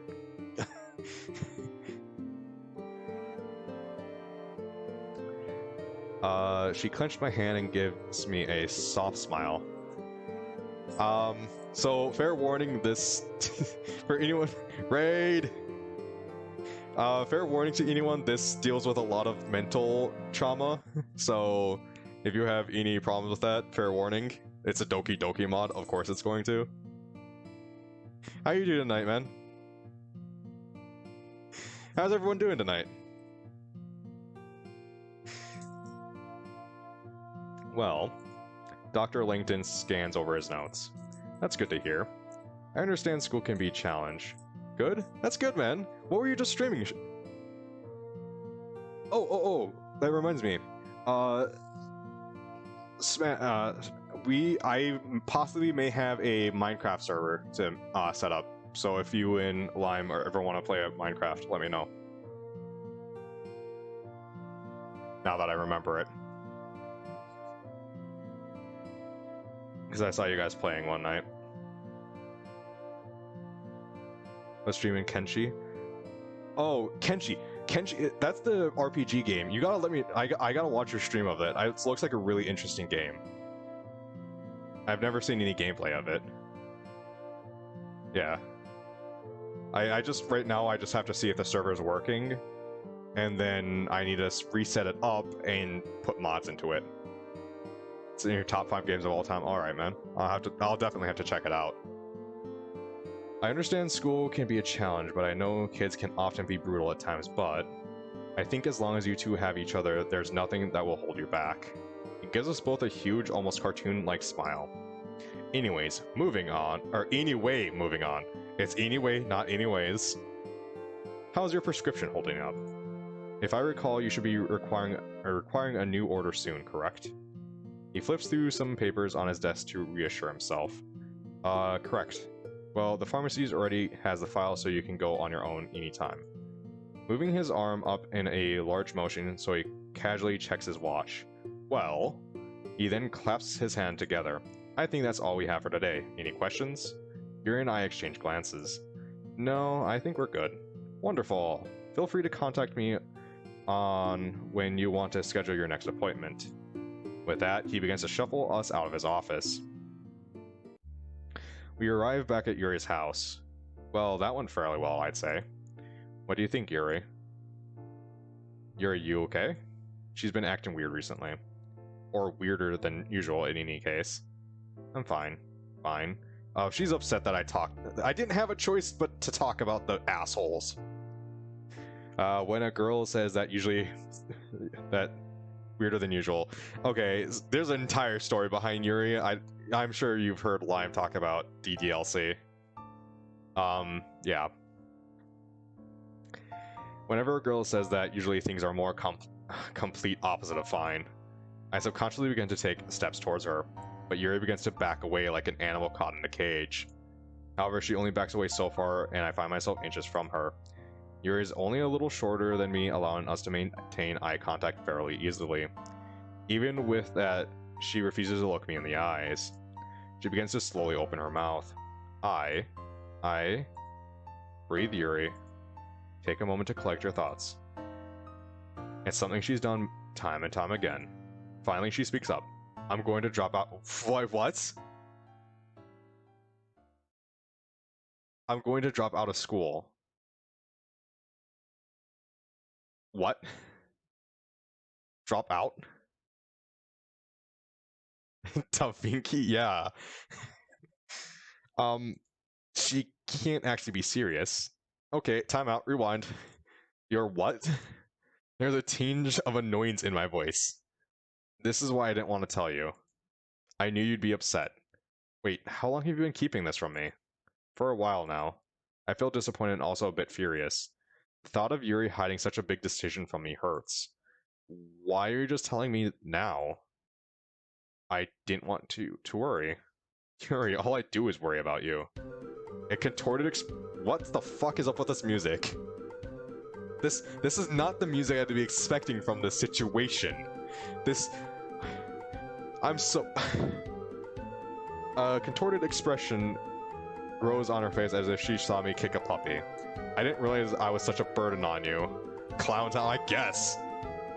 Someone you always have to think about and worry about. That's not what I meant.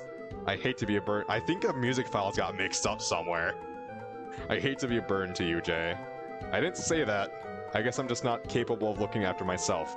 After all, I'm just the girl with scars along her arms. The girl with no friends other than words on a page. I'm useless. What the fuck is going on? No, you're not. Then explain to me why you feel that you need to spectate my life every waking moment of the day. Don't get upset for me for the secrets you've been hiding. Look, we're getting off topic. Back to my point, you can't drop out of school. Why not? You can't. That's not your decision to make. Regardless, it's still a bad decision. You just don't understand. That's the problem, you never tell me. Okay, answer me this. Why do you want to drop out? Your grades are exceptional. It has nothing to do with my grades. Is it because of the boys yesterday? I told you not to worry about them. My voice grows more irritated with each sentence. It's not just that. It's... what is it? I can't say. Oh my god, is she pasta sauce? Is she legitimately... she might be prego. Oh my god. Please no. No, we're not keeping oh shit. We're not keeping secrets from each other. Tell me what's wrong. I don't want to talk about it. No. I've worked too hard to get close to her and she's shutting me back out. Damn it, Yuri. My thoughts are cloudy. I don't know what to do. If I let her shut herself in, she may never come back out. Just tell me what's bothering you. I can't. I feel my bloodstream heating up. Please stop resisting my help. Please don't do this. Do what? Help you? Listen to you? Actually take the time to find a medical professional to treat you for all your problems? Everything I do, Yuri, it's all for you. Yuri just shakes her head while trying to hold back tears. I didn't want this. You didn't want this? Of course, Yuri. How could I forget? I'm just the guy who chased you down, barged into your house, and forced his way into your life unwanted. It's not like that. Then what is it like? I don't know. Please just stop saying that. Surely you have to know some- What the fuck is going on here? This is nothing like any of the other scenes in this entire game. Okay. This is going nowhere. My hands are shaking as if I drank a liter of an energy drink. I can feel the steam rising out of my ears. I have to keep pressing forward. This is what she did when I first found out her cutting her wrist. She pushed me away as far as she could. I can't let her ruin her life. I catch a glimpse of myself in the window. My enraged inflection stares back at me. What I see disgusts me. Here I am yelling at the girl I thought I loved. Jay? Yuri's voice snaps me out of my daze. She's no longer yelling. In fact, her voice is so quiet it's barely audible. I don't want to see us like this. I love you. Love. I heard that word so many times the past several months. I've heard it come from Yuri's lips. My lips. My best friend's lips. It feels like it's been said so much that it's lost all meaning. If you really loved me, you would tell me what's wrong. If you trusted me, you'd give me time. I don't know who to trust anymore. I taste the venom dripping from my teeth. It's bitter yet satisfying to spill out of my mouth. A tear glides down Yuri's face. All the memories we made, the stories we shared, the time we spent. I guess even hot love has a cold end. I look straight into her eyes. The windows to the soul, as she puts it. I suppose they're just bittersweet memories at this point. I feel like a failure. What the fuck? What the fuck just happened? What? I'm so confused. After everything I've done what? You still don't trust me. Yuri's retracted body only makes me feel worse. It pains me to see her like this. So why can't I stop? Is Monica fucking with me? Is Monica fucking with me? Now it's my turn for my voice to be barely audible. Why don't you like anyone? You didn't see the messages. What messages? What messages? The ones everyone saw. I think to myself, last week, the boy in the class who stifled laughing at the long message. The two loud girls in my class, they were talking about someone in some text message. What was in the message, though? I have to know. I look back at Yuri. She looks lifeless. I have to make a choice. Oh shit, I can't save. No. No, I didn't save. No, I can't go back on this. No. Oh shit. um. So, chat.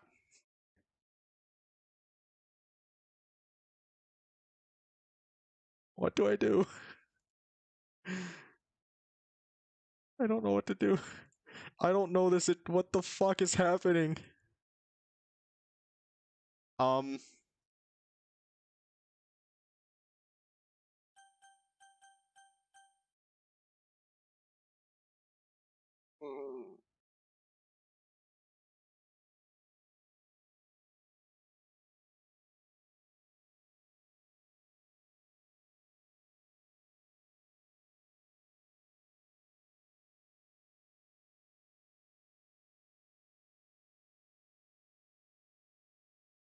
I'm getting no help, am I? Oh shit. Okay. So I'm okay.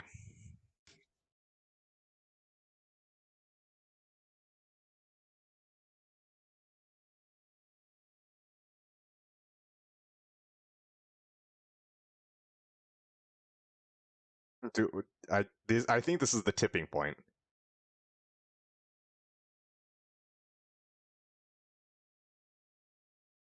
Like, I want to know what's going on with those messages, but she wants me to drop it, and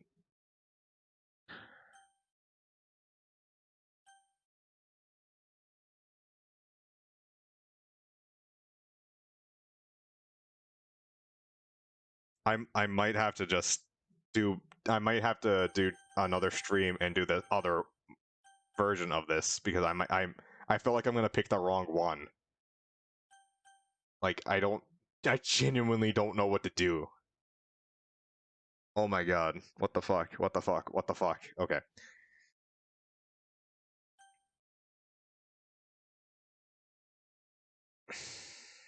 I'm gonna drop the topic.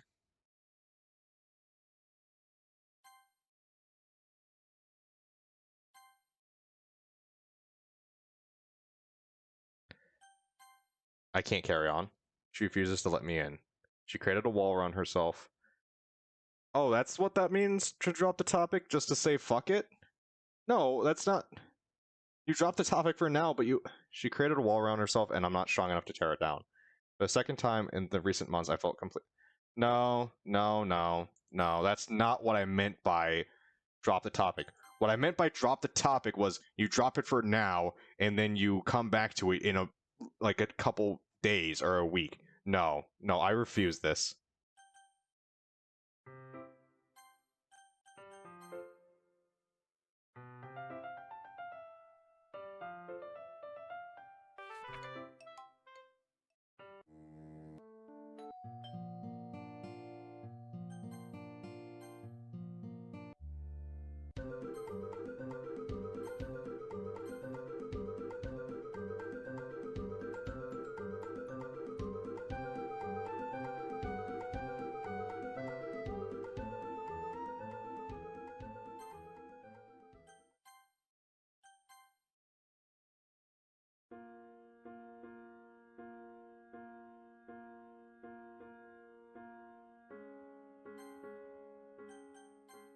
You have to tell me what's going on in those messages. I can't. Damn it, you're not helping me. With every one of my attempts to get closer, she pushes me away. This is bullshit. How can I help you if you don't tell me what's wrong? What could be in those messages that make you want to drop out? Do you regret falling in love with me? No. Well, that question came out of nowhere, but I still form an answer. No. I regret believing that you had fallen from me. Yuri is taken aback from my statement. What the fuck? Her eyes begin to fill like, what the fuck is going on? There's what? But tears don't fall. They crash. Go away. What? Go away. Her voice is barely audible, but they're still forced behind their statement. So this is how you want it to be. Please just go. I don't say anything after that. There's nothing left. There is no good answer to this, is there? She stares for a bit longer. I take in her long purple hair, her woman-like body, and her lavender eyes. Her lavender eyes that even red with tears still pierce straight through my soul. I turn on my heel and leave her house. The fuck is going on?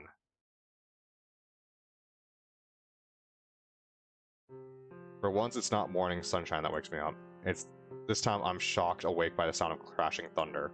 There's a storm screaming outside. Without the sun, I have no idea whether it's morning or afternoon. I check my phone. 10:24 a.m. It's a bit late, but not too bad. I climb out of bed as the rain continues to pour. I sit down on the couch. Ugh. Resting my elbows on my knees, I press my face into my palms. What did I do yesterday? I yelled at Yuri for no reason. Stupid, stupid, stupid. I smacked my forehead repeatedly. I got upset and allowed my emotions to get the better of me. This is my fault. I felt like my insides were being pricked by needles. I really am a failure, huh? There has to be something I can do. I need to apologize to her. Lighting continues to strike outside. I look outside my living room window. It shows no sign of stopping either. The rumbling continues to shake on the ground. Flashes of white fill the glass screen. I run back upstairs. Throwing open my closet door, I grab my raincoat. I'm going to apologize to Yuri in person. Strapping it on, I prepared myself for the icy rain. What in the world? I pull my phone from my pocket. It's a random number, but I recognize the area code. Hello? Hello, may I speak to Jay, please? Oh no. Speaking. And who is this? I'm calling from Northeast Medical Hospital. The hospital? And why are you calling me? You're listed as emergency contact for Miss Sayori. Is everything okay? Yeah, she's awake. My grip loosens and my phone nearly slips out of my hands. Awake? Sayori is awake? My mind begins racing faster as lightning outside. This is incredible news. So incredible I forgot to speak. Hello? Hello? Oh, I'm sorry. Can I see her? Of course, that's the whole purpose of this call. Okay, I'll be over there soon. Thank you so much. You're very welcome. Goodbye. I hang up and jam my phone back in my pocket. Without another thought, I tie my shoes and dash into the storm. I arrive to the hospital. It's cold, hallways do nothing to warm me up from the freezing rain. I begin to walk towards the secretary desk. Halfway to it, the hospital doors fly open. A brown-haired man wearing a regular shirt and jeans comes barreling through. He has a worried expression. He cuts past me and to the secretary desk. She points the way to a doctor. He rushes to the doctor down the hall. The doctor, with a sour face, points to a room. The man finally rushes into the room. I'm at a loss. Alright then. I finish my trek to the secretary desk. May I help you? I'm looking for Sayori. She begins to scroll through her computer. Your name? Jay. Perfect. Miss Sayori is in room 309. She points behind me. Just take those elevators to the third floor and follow the hallway. Thank you. I practically run from the... That's Yuri, isn't it? That man just... Did I pick the wrong option? I practically run from the desk to the elevators as if it was a race. Third floor. Why does every part of this hospital look like exactly the same? I silently damn the architect who designed this place. There's a line of doors before me. As I walk past them, I take note of the numbers. 307, 308, 309. I lightly knock on the door. There's no response. My hands press down on the handle. I gently open the door. I walk into the hospital room. Somehow it's even colder than in the hallway. My eyes pan through the blank halls. I spot Sayori laying on the bed. Sayori. Jay. Ah. I cross the room in a flash and embrace Sayori. Oh my god. I was so worried. So sorry, Sayori. Jay. Is that really you? I could ask you the same thing. If I couldn't feel her soft skin on my hands, I wouldn't believe it was actually her. I don't really know why soft was such a needed adjective there, but sure. I stifle my sobs and collect myself. I stand over her bed. Sayori, I'm so sorry, Jay. No, this is my fault.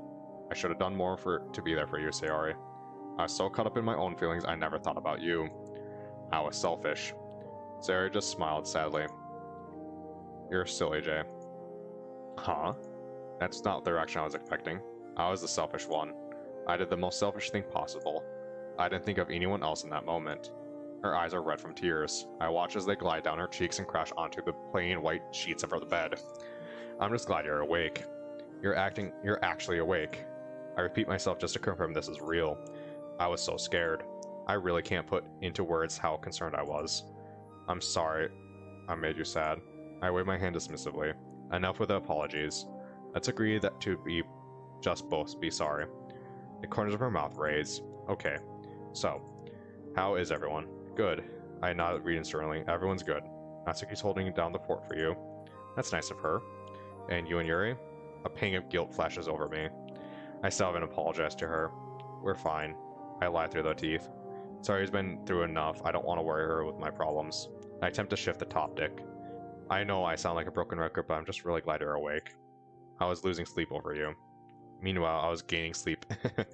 The fact that Sarah can still keep her aloof attitude, I find somewhat admirable. Knowing she's okay does put a smile on my face. I just want things back to normal, Sayori. She stares at the window. Do you know what it's like being in a coma, Jay? No, I can't say I do. It's kind of like you're sleeping. Time passes by differently when you're asleep. When I woke up, I was worried I was 50 years in the future and everyone would be all old and wrinkly. It was also scary. She stares at me with her sky blue eyes. There were times when I was aware of my surroundings. Aware? I could sense things, if that made sense. It doesn't. Sometimes I could feel the nurse changing out my IV, or I could hear the doctors having a conversation outside. One time I heard the doctors discussing with my parents on the phone about something the patient's right to die, whether or not it's ethically okay to put me to sleep. My heart dropped to my stomach. Just hearing those words caused my legs to grow weak. It was like I was watching the movie of my own death. And the scariest part is that I couldn't use my legs to run away. I didn't have a voice that I could use to call for help or talk to myself to keep myself company. It gets lonely. You see your fears come to life. I'm glad I'm not afraid of the dark. She gives me a small giggle before returning to a serious tone. Or as serious as someone like Sayori can sound. It's hard to escape your inner demons when you're encaged in your own mind. I'm so sorry you had to go through that, Sayori. I placed my hand on hers. It was an interesting experience to say the least. Who knew you could learn so much while being asleep? I'll make sure to tell my teachers that. We share a small laugh between us. That sound gives me a nostalgic feeling of our childhood, back when Sayori and I would play around the block, climb trees, cause mischief. I refuse to believe that girl is gone, but as I look into her eyes, I see despair. Would it be better if I go back and change what happened? Don't dwell on the past, she says as if she's reading my mind. Like I said, I learned something while asleep. This experience showed me what I have become. The solution I took to stop the pain, and in it, I almost lost the most important thing to me. My eyes have been opened to something newer, something greater. What's the word for that? Epiphany? Yep, an epiphany. Is that the right word? Yuri would probably know. I don't know if I'll ever beat my depression, but I do know I won't let it beat me. It'll be a lifelong battle. It usually is. And I'm willing to stay by your side through it all. I think I'd like that. Sayori gives me a smile. And this time it's a genuine Sayori smile. A smile that fills this bland white room with hope, purity, and warmth. Everyone is going to be really happy to see you back. I'm sure. You know, for a second I was expecting you and Monica to be here. Monica? Why would we be together? When I woke up, I actually spoke to her. She said that you and her would visit me. Sayori, I think the anesthesia is still affecting your brain. How would Monica get a hold of me? She has your number. She what? Monica has my number? I gave it to her when you joined the club. It's only obvious that a club president should be able to contact her members. My mind is starting to have a hard time keeping up with my own thoughts. The pieces of the puzzle slowly start to take form. Jay, are you alright? You look like you've seen a ghost. Sayori, where's Monica? I believe she said she'd be stopping by around. She looks at the clock on the wall. Oh, how convenient. She should be coming any second. I need to go to the bathroom. Do you mind? Not at all. I turn on my heels and power walk out to the room. I run down the corridor. I don't look where I'm going. Suddenly I find myself falling. Oof. My head starts to throb. The cold tiles are pressed against my face. Ugh. I place my hands on the floor and push myself up. And Monica. I collect my bearings and look to see who I run into. Of course. As Sayori said. How convenient. Hey, Jay. You know, you should really be more careful. Even if we're in a hospital, it's best not to injure yourself. Cut the banter, Monica. I know what you've been doing. I stick my finger in her face. This ends now. Why are you trying to fuck up my life? What do you mean, Jay? You think I'm dense? I figured out your little game. All those strange texts, they're from you. Well, it took you long enough to figure that out. Dude, I knew that the very first, within the first hour. What's wrong with you? Do you find enjoyment in ruining other people's lives? I could ask you the same thing. None of this would have happened if it weren't for her. Her? What are you talking about now? You and your little girlfriend. You think you can intrude on my life? We didn't intrude on anything. What we did was ruin your perfect life? Yes. I'm stunned by her straightforward answer. You did. Everything was perfect. My family was loving. My grades were second to none. Everyone loved me. I had friends. I had a club I was proud of. The only thing missing was someone to share it with. And then you came along. And finally, I had someone to share my life with. But you didn't choose me. Monica's voice grows louder with every sentence. You didn't choose me. Why, Jay? Could have had something perfect, but instead you chose a broken girl. Oh shit.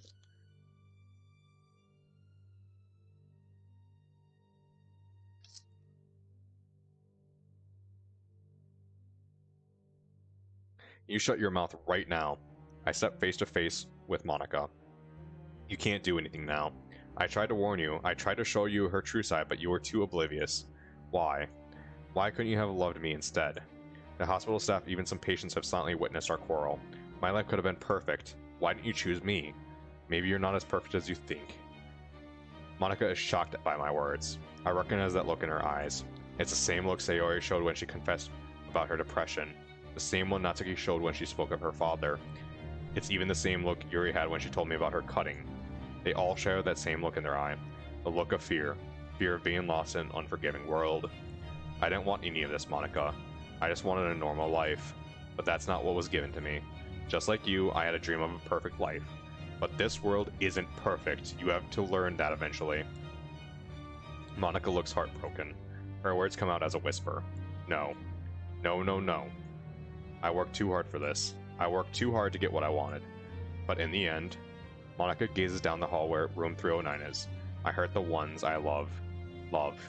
What a stupid word. You need to accept the past, Monica. Everything you do has consequences. You have to live with them. But you can still change who you are. Why did I say that? Maybe it's the look in Monica's eyes.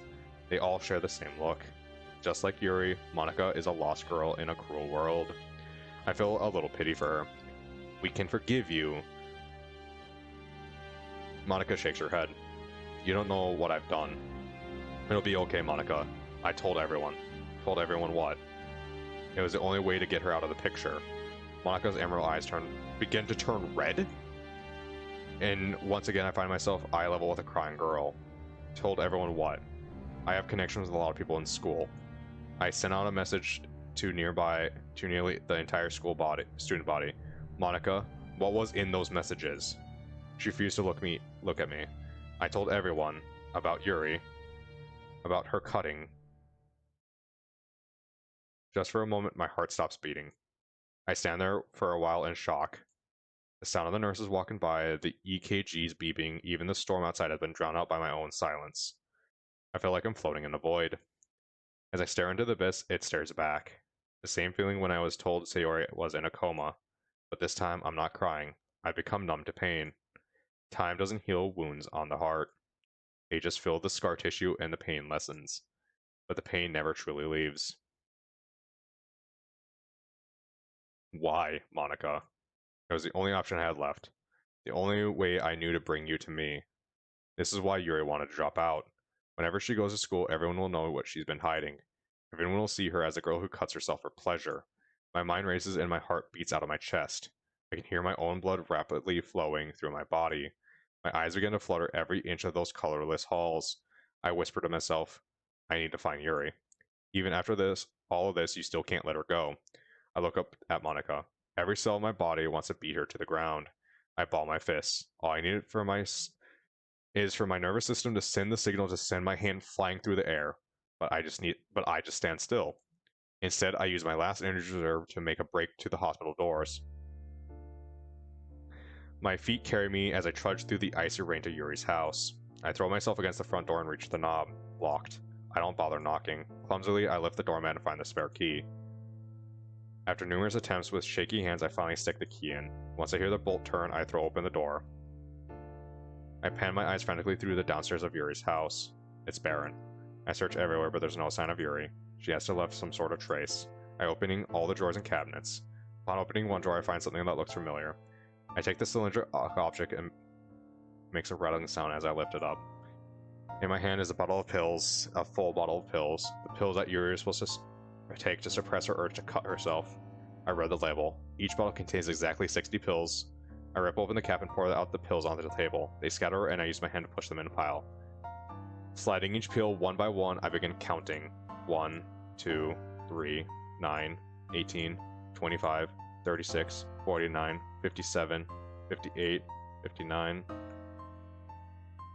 With my index finger, I slide the last pill next to the others. 60. I stare blankly at the pile of medicine, unable to focus my thoughts. For a second, I even begin to forget where I am. What the? I'm interrupted by a single raindrop hitting the corner and making a small splash, followed by another one and another. I look up to my surprise, a wet spot on the ceiling has appeared and is leaking. No. No, no, no. No, no, no, no, no. At first, I assumed it was rain, then I remembered on the first floor. An imaginary blueprint of Yuri's house begins to form in my head. I'm in the kitchen, and directly above me is Yuri's bathroom. I rush upstairs at an ungodly speed. No, no, no. I crash through the bedroom's door, and immediately my eyes begin to look around for any signs of Yuri. Alas, there's none here, except beside the bed. There's an open box. My stomach turns and slowly creeps toward it. It's Yuri's knife collection. We never threw it out. As I walked up, I noticed a single empty spot where the blade once laid. There's something else I notice. The sound of water. Not the metallic orchestra of raindrops on the roof. The running water of a faucet. I crane my neck towards the sound. It's coming from the bathroom. I reach out and tightly grip the handle. Locked. I have no intention of knocking. I charge at the door. I run full speed at the door. My shoulder connects the wood and bounce back. Again. I plant my feet firmly. Another sprint to the door. Again, I hit the door. I'm bounced back on the floor. My shoulder aches in pain. I get up on my feet and plant my feet again. Third time's the charm. I run full speed. I hurl my body against the wood. It gives, but it doesn't open. Once again, I'm on the floor. Door busts off its hinges. My body's crying in pain. I use the good arm to push myself up. After collecting myself, I replant my feet. Again. I summon every bit of my strength I have. My shoulders crash into the door one last time. It breaks open, and I lay on the floor, my energy sapped. I can no longer move my arm. I fear I've dislocated it. My arm is screaming in agony. Ugh. I try to move, but I'm too much pain. Ugh. I notice I'm wet. Sweat? No, not sweat, but water. The floor has become covered in water from the faucet. I try to collect myself as much as I can. With my good arm, I steadily look myself and look up. Oh shit. What the hell? No. I try to shout, but my voice is barely coming out. No, no, no. I sprawl myself towards the tub. Yuri lays in a red tinted blood tub filled. I hunch over the toilet and throw up. However, my stomach is empty and my abdomen just cramps and tightens. My vision begins to blur as tears fill my eye. I watch as they crash and join the Scarlet River on the tile floor. To say I can't think properly is an understatement. I chose the wrong option. I lift myself up. There is no pain as the adrenaline coursed through my body. Yuri? Yuri. I grab her chin and tilt her face towards me. Yuri? I shout in denial over her still body. Her fair skin has turned pure white. Her purple hair is now tinted red from the pool. I lift her arm out of the water. They show new red lines, each going perpendicular to the ones in the past. Her emotionless face stares into nothing. I sit in the blood-stained floor and stare at her. Tears continue to flow down my face.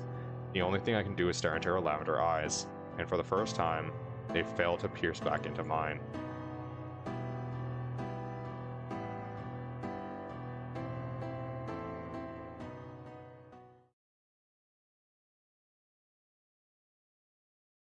Wait, is that... You've unlocked a special poem. Okay. Denial. This isn't real. The pain inside me. The things I see. This isn't real. I still think maybe there's a chance. Maybe if I take a second glance. This isn't real. My mind is playing a trick. A reality I chose not to pick. This isn't real. I don't believe it. I can't believe it. I shouldn't believe it. It's just lies. It's not real. What is real can't hurt me. So why do I hurt? This isn't real. This isn't real. This isn't real. This isn't real. This isn't real. This isn't real. It can't be real.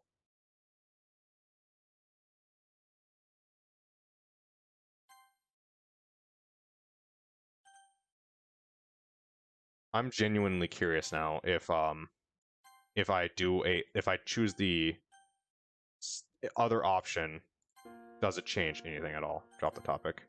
I can't carry on. She refuses to let me in. She created a wall around herself. I'm not. The second time in recent memory, I felt completely useless. If only there was a word to scrap this emptiness I feel right now. I can't do this anymore. What do you mean? It's like glass, Yuri. Sometimes it's better to leave it broken than to try hurt myself trying to pick it up. Taken aback, her eyes begin to fill like waterfalls. Okay, so no matter what, that's the result. Is it?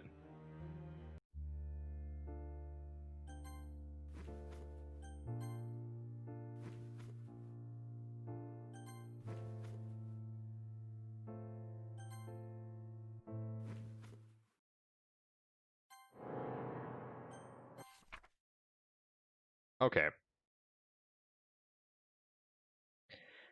For the second time today, I find myself in the hospital. The other side this time, the emergency room. I sit on the colorless starch sheets of the hospital bed, a shoulder sling over my right arm. With adrenaline gun, I rely on painkillers to keep myself stable. My memories are only stored in pieces. I visited Sayori in the hospital. I ran into Monica. I found a bottle full of pills. I broke down Yuri's door, and then I called 911. My head is still throbbing. It physically hurts to remember the events that just transpired. My eyes switch between the four walls that surround me. I stretch my neck to look into the emergency room. Nurses and doctors occasionally walk by. Finally, one nurse steps inside. Hello. Hello. How are you feeling? I don't know how to answer. My mind is just drugged by both painkillers and shock. The nurse goes into the procedure of asking me questions to assess my mental state. Can you tell me your name? Yes. Shock is one hell of a drug. What is your name? Oh, Jay. She continues to read some notes on the computer. Do you know what day it is? We had our visit with Dr. Langton Saturday, which was yesterday, so Sunday. The nurse nods. Do you know where you are? All too familiar with the walls. Familiar looking walls to answer that. The hospital. I stare at the navy blue sling around my arm. You dislocated it. You were able to pop it back into place, but it will take some time to fully heal. It's best to keep it in a sling for a while. Yuri. Where's Yuri? The girl you came in with? I'm sorry, but I'm not her nurse. I believe she's being treated by a doctor down the hall. I bolt off the bed and exit the room. The nurse calls out, Hey, wait. I continue to run down the hall. Whoa there, kiddo. The man in the white coat intercepts me. Are you the doctor? I am a doctor, yes. Wait. You're the one who came in with that girl. Yuri. Where is she? Is she okay? The doctor's face says it all. Why don't we take a seat? He puts his hand on my shoulder, but I swat it off. No. No, I don't believe you. Let me see her. Where is she? I'm sorry. By the time we were able to treat her, it was already far too late. You're lying. You're lying. She's not dead. She's not. My mind begins to fail to come up with a proper reaction. I see guards turn the corner, quickly approaching me. The doctor places hands up to notify them to hold off. I finally collapse on a wooden bench. The doctor gets down on one knee and places a hand on my shoulder once more. I press my face into my palms. This isn't real. This isn't real. This isn't real. I learned something on this bench just now. The bench where the little girl is told she has cancer. The bench where a kid learns their parent had a fatal heart attack. Where the mom is told her son was in a horrific car accident.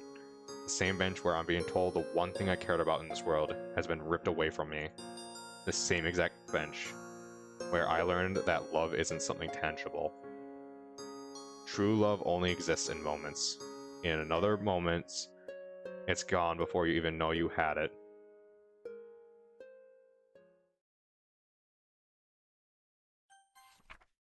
Anger. 7 deadly sins lined like a shopping list. Which one do I pick today? I grabbed the bright red bottle and popped the cap, veins filled with hate and eyes filled with torment. Fists clenched ready to break anything and everything. The fire of hell corrupt my soul, lashing out at anyone who comes close, tearing and ripping and tearing at the things I love, tearing at my very being. I am no longer myself. The spirit of wrath knocks on my door, and I'm foolish enough to let him in. 4 days later. Wrong music played there for a second. Doc, you ever look at someone and your heart just melts? I'm sorry about what happened. I just still can't believe she's really gone. He jots something down on his notepad. How does all this make you feel? Empty. I don't really feel anything anymore. It's a bit hard to describe, really. Do you know what nothingness feels like, Doc? Your mind has had time to process the initial shock.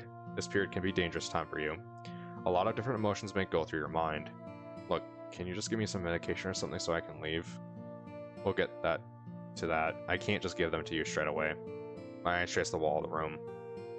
Can you tell me what's on your mind? What's on my mind? I repeat him absently. What's on my mind? It's good to get your mind off the event. You don't understand, Doc. I can't get out of my head. My voice cracks with every word. I didn't mean to finish that. Like, I didn't think, okay, well, I'm finishing this tonight.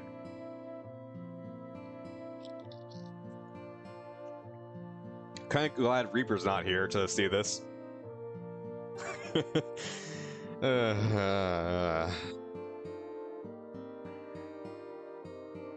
My voice cracks with every word. What do you mean? You weren't there. I began to raise my voice at him. You didn't see the look in her eyes. You didn't have to sit in an ambulance and tell the paramedics what happened. You didn't have to relive every single moment while being questioned by the police. You're not the person who, every single time I close my eyes, Doc, I just see her sitting in that bathtub. I just want that image out of my head. That's why I need to give me some pills or something. Okay. I look up at him. It's going to be okay. I can give you a prescription based off of what you're feeling. So just keep telling me what you feel. I don't feel any... Why is it playing this music? I think some of the music files got mixed up. I don't feel anything. I scream at him and slam my fist onto the table. I just don't understand. I did everything right. I did everything I could, but it wasn't enough. How does that make you stop asking me how I fucking feel? I shoot up onto my feet. Please, Jay. Don't say shit to me. I point my finger at him maliciously. You don't care about me. I'm just another patient to you. You don't care about me, or Yuri, or anyone. We're all the same in your eyes. Just another paycheck for you. My words spit sharply out of my mouth. We're just a way for you to feed your fancy lifestyle. Maybe some fancy jewelry for your wife, or a fun vacation for your kids. That's all we mean to you. You know that's not true. I chose this profession because I want to help people who aren't strong enough to help themselves. I scramble back and forth between the office. My voice cracks under my anger. Just give me back my life. I grab the coffee table and topple it over. Papers fill the air as the doctor instinctively jumps back. Pens clatter against the floor. You sit on your chair, ask me a couple questions, and send me on my way. You talk about trauma as if you know what I'm going through. You see so many people with so many different problems, and yet, you look at them all the same. So, who's a real crazy person, Doc? He stands there like he's frozen in place. That's what I thought. I'm out of here. Jay, please. I storm through the door and don't look back. I sit barely on my couch and bury my face into my palms. My hands tremble in anger. I run my fingers through my hair until it looks like it's destroyed bird's nest. My tears begin to stream down my face. Tears of frustration and anxiety. My legs launch me back up at Mach speed. For some reason, I can't sit still. I begin to pace my living room floor. My eyes continue to flash between the corners of my house. I don't think my eyes have focused on one single stagnant object all day now that I think about it.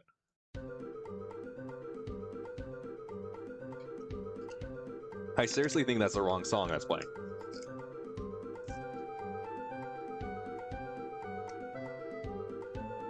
Ah, I scream at the top of my lungs in order to release.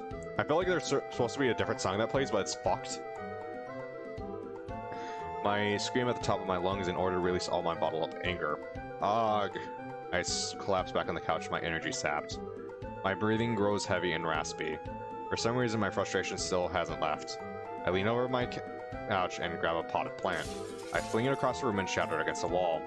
Shards ricochet in every direction. My heart continues to beat fiercely. If this goes on any longer, my chest is going to explode. I throw my body into the wall. With a thud, my knuckles collide with the sheetrock. Again.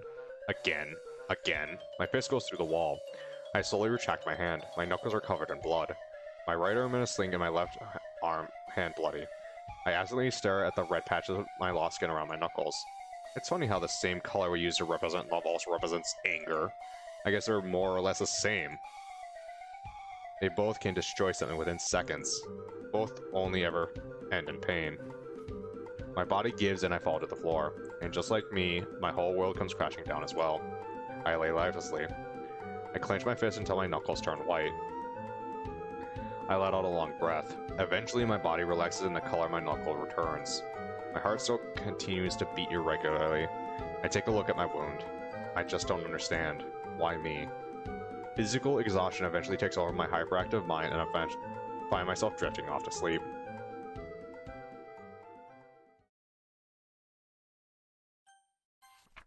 Bargaining. Why wasn't it me? Take me instead, but leave her here. I lie awake in bed, flooded with all my fears, because it should have been me. I don't know what went wrong, how she got away. I should have known along. I couldn't make it okay. So it should have been me. I changed my way of life just to see her again. I'm in so much pain and strife. I guess this is the end. So just take me. But that's not how you work. From what I can infer, you won't bring her forth, so I can just be with her. So if you won't take me, I'll take myself. I wake up on the living room floor. My body feels heavy. I don't remember much of anything these past few days. I try to push myself up. Ugh. Every muscle in my body screams in agony. Mustering all my strength, I lean up against my couch. I pan my eyes around the room. Extending my neck, I can see the broken remains of my potted plant.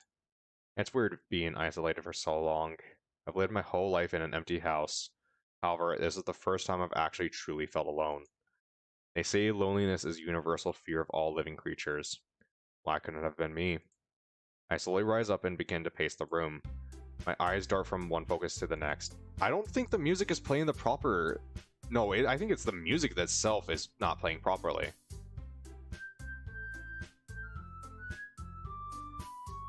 Oh no, it's playing the proper music.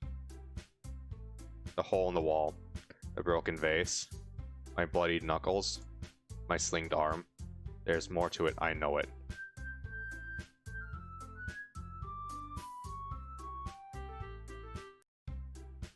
Oh, why is it just repeating like that? That's fucking creepy. I grab a stack of papers and pen and begin writing things down. With a slinged arm and a busted hand, it looks more like scribbles than anything. I continue to incoherently write my thoughts down. To anyone else, it would look like a mess of sporadically placed lines, but to me, it's a timeline of all the events. I look at the mess before me. Now, where to begin? What could I have changed? I could have arrived to the house sooner, or was I too late? Earlier than that. I continued to shoot my pupils in different parts of the scribbles. What stirred this? The argument? The messages? The boys? The medication? Earlier than that. Yuri's home life. If only I had met her sooner. No. I should have stopped Monica from telling everyone. My mind races from one thought to the next. I should have paid more attention to those texts. I should have kept an eye on Yuri and made sure she was taking her meds. How could I have not known she wasn't taking her meds? I shouted this to my empty kitchen. No response. That's fine. This is fine. I'm fine. The mess of papers on my counter say otherwise. If only I didn't take so long to break down that door. Or maybe if I called 911 sooner. All these thoughts continue to form a... Dude, what ifs are gonna kill you, man. Form a hurricane within my head. It makes me dizzy. What if I didn't visit Yuri in the hospital? It had to be that. That wasted too much time. Or was Yuri already gone by that morning? I should have asked her. How would I do that? I looked up at my ceiling.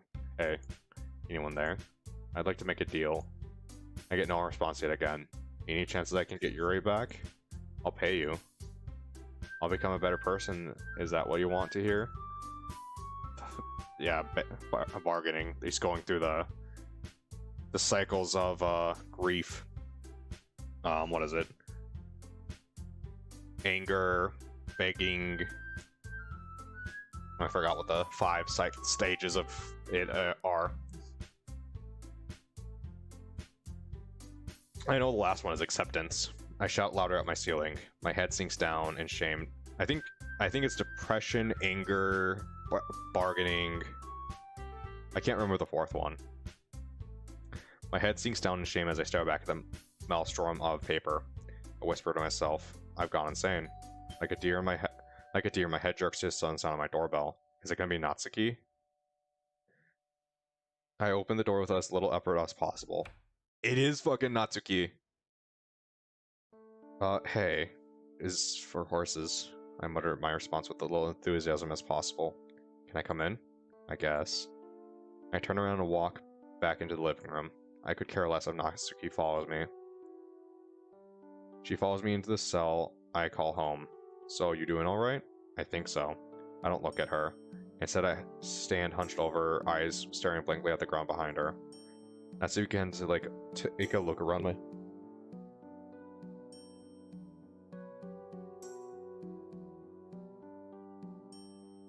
Sorry, there was a noise just all of a sudden. Hold on.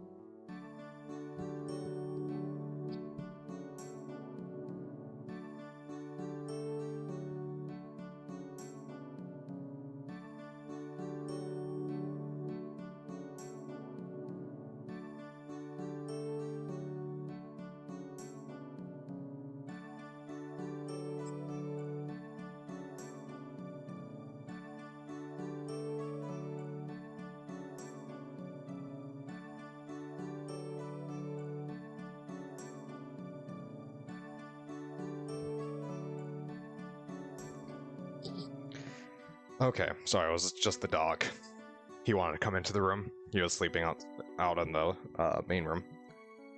Natsu begins to take a look around my house. Her eyes glance at the hole in the wall, then at me, then at the potted plant, then at me, then at the scribbling markings on my counter, then back at me. Jay. I throw my hands up dismissively. I don't want to hear it. Just want to stand in silence for a moment. She opens her mouth in protest. Is Natsuki gonna come save me now? Silence is a fragile thing. It can be broken just by a slip of the tongue. It makes you wonder, how can something so heavy be so delicate at the same time? Why? Why what? Why did you come here? To check up on you. Why? Did you feel bad for me? Worried I'd kill myself? Worried I'd go be jumping off the nearest bridge and drown myself so I could just see Yuri? You're all the same. You, the doctor, the kids in school. Me. I tried to be different, I really did. You were different. If that's true, Yuri would still be alive. This entire time I had to fight to hold back my tears. The feeling of sorrow smothers me completely. She really did love you. I know. That's why it hurts so much. I look away from Natsuki, trying to hide the fact I'm crying. Can you please just leave? I'll be fine, I assure her. I just need some time alone to think. Thank you for coming and checking up on me. I know you mean well, but I'd rather be alone right now. She stands there quietly for a moment. I wish I could go back. Believe me, I really do. But we can't, Jay. I'm really sorry for what happened. I feel the same as you. All this time, my friend was hurting and I never knew. Some nights I lie awake wondering where I went wrong. What I could have done to change it all. But there's no use in letting it consume you. You have to move on from your past. She looks down at the ground sullenly. I know I did. She recollects herself and faces me again. You have to accept what happened eventually. I know it's hard, but time heals all wounds. With that, she turns on her heels and leaves my house. She's wrong. Time doesn't heal wounds. Time just lets you grow numb to the pain. I stare back up at my ceiling. I just want her back. I just want to hold her again. Look into her eyes one last time. At least let me say goodbye. I fall to my knees. I'm back at the same spot I woke up this morning. On the uncomfortable carpet, I decide to close my eyes again.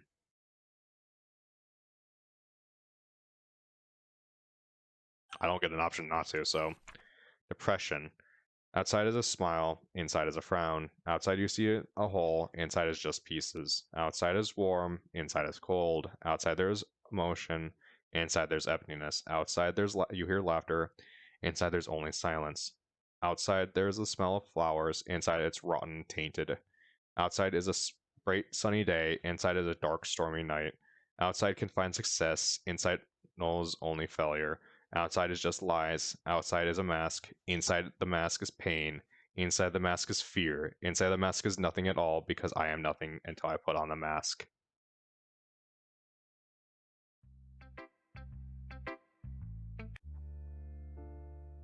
I'm gonna be right back real quick. I'm probably gonna say fuck it if I'm gonna finish this tonight. I just need to go to the bathroom real quick.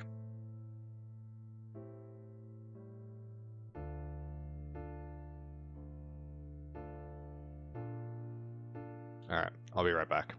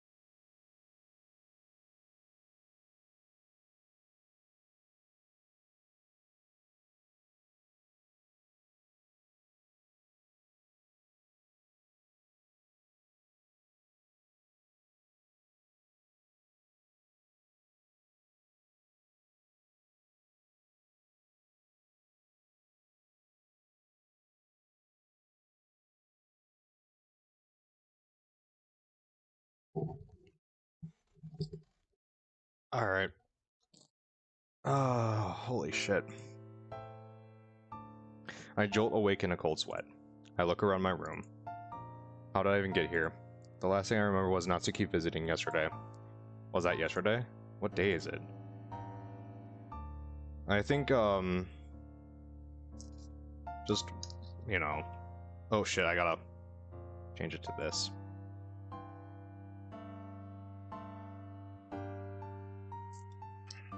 It's a good thing I read them out. You didn't really miss anything. Just the lines I read out. I look outside my window. There's nothing but gray. I climb out of my bed and immediately fall to my knees. My head is throbbing.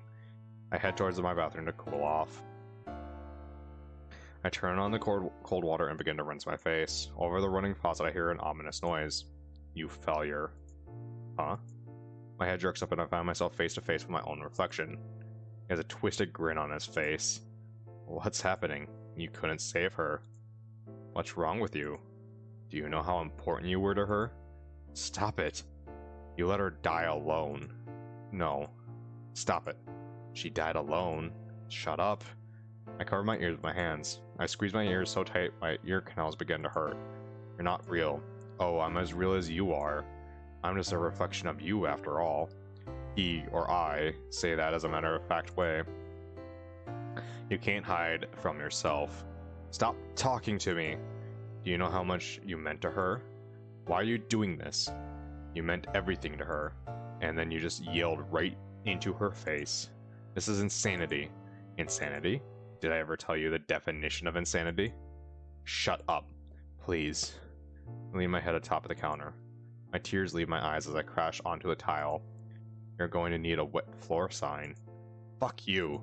Whoa, that's no way to speak to yourself. I hate you. You seem to forget that I am you. So therefore you hate yourself. It makes sense, really. You're mad, depressed, in denial. Those terms should sound familiar. I'm not depressed. Is that why you've been crying? Why you scream when no one can even hear you? I'm sure you don't try. Hope you don't try to hang yourself. Shut up! I punch the glass self in his face. The shattered pieces fall into the ground in a cacophony of crashes. I stare down at the broken pieces. With shaky hands, I pick up a long shard of glass. It's only thick enough for me to see my own eyes. It scares me.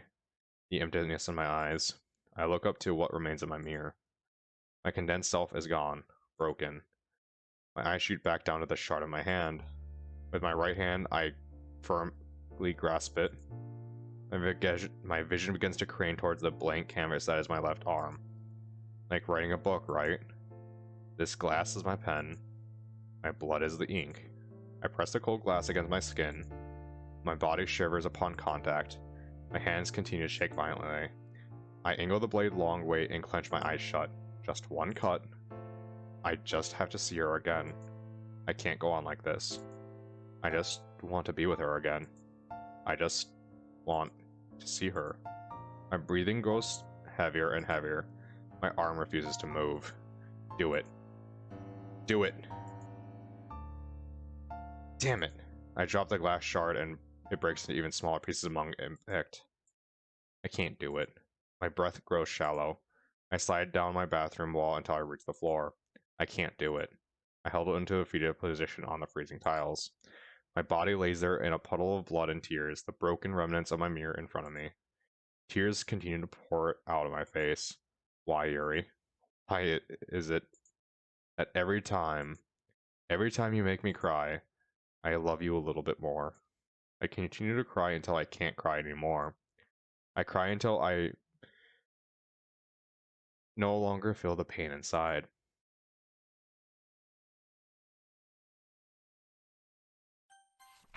Acceptance. Time doesn't heal all wounds. You just become numb to the pain. It's been a long ride. There are a lot of things I wish I didn't do. I bottled all my pain inside, and now I have to let you go. The memories we made, all the time we shared, all the love we gave, all the perfume in your hair. Your name is etched into my heart. Your laugh will ring through my ears. I refuse to let me be torn apart. I won't be consumed by my fears. I continue life with you in mind, and I live every day just for you. The wounds will heal given time, as you sit there in that blue sky. You lay there still without a sound, and fly up to heaven's sky. The casket sinks into the ground, and thus I say goodbye, my last goodbye to my amethyst angel. My eyes open ever so slowly. What? My body goes into a state of shock. What the hell? How did I get here? I pan my eyes along the landscape. How am I here? I was at home. I remember falling asleep on the floor. The low-hanging sun blinded my vision. I raise my hand to shield my eyes. Suddenly, I spot a figure in the distance. I slowly walk towards it. Slowly but surely, the figure starts to take form. Huh? I pick up my pace. Yuri? Yuri! I wave my arms to get her attention. Eventually, I arrive just a few feet from her. She finally notices me. Hello, Jay. I take a look around the landscape. The sakura tree's not there. Yuri has her back turned towards me as if she's looking at the same scene as me. She gives me a sidelong glance. Yuri, what's going on? What do you mean? Am I dead? Do you feel dead? I pat my hands along my body. No. Is this a dream? Is this real? Aren't dreams just a reflection of the real world? Now, this is not the time for riddles. We need to take some steps and reach out for her. Oof. What the? I push my hands in front of me. Ripples float across the air. There's some sort of magical barrier between me and her. Yuri, I can't get through. I bang my hands against the wall. Yuri finally turns to me. You're not ready yet. What? Her voice is an echoey, almost angelic sound to it. It sounds far away, but so clear at the same time. No. Please. Please let me in. I wish I could. But if I let you in, you won't be able to go back. But if I don't want to go back, I want to be with you. I know. But you have others who rely on you. They need you. I'll just let them down like I let you down. Yuri gives me a puzzled look. I'm sorry. I begin to cry. My tears glide down my cheeks to my chin before crashing down to earth. I'm so sorry. This is all my fault. I shouldn't have yelled at you. I should have been there to support you when you needed me. Tell me, Jay, why do you blame yourself? Isn't it obvious? I didn't do anything to help you. You have no idea how much you helped me. If it weren't for you, I would have taken my life long before. I would have died without at least knowing what true love is like. I can't imagine a worse way to go. But I don't want you to go. In response to, I respond in a shrill voice. It hurts to talk through my tears. I can't do this without you. Did my poem not mean anything to you? I meant every word I said. How can you be so quick to forgive me? Jay, you were never to blame in the first place. I hang my head and continue to sob. Now my tears just spill straight from my eye sockets. I don't know what to do. I need your help. There has to be a way to bring you back. I think we both know that's not possible. My voice drops down to a whisper. I know. It's just so hard. My heart just refuses to move on. It's like my mind is telling me it's just not worth it anymore. Why live when the only thing worth living for is gone? And the reason she's gone is because of me. I continue to hang my head in sorrow and watch as tears hit the dirt. Can you answer another question for me, Jay? Okay. Hypothetically, if you were to be diagnosed with cancer tomorrow, would you blame yourself for getting sick? What? That was a random question. No. No, I wouldn't. She steps closer to me, as close as the invisible barrier will allow her. Then why do you blame yourself for having depression? I look up at her. Yuri stares at me. No, not at me. It's like she's staring directly into my soul. She's staring at my true self. I'm found speechless. The words she's saying toss and turn in my head. You have to go now. Wait, but you have your own life to live. You have other people counting on you. Please don't make the same mistake I did. But what about you? What about us? She gives me a soft smile. I can wait for you. Perhaps when I see you again, we can hold hands just like we used to. Now it's my turn to give her a soft smile. A soft, teary-eyed smile. Yuri, I think I finally learned what love is. Did you know? I nod. She gave me a look as if she knew I was gonna say this the whole time. Perhaps you could tell me what it means, what the meaning is when we see each other again. When all that, but now you have someone waiting for you. What? Jay? Jay? Jay, where are you? Huh? I wake up in a cold sweat on my bathroom floor. What happened? Where is Yuri? I look around trying to collect my bearings. The shattered remains of the mirror are on the floor. I finally realize where I am. Hello? Anyone home? A familiar voice calls out to me from my bathroom door. Sayori. I can't. She can't see me like this. I attempt to get up. Look, my head feels like it's splitting open. Press my hands against my forehead and I shut my eyes tightly. I can feel my brain pounding against the front of my skull. The bathroom door gently opens. Jay. Jay. Sayori rushes over to me. Jay, what did you do? Her eyes begin to scan the room like a detective. She notices the glass on the floor and the blood on my knuckles. Sayori grabs my wrist and examines my hand. You punched your mirror? She says that with a disappointed tone. I didn't like what I saw. Jay, do you think you're ugly? Because you're not. I think you're very cute. The corner of my mouth begins to slightly curl. Thanks, Sayori. Now let's clean you up. She searches the cabinets for bandages and peroxide. Bingo! Let's get you off your butt. Sayori throws an arm around my shoulder and pulls me up. I try not to put my weight on her, but as soon as I stand up, my eyes enter another dimension and I become dizzy. Ugh. Sayori supports me. Here, lean on the counter. She carefully sweeps off any shards of glass.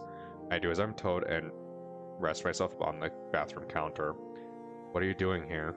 The doctor told me I was in good enough condition to leave, so I figured before I went home I'd visit you, and I'm glad I did. How long have you been on the floor? I shake my head. I have no idea.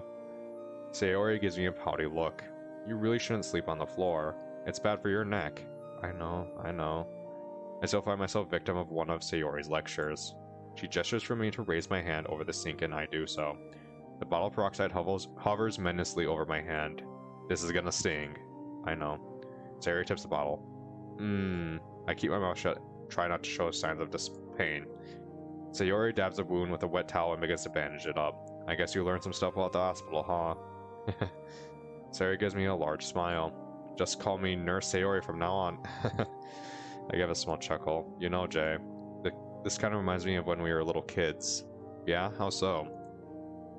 Well, the roles were reversed now, but I remember when we were little kids, we would always play in the neighborhood. We would run around, climb trees. I would always try to keep up with you despite you being much faster, and sometimes I'd fall and get hurt. Then you would stop everything and come care for me. Whether I scraped my knee or cut my hand, you were always there to help me. You would always say, Sayori, look at me. It's okay. Everything will be okay. I remember I just used to start carrying around band-aids in my pocket just in case you hurt yourself. You would make me feel better and stayed with me until the pain went away. I remember back when Sayori and I were little kids, getting into trouble left and right. All the things little kids do. I guess I always assumed Sayori and I were equals. I didn't realize that all this time she was just trying to stay close to me. Remember when I fell in that pond near the park? Yeah, your parents were mad. You jumped in because I was drowning. You weren't drowning, the water was only 2 feet deep. Is that so? I realized my hand had already been fully bandaged, yet Sayori still hadn't let it go. My eyes lock onto her sky blue eyes. This is what Yuri meant, wasn't it? That I have unfinished business here. I can't leave without knowing the people I care about will be okay. Sayori notices she's been holding my hand quickly. Let's go. Sorry. It's fine. We should sit down somewhere. Okay. Sarah and I step out into my room. Sarah takes a seat on my bed. Hey, what's that? Sarah walks over to a small wooden box sitting atop my nightstand. It looks like a radio. Yeah, it is. I remember when Yuri gave me that radio as a gift. Now it's one of the few things I have left to remember her by. Sarah bends down, eye level with the radio. Her eyes dazzle like a child. She brushes her hands along the edge. Eventually her fingers find the dial, and then, click, the room fills with music. Not a bad tune. I like it. Sayori begins bobbling her head up and down to the rhythm. This is really cute. Where'd you get it? Yuri gave it to me. That's sweet. Where's Yuri now? She doesn't know. That makes sense. She's been in the hospital this entire time. Sayori, why don't you take a seat? Okay. Sayori gives me a look of concern. She sinks down next to me. Where do I even begin? I guess I should start from the beginning. All the way from the beginning. Remember that day that Yuri and Monica got into an argument and Yuri ran out of the room? I tell Sayori the whole story. I give to her as many details as I can over what happened the past several months. Well, everything minus the past few days. No, that's not true. I say something to allow Sayori to process what she just heard. You're lying. Her voice cracks as she breaks into a sob. Sayori throws herself onto me. I can feel a wet spot form on my shoulder. She cries loudly into my ears. I simply stroke her back of the head to comfort her. After a few minutes, Sayori seems to compose herself as much as she can. I grab her by the shoulders. Sayori, look at me. I speak to her in a soft voice, as if she were made out of glass that could shatter by any loud noise. It's okay. Everything's gonna be okay. I'm here for you. Always. Sayori nods as she wipes away her tears. You seem to be taking this rather well. I look down at my bandaged hand. I wouldn't exactly say that. What happened to Yuri? You just joined? So this is first off, hello. Yuri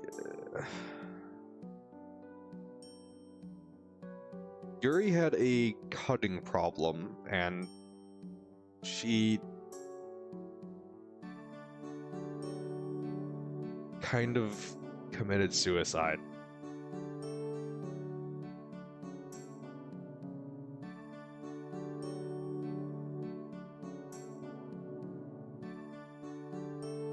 So, yeah. This isn't a happy-go-lucky mod for Doki Doki.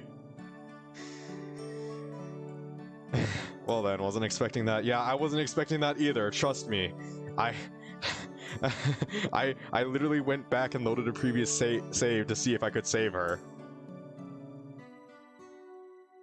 I was not prepared for that. I was prepared for Monica or Sayori to kill her, but I wasn't emotionally prepared for this. But recently I did have a change of heart. What's the word for that?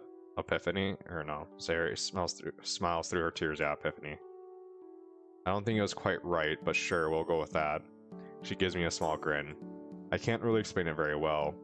It's just like something inside me is telling me that it's time to move on. I know it's weird, but I believe you. Sayori brushes her hair out of my face, or brushes the hair out of my face. You're my best friend, Sayori, and I meant that in the best way possible. I know you do. It just took me some time to understand that. I made a lot of mistakes.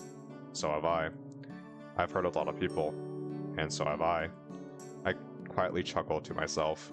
I suppose we're both just huge messes, huh? That's why we make such great friends. She gives me the most sincere smile I've seen since rest upon her face. I suppose I was wrong, Sayori. Huh? You can't really fully get rid of depression. Not alone, at least. I turn to my bathroom. Don't make the same mistake I did. Yuri's words ring through my ears. I think it's best if we take this journey together. No one can battle their demons alone. I think I'd like that.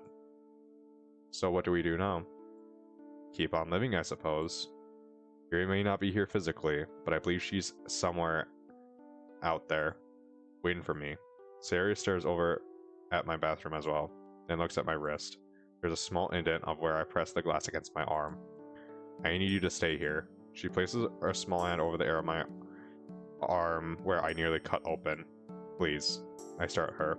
I peer straight into her blue eyes. Her windows of the soul. I'll stay here. I grab her hand and intertwine my fingers with hers. You promise? I promise, Sayori. My story isn't over yet.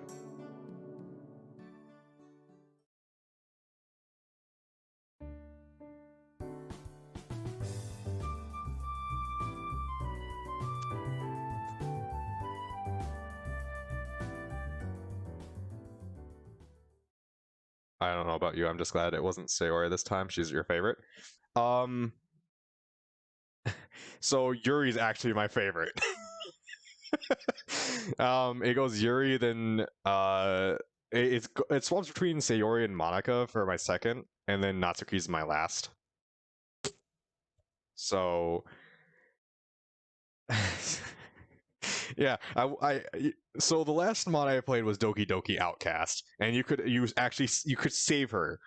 I actually saved her on my very first run through of Outcast. I picked all the right choices. I saved her from committing suicide. I was not prepared for this. Like Outcast put me in a certain expectation, and this game has taken the entire deck of cards and crashed it down around me, and I wasn't prepared for it emotionally. Oh boy. I am planning on doing Sayori, Monica, and Natsuki specific mods too. So what I'm doing right now is I've done the runner up and the best of 2019 for Yuri. This is the best of 2019. I'm planning on doing the same thing with Monica, Natsuki, and Sayori for the best of the 2019 mods. And also I'm planning on just doing the best 2019 runner up and the best of 2019 mods for all girls. So not a specific girl. I think one of them's True Reality, where it's a sequel technically, like a 5 years in the future sequel or something like that. So,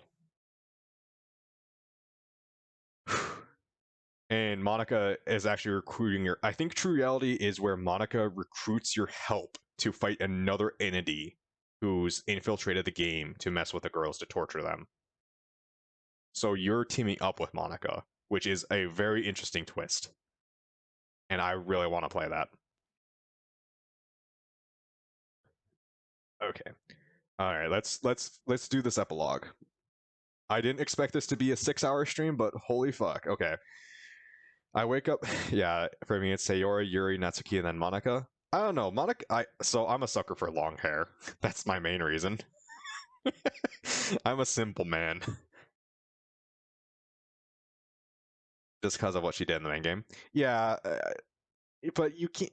See, the thing is with me is that I can't blame her for what happened in the main game because anyone would go crazy seeing, your friends fall in love over and over and over again and seeing it, there's the repetition of all that. Like, I'm sure anyone would break after that.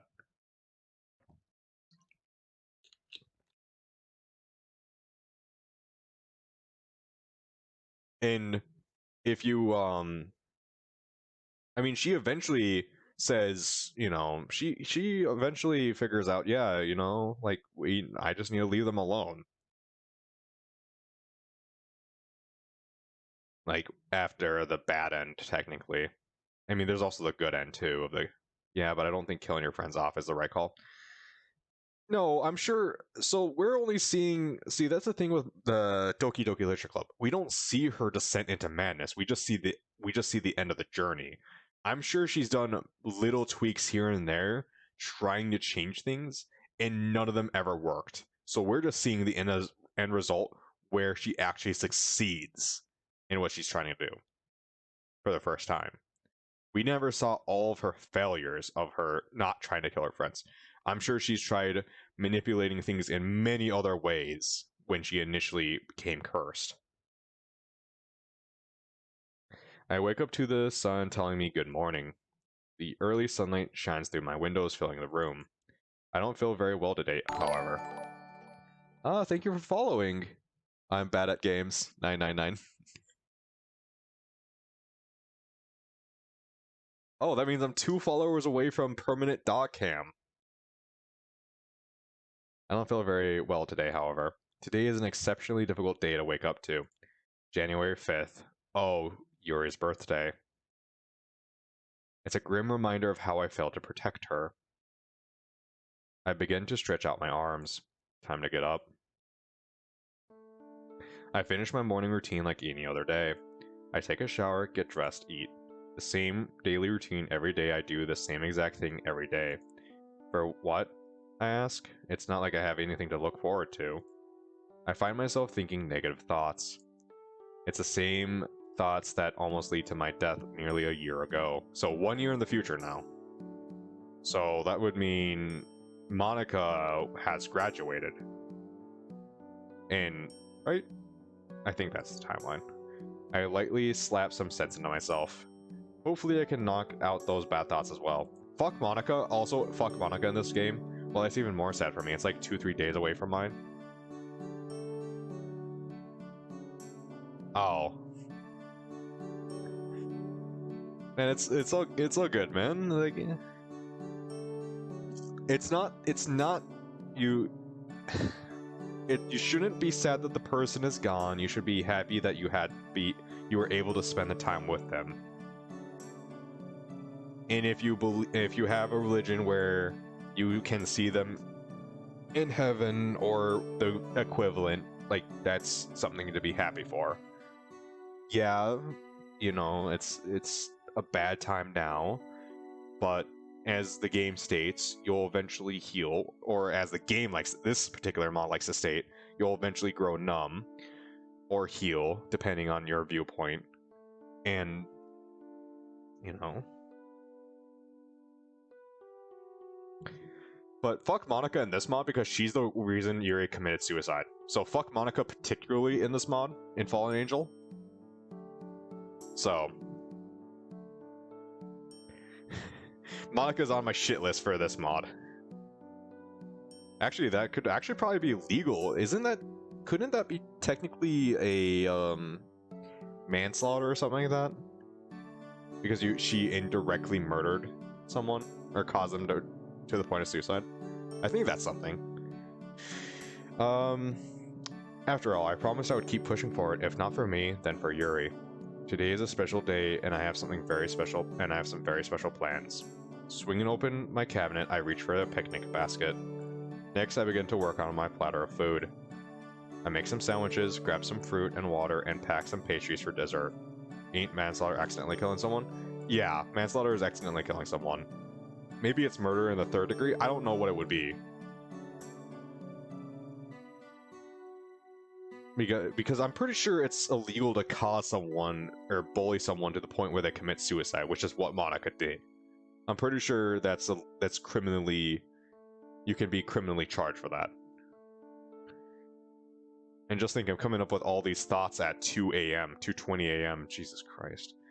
If I remember correctly, there should be a spare blanket in the closet. I walk over and gently open my closet door. Perfect. Grabbing the blanket, I toss it next to the basket. Am I gonna go on a picnic with Natsuki and Sayori? Food, water, blanket. Looks like everything's packed. I place the basket near the door. Oh, I almost forgot. The radio. I rush upstairs to my bedroom. My backpack lays in the corner. I sling it over both my shoulders. After making sure it's secure, I reach for the drawer. I stop. I'm frozen in place. As much as I want to, my arm refuses to move. My hand is locked inches away from the handle as if we're both full of magnets with the same with similar poles. An eternity passes of me just staring at my desk drawer, and there holds a Pandora's box of all my memories. Using every piece of my willpower, I grab the handle and pull it open. Inside is a badly wrapped rectangular gift. I grab the gift and head out of my house, picking up the picnic basket along the way.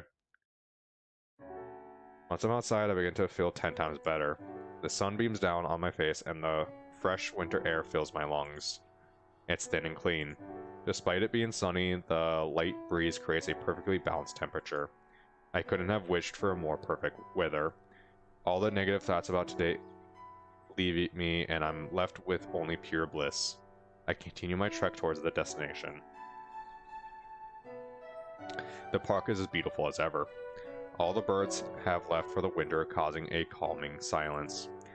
Only the sound of my footsteps and the whistling of the wind can be heard. Despite the perfect weather, there seem to be very few people here. I see a few groups in the distance, but other than that, it's empty. However, that's perfectly fine by me. Eventually, I stray off the path. And there's Alice, our sakura tree that me and Yuri planted. The dense forest begins to fade out, and I find myself in a clearing. It's been exactly 1 year since I last visited this place. The grass looks a bit greener for some reason. I take a few more steps and find myself face to branch with Alice. Well, haven't you grown big and tall now? It's grown a bit. Alice now stands just a bit shorter than me. I set down my basket and gifts and begin to lay out the blanket. In less than 10 minutes, I've laid out all the food in front of me. Next, I pull out some stuff from my backpack, a portable tea set, and a small oil diffuser. I start with the portable key rook and then grab the diffuser. It's a small wooden cylinder with a hole on top. On the side pocket of my bag, I pull out a small container of liquid. I pour some of its contents into the diffuser. A small ray of vapor begins to float out of it.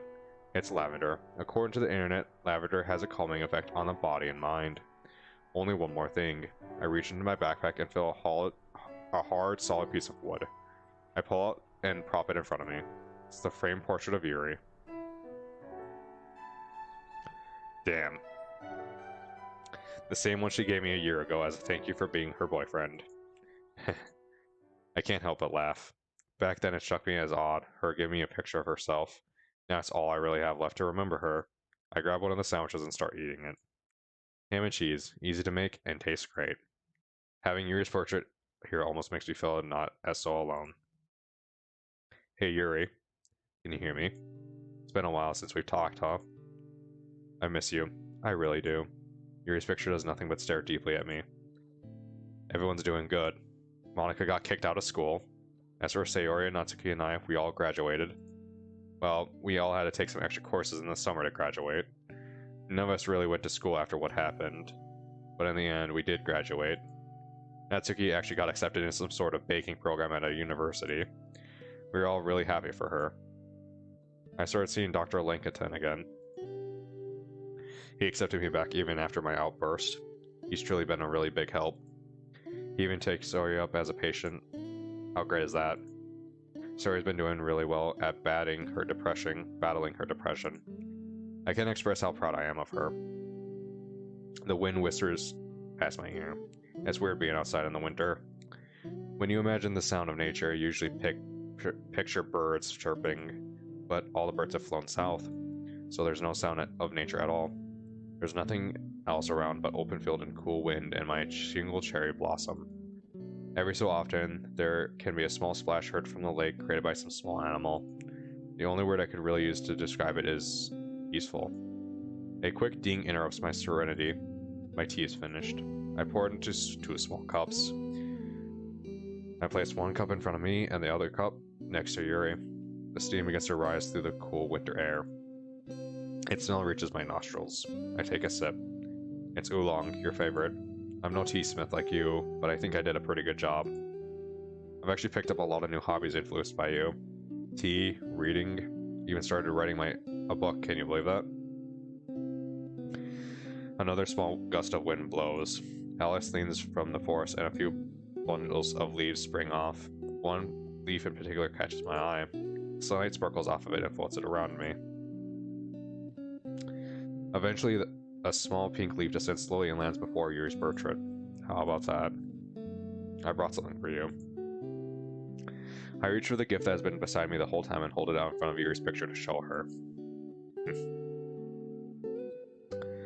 I'll open it for you. I begin to slowly rip open the wrapping. As I do, my vision begins to blur as tears fill my eyes. It's the fucking book. Yep. I finish tearing off all the wrappings to reveal a rectangular-shaped object, a book. I run my fingers over the embossed title, A Sakura's Guide. Remember when you told me how excited you were for this book to come out?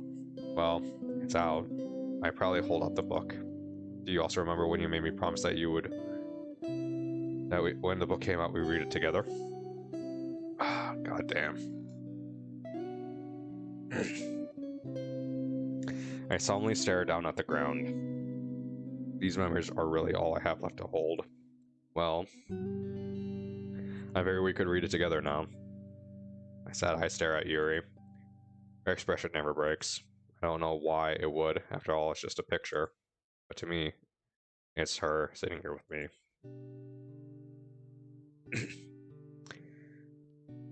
Oh man, I'm glad that no one's ever gonna watch the VOD of this. I guess you can't really be here physically, so I'll just read it out loud. And I'm hoping no one's watching, actually. I've gotten a bit better at reading, so hopefully I'm not too slow for you. I laugh at my lonesome sense of humor. With that done, I open to the first page. According to Yuri, the book's continuation of infinite... You're here? Oh, shit.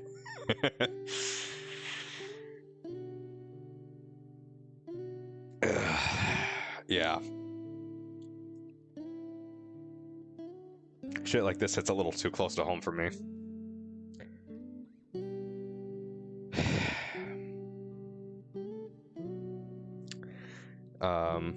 According to Yuri, the book's continuation of Infinite Isolation, the book we read together way back when. Supposedly this one has supernatural elements that, as Keanu's spirit indirectly guides Leona to freedom. It's a story that Yuri and I are supposed to share together. I guess I should start now. Loneliness is a fear that everyone must face alone. That's what I thought anyway. But perhaps I was wrong. You're never truly alone. There's always someone looking out for you. I come back to my senses. What the hell, I mutter? The door. It spontaneously just opened. I stand frozen in place. No noise can be heard from the other side. For some reason, unbeknownst to me, I decide to turn around and look outside my window. Through the bars of the window, I see a single leaf from the sakura tree float into my room. It dances in the air before elegantly landing on the cement. What I do next is not entirely sure why. I feel drawn to this leaf. I gently lower myself and pick it up. It glows as I twirl it around my fingers. There is a drastic difference between the elegance of this leaf and the dirtiness of my fingertips. It's a balanced sight to take in. Without thought, I place the leaf in my shirt pocket. About 10 minutes pass and I finish the first chapter. I timidly close the book and look up at Yuri. I'm no longer trying to hold in my tears. I let them flow down my cheeks like waterfall. I don't tear, but tears don't fall, do they? Yuri.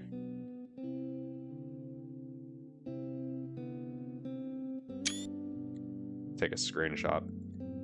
I truly do love you. You saved me. I choked on my words. You showed me a part of myself that I didn't even know existed. Here, hold on 1 second. Let me do this real quick.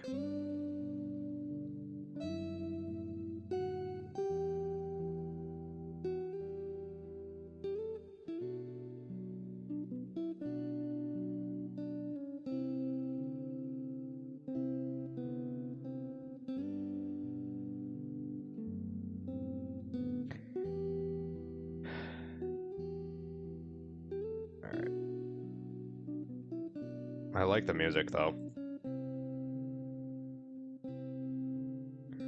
You made me feel things I didn't quite understand, but for some odd reason, I was okay with that. For once, I saw what it meant to be truly love something. To love something so much that you would give them everything imaginable if you could. You were my world, and I'm sorry I couldn't protect you. My eyes are puffy and red, and my sleeves are as damp from me wiping my tears. I'm gonna keep moving forward, though. I promise you that. And I will never break that promise. Yuri's portrait stares at me. Her beautiful lavender eyes that still managed to pierce mine. Behind those eyes was a broken girl that needed someone to put her back together. It's hard to believe someone so perfect could be part of this reality. She was pure. She wasn't from this world. She was a fallen angel. And now that angel has finally returned home.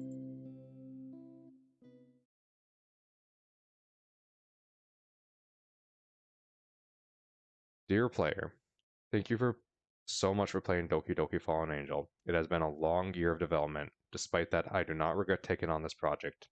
It has changed my life in so many ways. Being part of this community and being able to share my work has been a blessing.